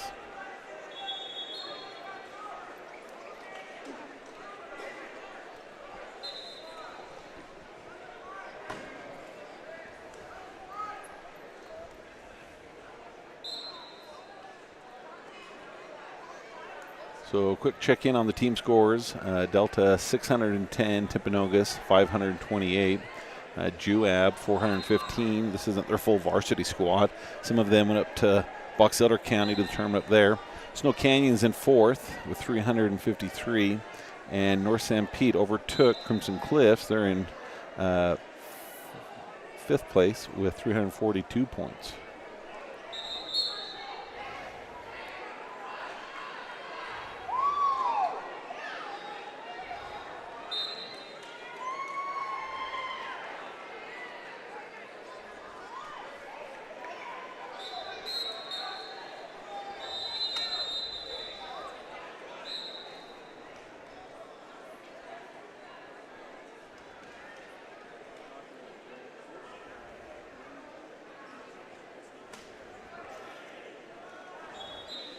So we have 4 more Delta matches coming up. Dominic Vias will be our next one. Gabe Vias will be after that. Anthony Suarez, and then Carson Nelson will be for a 3rd place match. These aren't necessarily the order they're going to go, but those are the 4 Delta matches that we have left. So if we take a minute to maybe look at the overall results for Delta, we can look to see how they ended up. Trey Bradshaw, he ended up 4th, scoring 38 points for Delta. Kyler Jenkins, he scored 50 points, giving him 2nd place. Nash Jensen placed 2nd place, scoring 59.5 team points. Uriah Anderson placed fourth with 47 points. Cage Bunker was third with 56 team points. Harvey Walgren, we saw him just wrestle. He placed third and scoring 53 team points. Bryan placed seventh overall. Carter Anderson ninth. Bryan was fourth. Trey Bradshaw and Carson Nelson both were champions here at the tournament. Congratulations to both of them, scoring 67 and 66 points respectively. And then the rest of the wrestlers, we're just waiting on them to come up and wrestle as they still have matches ahead of them. Carson Nelson, he'll be wrestling in the third and fourth place match. So congratulations to Delta. Looks like they should be able to leave here today as Winter Classics team champion. And then we've had some individual champions and a lot of kids placing those top 6 places. So appreciate you being here, but don't go anywhere. We still have some more matches to go. If we look ahead to Delta's schedule coming up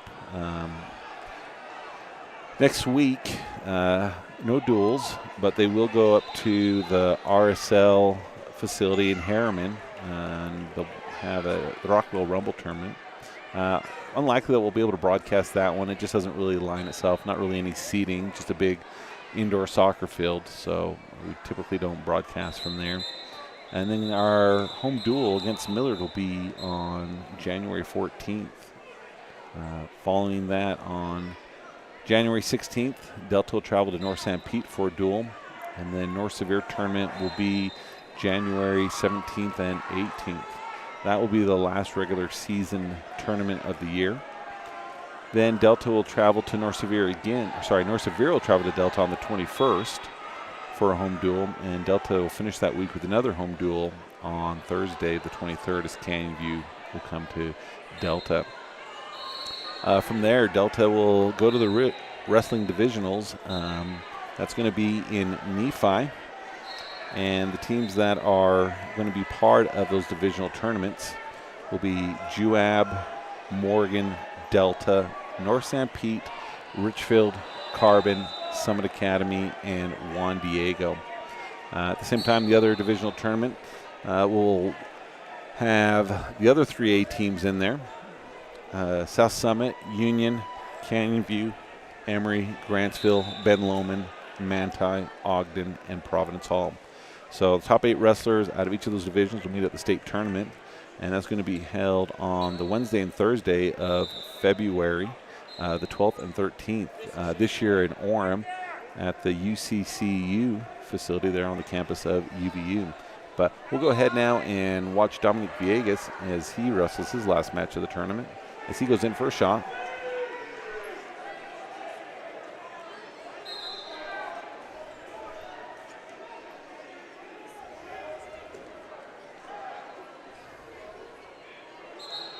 In with another shot.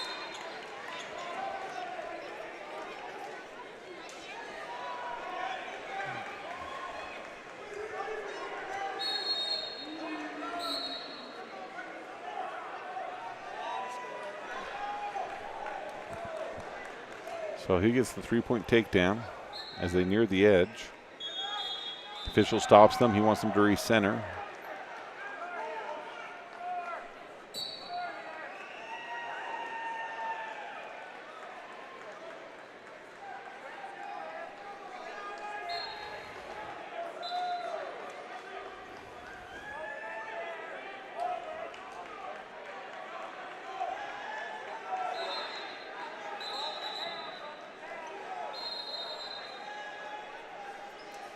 Okay, short time again in these consolation matches. Only 1 minute rounds as Vegas had a bar and was hoping to turn it into something.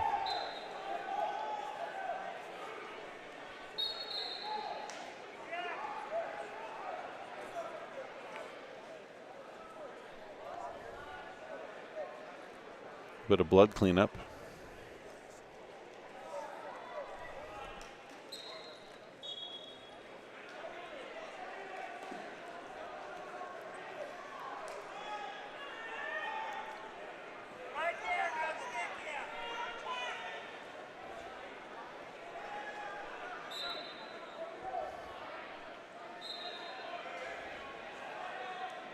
Yeah, they're back ready to wrestle. Viegas chooses down.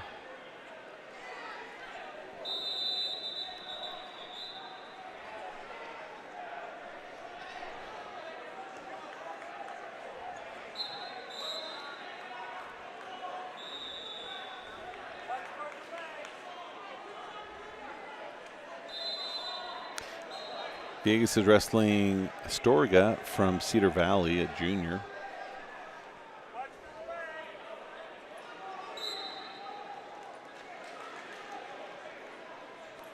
We have another wrestler coming up here on mat number 4, so we may look to split that screen as McCray Wade has come up.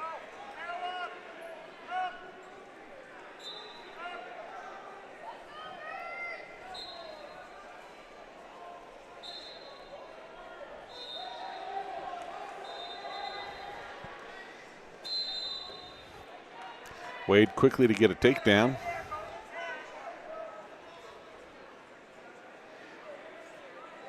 And I think Viegas, I think he might be up 5-0.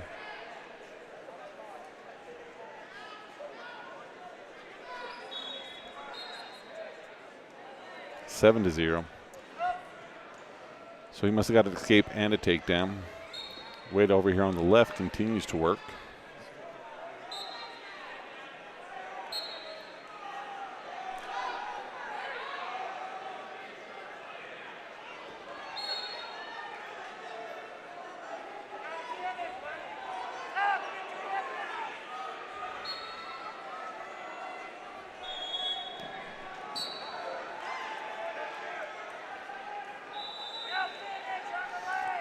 Okay, on our left, Wade in with a bar, looking to turn him. 53 seconds to go in his match.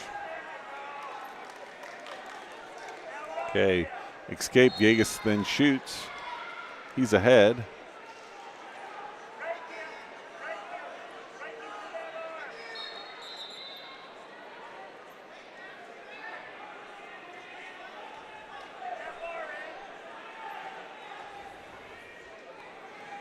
Okay, as we go to the next round, it's going to be Delta's choice. For Viegas, he's going to choose bottom. Wade continues to make something happen on the left. Here he's going to get the near fall. 15 seconds to go. Settles in. Okay, 1 point was given to Gabe. I didn't see what it was for, did you? To Dominic. What? To Dominic. Yeah. I think it was something to do with the, I thought it was like a false start type. Okay, he thing. must have had a couple of cautions in order to get a point. So at the beginning of the second round, Wade leads 7-0. He's going to choose bottom, it looks like. Oh, no, he's going to choose, yeah, he's going to choose bottom.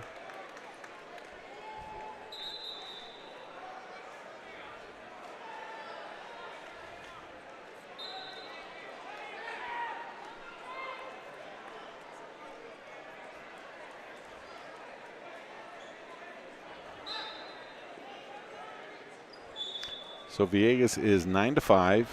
He leads as they're in the third period. He's on bottom, but Cedar Valley looking to try and turn him.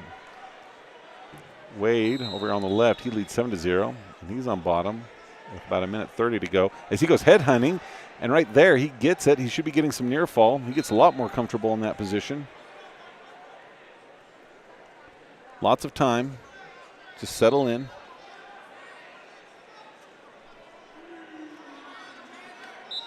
And great.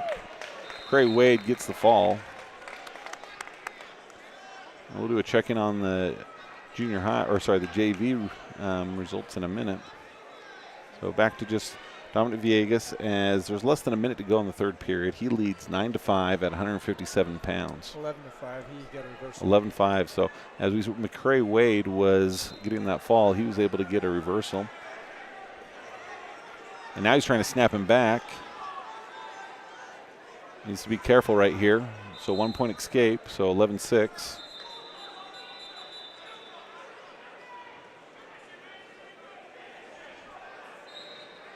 Okay, I think both wrestlers just got a stall warning for their shoes.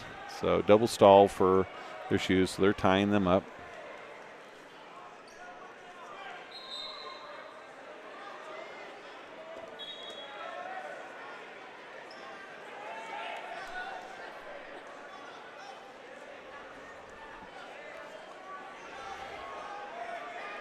So 18 seconds to go. Viegas ahead 11-6. Just Russell Smart.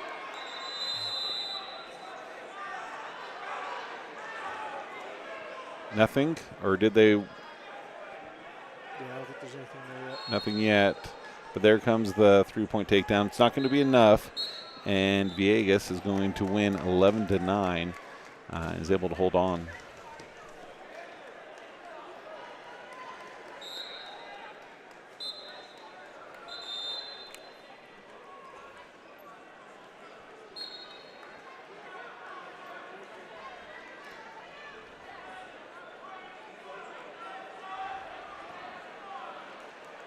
So if we take a minute to check in on how the JV have done, we still have 4 more matches to wrestle. Colton Anderson, Wyatt Harris, Zager Thatcher, and Alan Mendez all have matches to wrestle. We'll take a look at their individual results. Manny Lopez, he joined us on the microphone last night. He took first place wrestling along with Austin Stevenson and Dante Rodriguez. That match that we just saw with McCray Wade, he took second place. They must be in a round robin, and they are. And so he only lost one match, and that was his first one. And then he came back. And then the rest of them have matches to wrestle, and so we won't know their final results for a little while until those do their last one. But looking at how they've done so far, Colton Anderson, he's won 3 out of 1. Wyatt Harris is undefeated. Zager Thatcher, he had a kind of a controversial last match, but he needs to hopefully win this next one. Bobby Harrison, he's won 4-1 so far. And then Alan Mendez, he's gone 3-1. So don't have all the final results on them, but they've done a great job in the the JV tournament.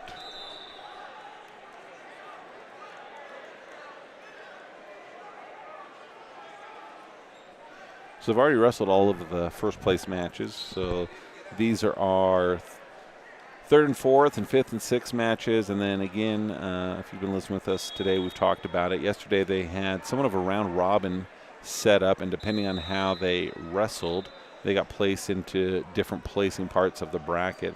And so the top ones are wrestling for anywhere from 1st to 6th. If you lose one, then you're trying to come back between 3rd and 8th, and then beyond that, it continues to drop, and they place them all the way down. Delta continues to score points in the team score, and we'll do a refresh and see where that is standing right now. Delta's pretty much untouchable at this point. So we'll give it a minute for the computer to think and get that figured out.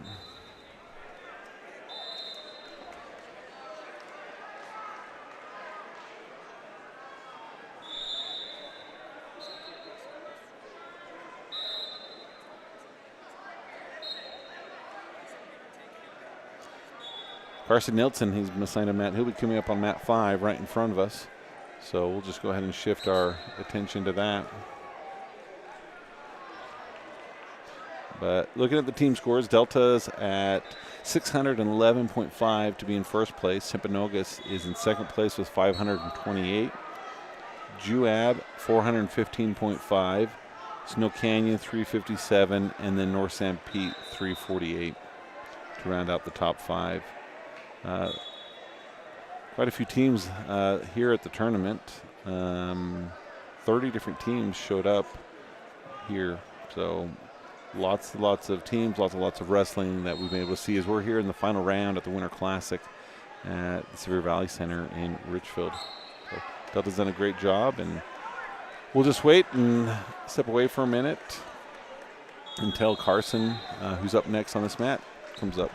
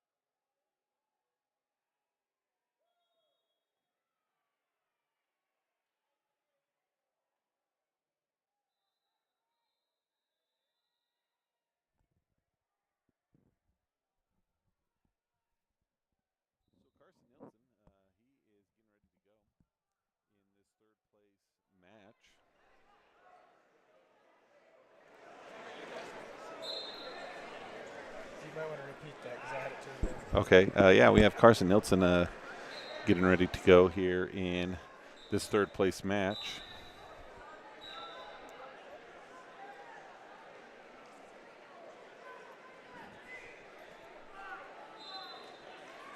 He's taking on I don't know how to say that. Yelke Lang, a senior out of Carbon. Again, here we have another 3A preview for our divisional tournament, as both Delta and Carbon will be in the same division tournament. But Nelson quick to get the takedown. He's going to go ahead and turn him loose. Nope. Thought he was going to.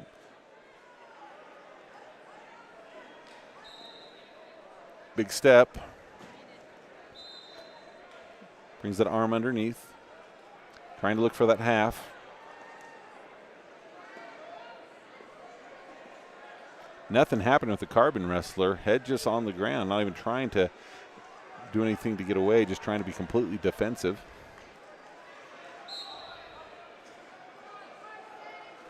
Looking for that official to get some action.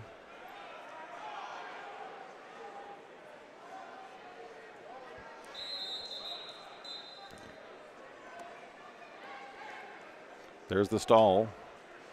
Here comes a tilt.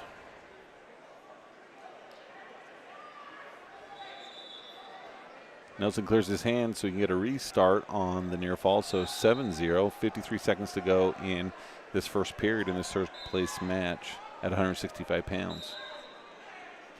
We have over wrestling on mat number 1, Colton Anderson. So we'll see if we can split our screen.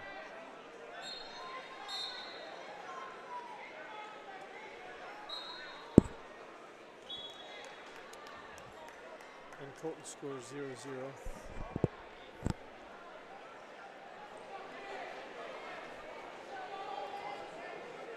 Okay, Nelson looking to get some more near fall as he's got his half in. Short time, 10 seconds.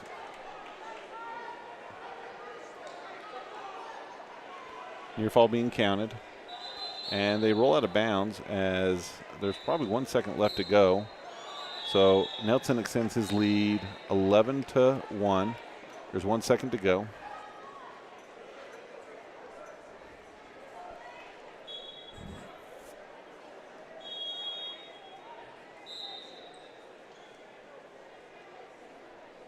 Colton's going into the second period with a score of 0-0.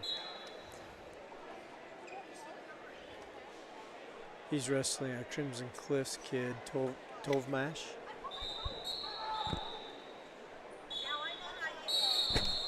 So 1 second expires, so we'll go into the second period. Going to be Delta's choice. Nope, going to be Carbon's choice. He defers.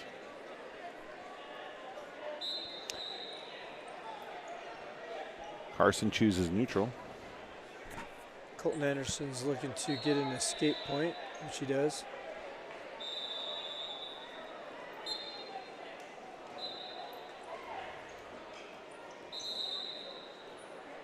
Okay, Nelson looking to get the takedown. He does, so he's now 14-0. 1 more point, and he will get a technical fall.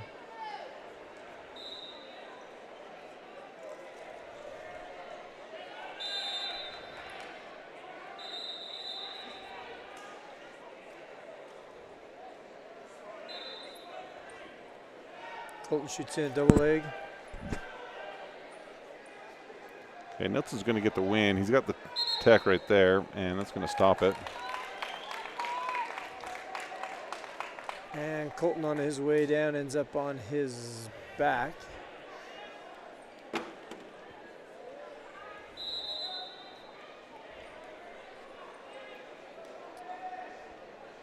And the Crimson Cliffs wrestler is awarded 5 points.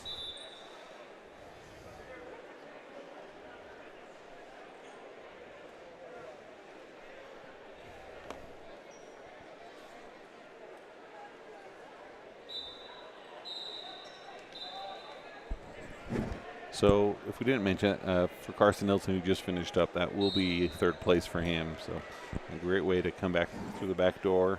when he lost a little earlier yesterday in a match that I think he would sure like to wrestle again.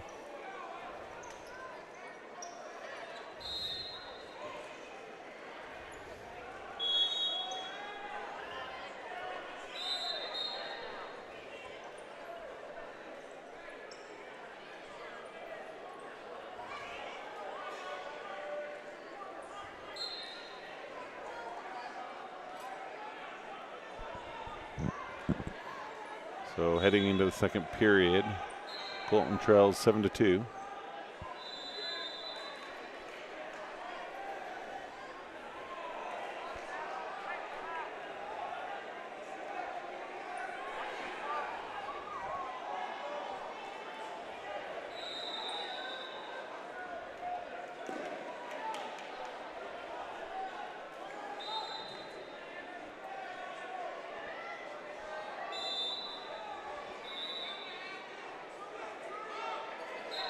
What was that 1.4?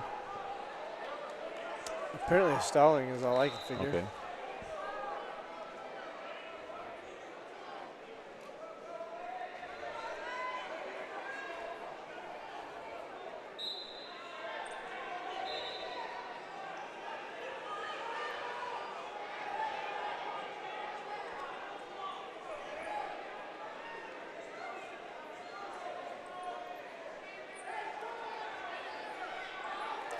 Colton Anderson scores 93 for the Crimson Cliffs kid.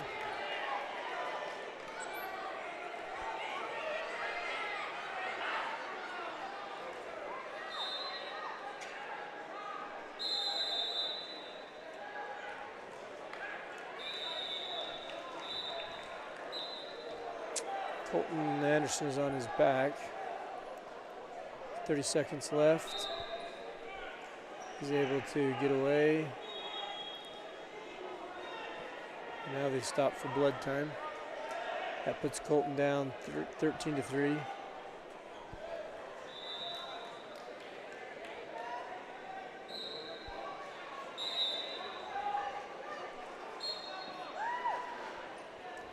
So I know we have probably 3 or 4 more JV matches, 3 more varsity matches. None of them have been shown up on track wrestling yet as being on deck.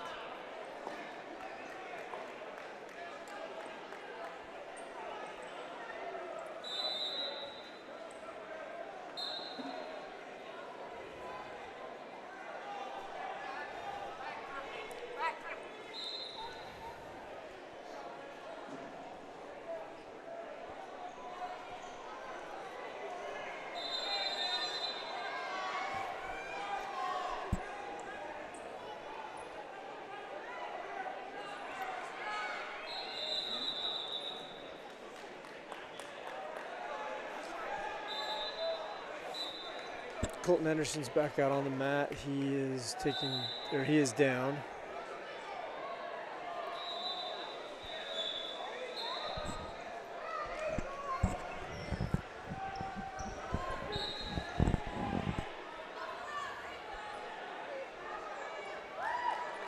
Ten seconds left. He's needing to get away. He's trying and almost to get an escape, which they do award him at the buzzer.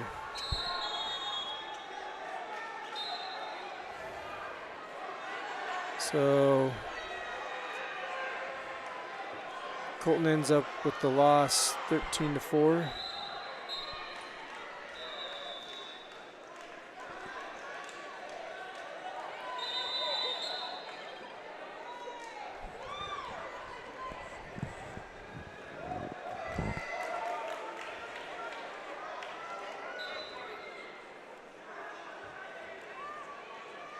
White Harris, he is on deck in the junior varsity tournament on mat number 2. And so we will let's go ahead and put our camera over there in preparations for that. And we'll keep an eye on for any varsity matches. We still have Allen and Gabe and Zager to wrestle in the varsity.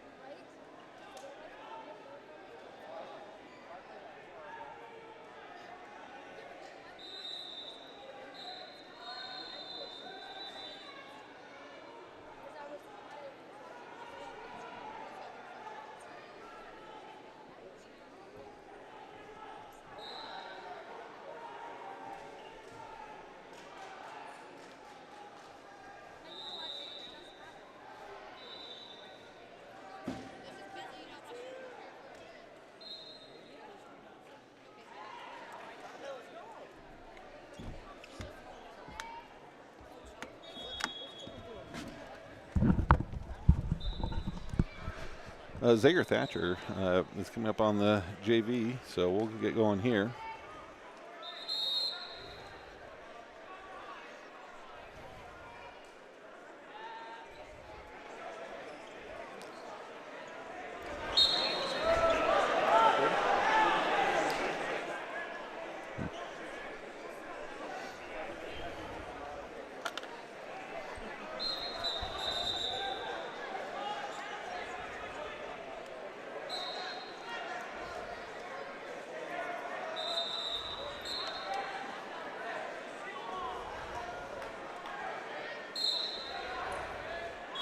So Zager Thatcher, the sophomore from Delta, he's taking on Marcus Reyes of Bountiful. Reyes is showing a record on track wrestling of 7-10, as it looks like Thatcher's trying to get some type of snap going.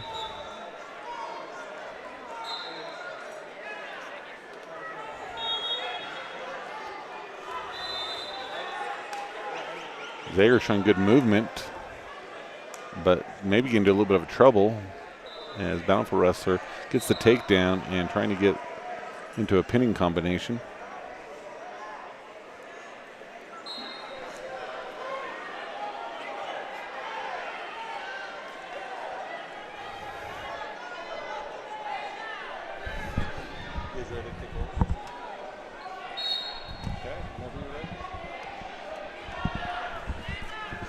So Zager's able to get out of that. It's 7-0 with 14 seconds to go in the first period.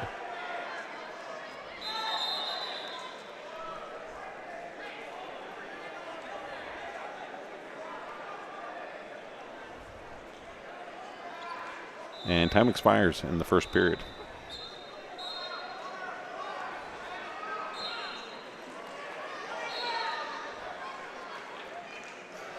Delta's choice. And he's going to choose bottom.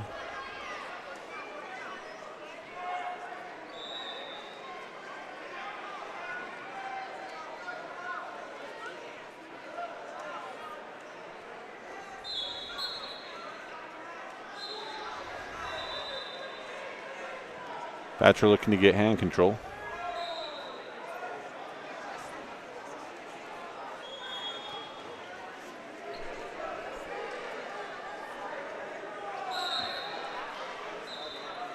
Starts to build a base up.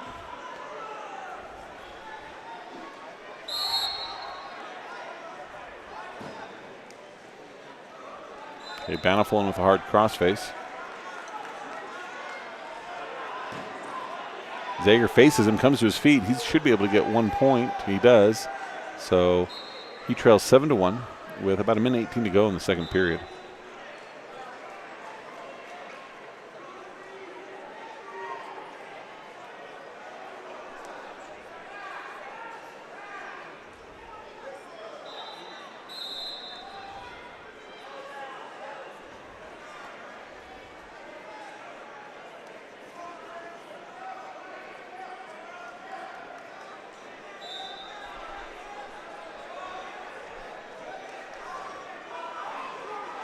Oh, throw situation. Nothing yet. There's the takedown. Able to avoid the near fall.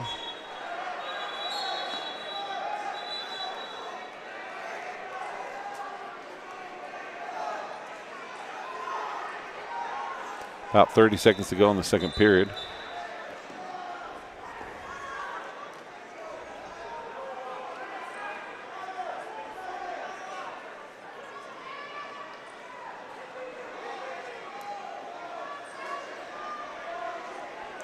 Ten seconds to go.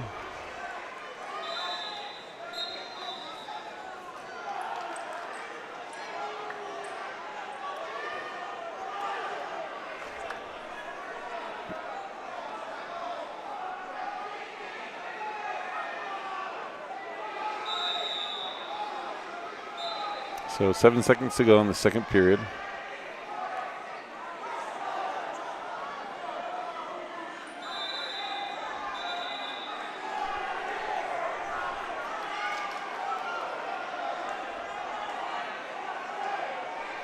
So Zager looks to have a little bit more wind than the wrestler he's at, so hopefully he can keep that going, and that can be something that pays off here. He's got a big hole to dig out of, but the wrestler gets tired. It becomes kind of easy to be able to make good things happen.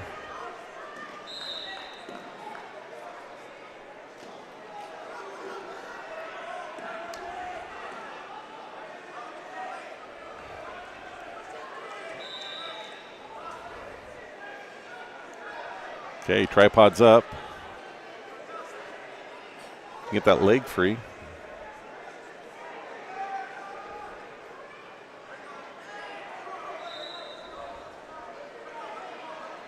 About a minute 30 to go in the third period. Zager Thatcher of Delta trails 10-1. Starting to face, comes up.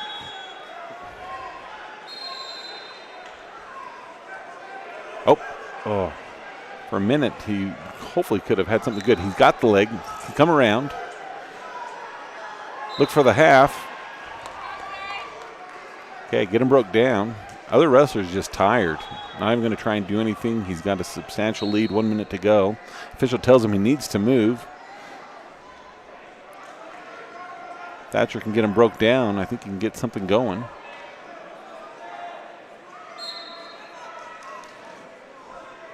Delta sidelines are telling him that they feel like there's a stall on the bottom. Okay, he's got him broke down. 38 seconds to go. He's throwing a half. Here, tries to go for a power half. Just goes for a half. Okay, big step. Getting a little high, and he's getting broke back down. Try again, 25 seconds.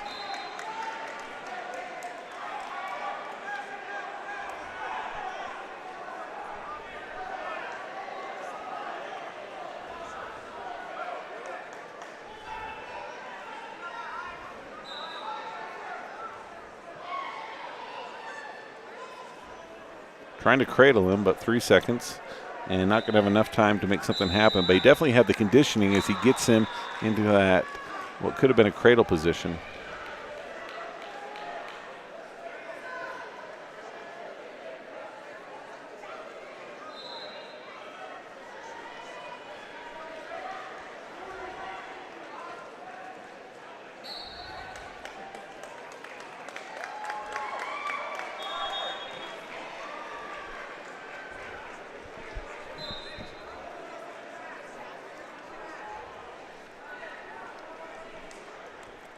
So a few more Delta matches to come. We're waiting on them. We'll just kind of zoom out and step away, and then we get the next one. We'll come back.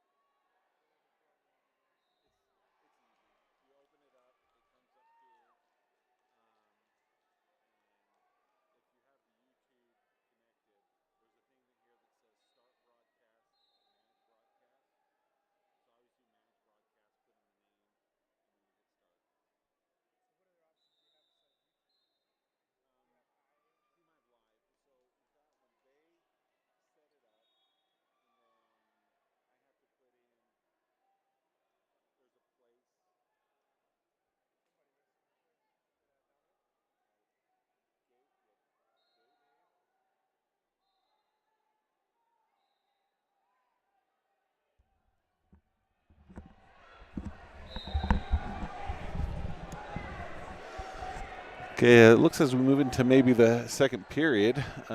Gabe Viegas, he is, trying to see if he's red or green.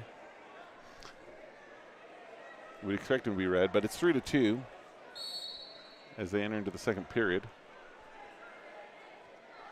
He's looking to get a switch. He does. Here we'll see. So now he takes the lead 4-3. So in the first round, the other wrestler must have got a takedown, and he must have got a reversal as he gets another reversal here with 1:25 to go.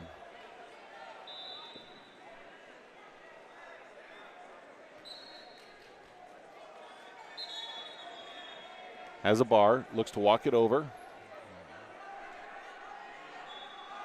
And it looks like Alan Mendez is coming up next now on mat number 3. So we'll see if he gets a pin here. If not, we'll get the other camera started. But that looks pretty flat to me, and he does. So Gabe's going to finish that up. So we'll switch over here as Alan Mendez gets ready to go here in mat number 3.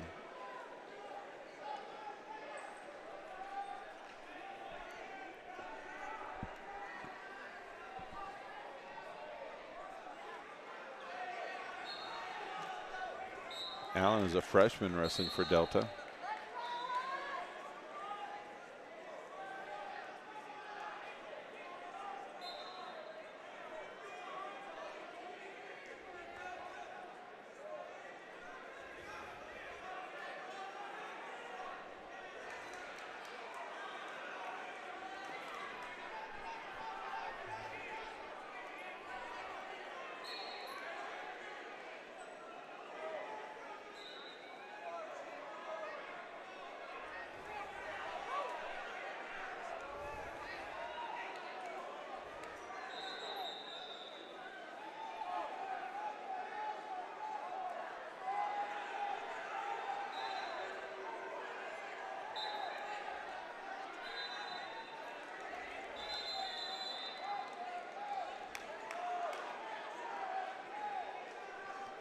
So just over a minute to go in this first period, scoreless. Alan Mendez.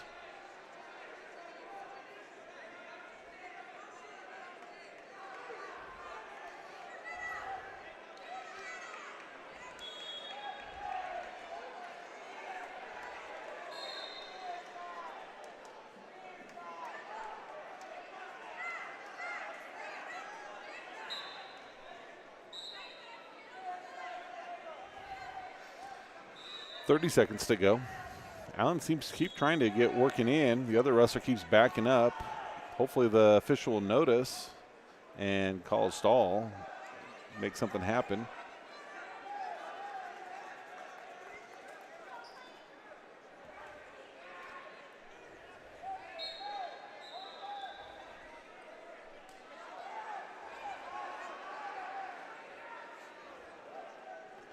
Just a few seconds left to go.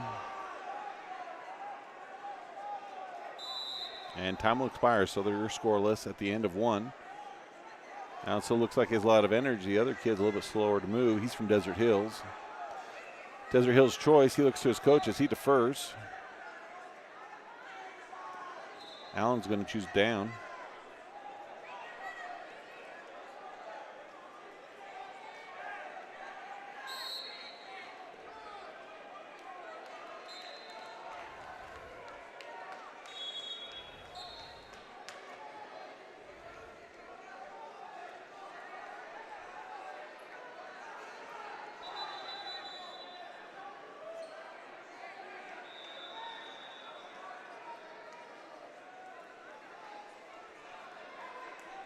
Allen looks to swim out of it.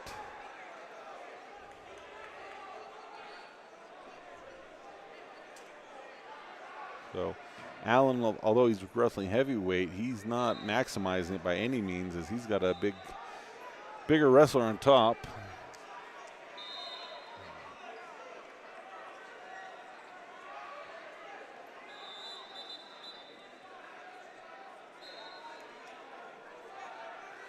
Okay, Allen comes to his feet, tried to, looks to face him. Oh, there you go, there you go.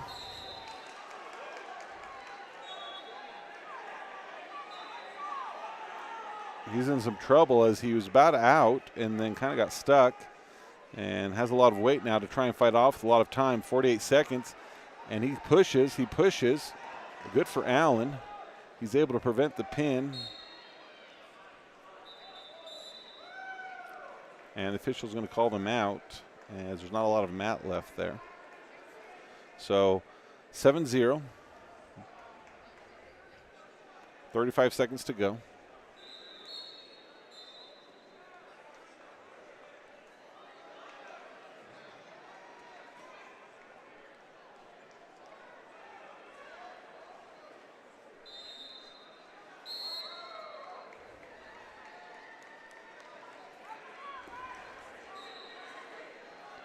Fifteen seconds.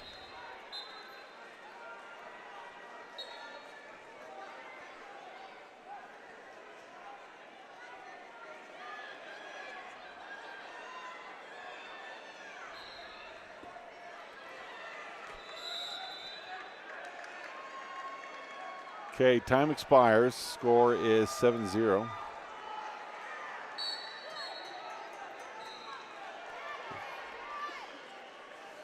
The coaches are talking to the official. Looks like it may be an issue with how much near fall was given on the edge.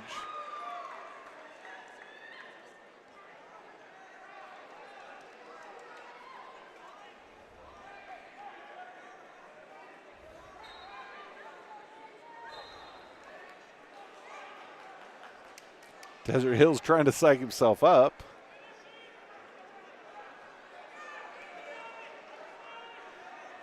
As it will be his choice to go into the third period.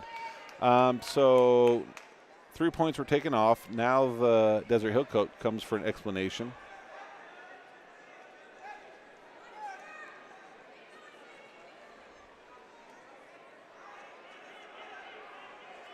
So Desert Hills looks to his coach. He's going to choose bottom.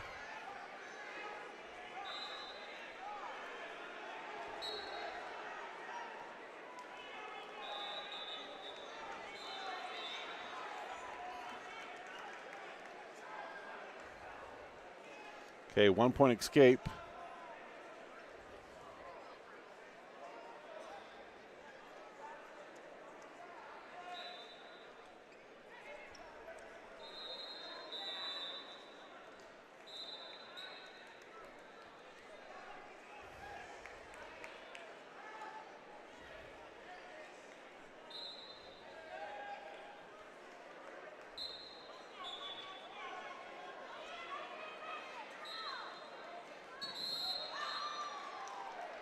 Minute 30 to go. Mendes trails 5-0. Looks to get his underhook.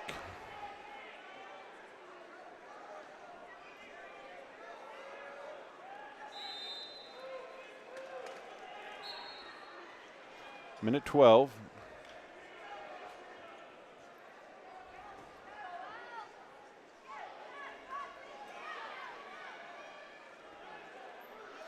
Okay, Desert Hills continues to back up. 54 seconds to go.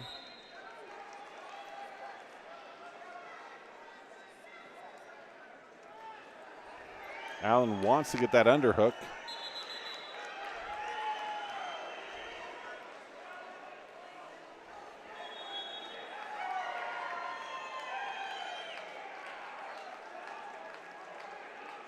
.30 seconds. Needs to make something happen.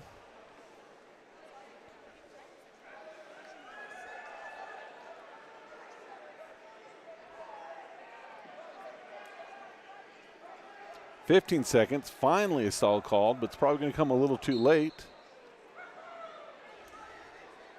Allen needs to do something as there's about 7 seconds.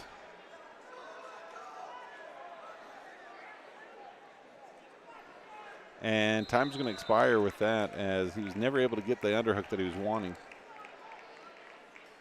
So a few more matches, a couple more JV and a couple more varsity matches to end today.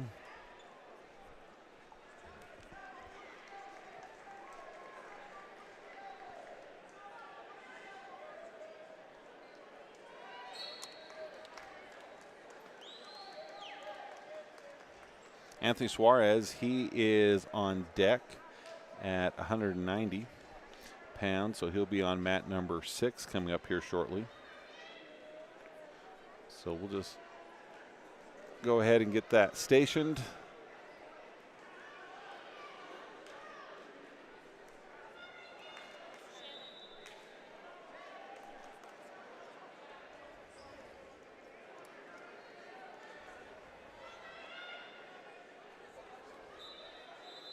So yeah, Anthony Suarez is the only Delta Varsity wrestler to go, as he is over on mat number 6, ready to go.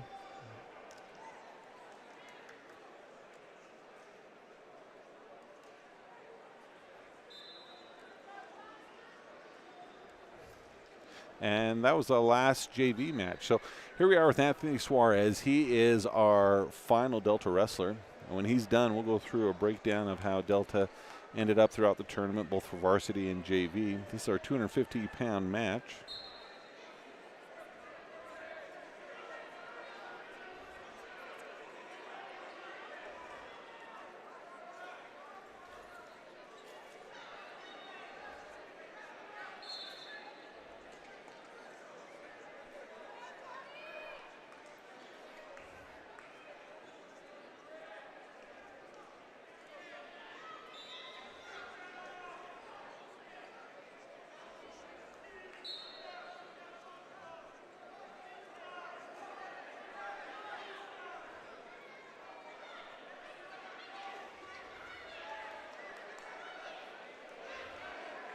So Suarez is taking on Bravo of Wayne.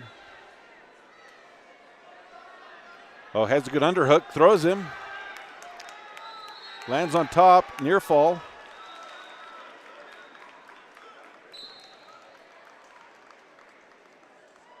And time expired. Wayne's choice.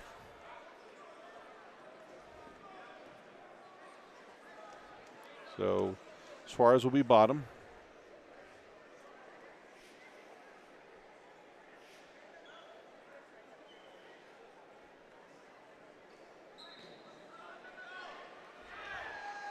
Okay. He gets the escape. He leads 4-0.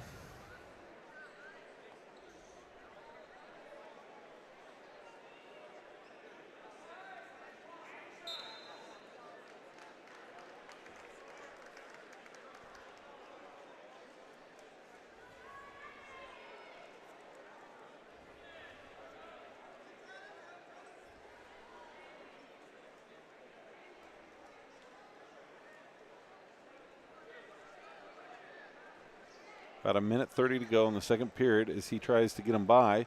Gets an underhook.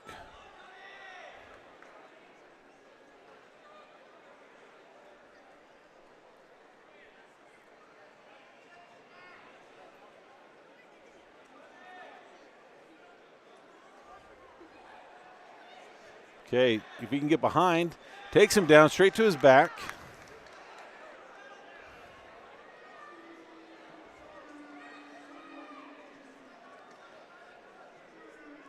Sinking in his half. As the almost entire Delta team cheering him on.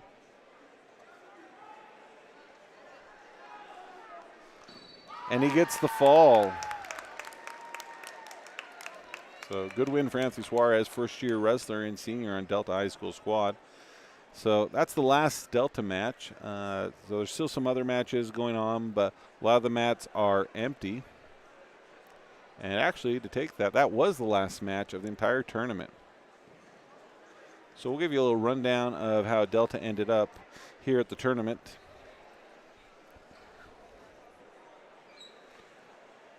So we'll just give you the top 10 for Delta. The rest can be viewed on Track Wrestling. Look under Winter Classic.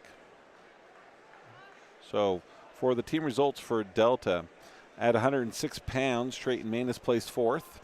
Kyler Jenkins at 106 placed 2nd. Nash Jensen, 113 pounds, placed 2nd. Uriah Anderson placed 4th. He shot in and got a little bit of a, knocked himself out as he hit the kid's hip. or we could have seen how that one would have possibly ended. Cage Bunker ended third. Harvey Walgren was third, went defeating a really solid senior out of Timpanogos. Ian Bryan placed seventh. Carter Anderson placed ninth. He only had one loss, so it's kind of funky how they do this tournament because he had a bye in the first round and he lost one. He got put in the lower tier. I think he probably would have ended up a little bit higher if he could have. Bryan placed fourth. Our two champions here at the Winter Classic are Trey Bradshaw at 144 points and Cash Nelson at 150. Carson Nelson placed third. And then the other wrestlers can be viewed by going to Track Wrestling. We're only getting the top 10 in here. If we look at the JV tournament, we'll look at the results for Delta. Okay, Manny Lopez, 120 pounds, took first place in his round robin, along with Austin Stevenson and Dante Rodriguez. All three of those were first place. McCray Wade, he placed second. Colton Anderson placed third. Wyatt Harris placed first. Zager Thatcher placed fifth. Bobby Harrison placed third, and Alan Mendes placed third in their respective weights. So as we just look at team scores, Delta wins 621 points in first place, followed by Timpanogos at 540. Juab came in third at 423. Snow Canyon 369, and around our top five, North San Pete at 354. We want to thank you for joining us here on Delta Wrestling on YouTube. Delta will be in action again next weekend at the Rockwell Rumble. Unlikely we'll be able to broadcast that one, just not a very conducive place to be able to broadcast. It's a large indoor soccer facility. But then set your calendars to our home duel that will be on January 14th when Millard comes to the Palladium and takes on the Delta Rabbits. Take a minute to subscribe if you haven't already on YouTube and go to our Facebook page and follow us there.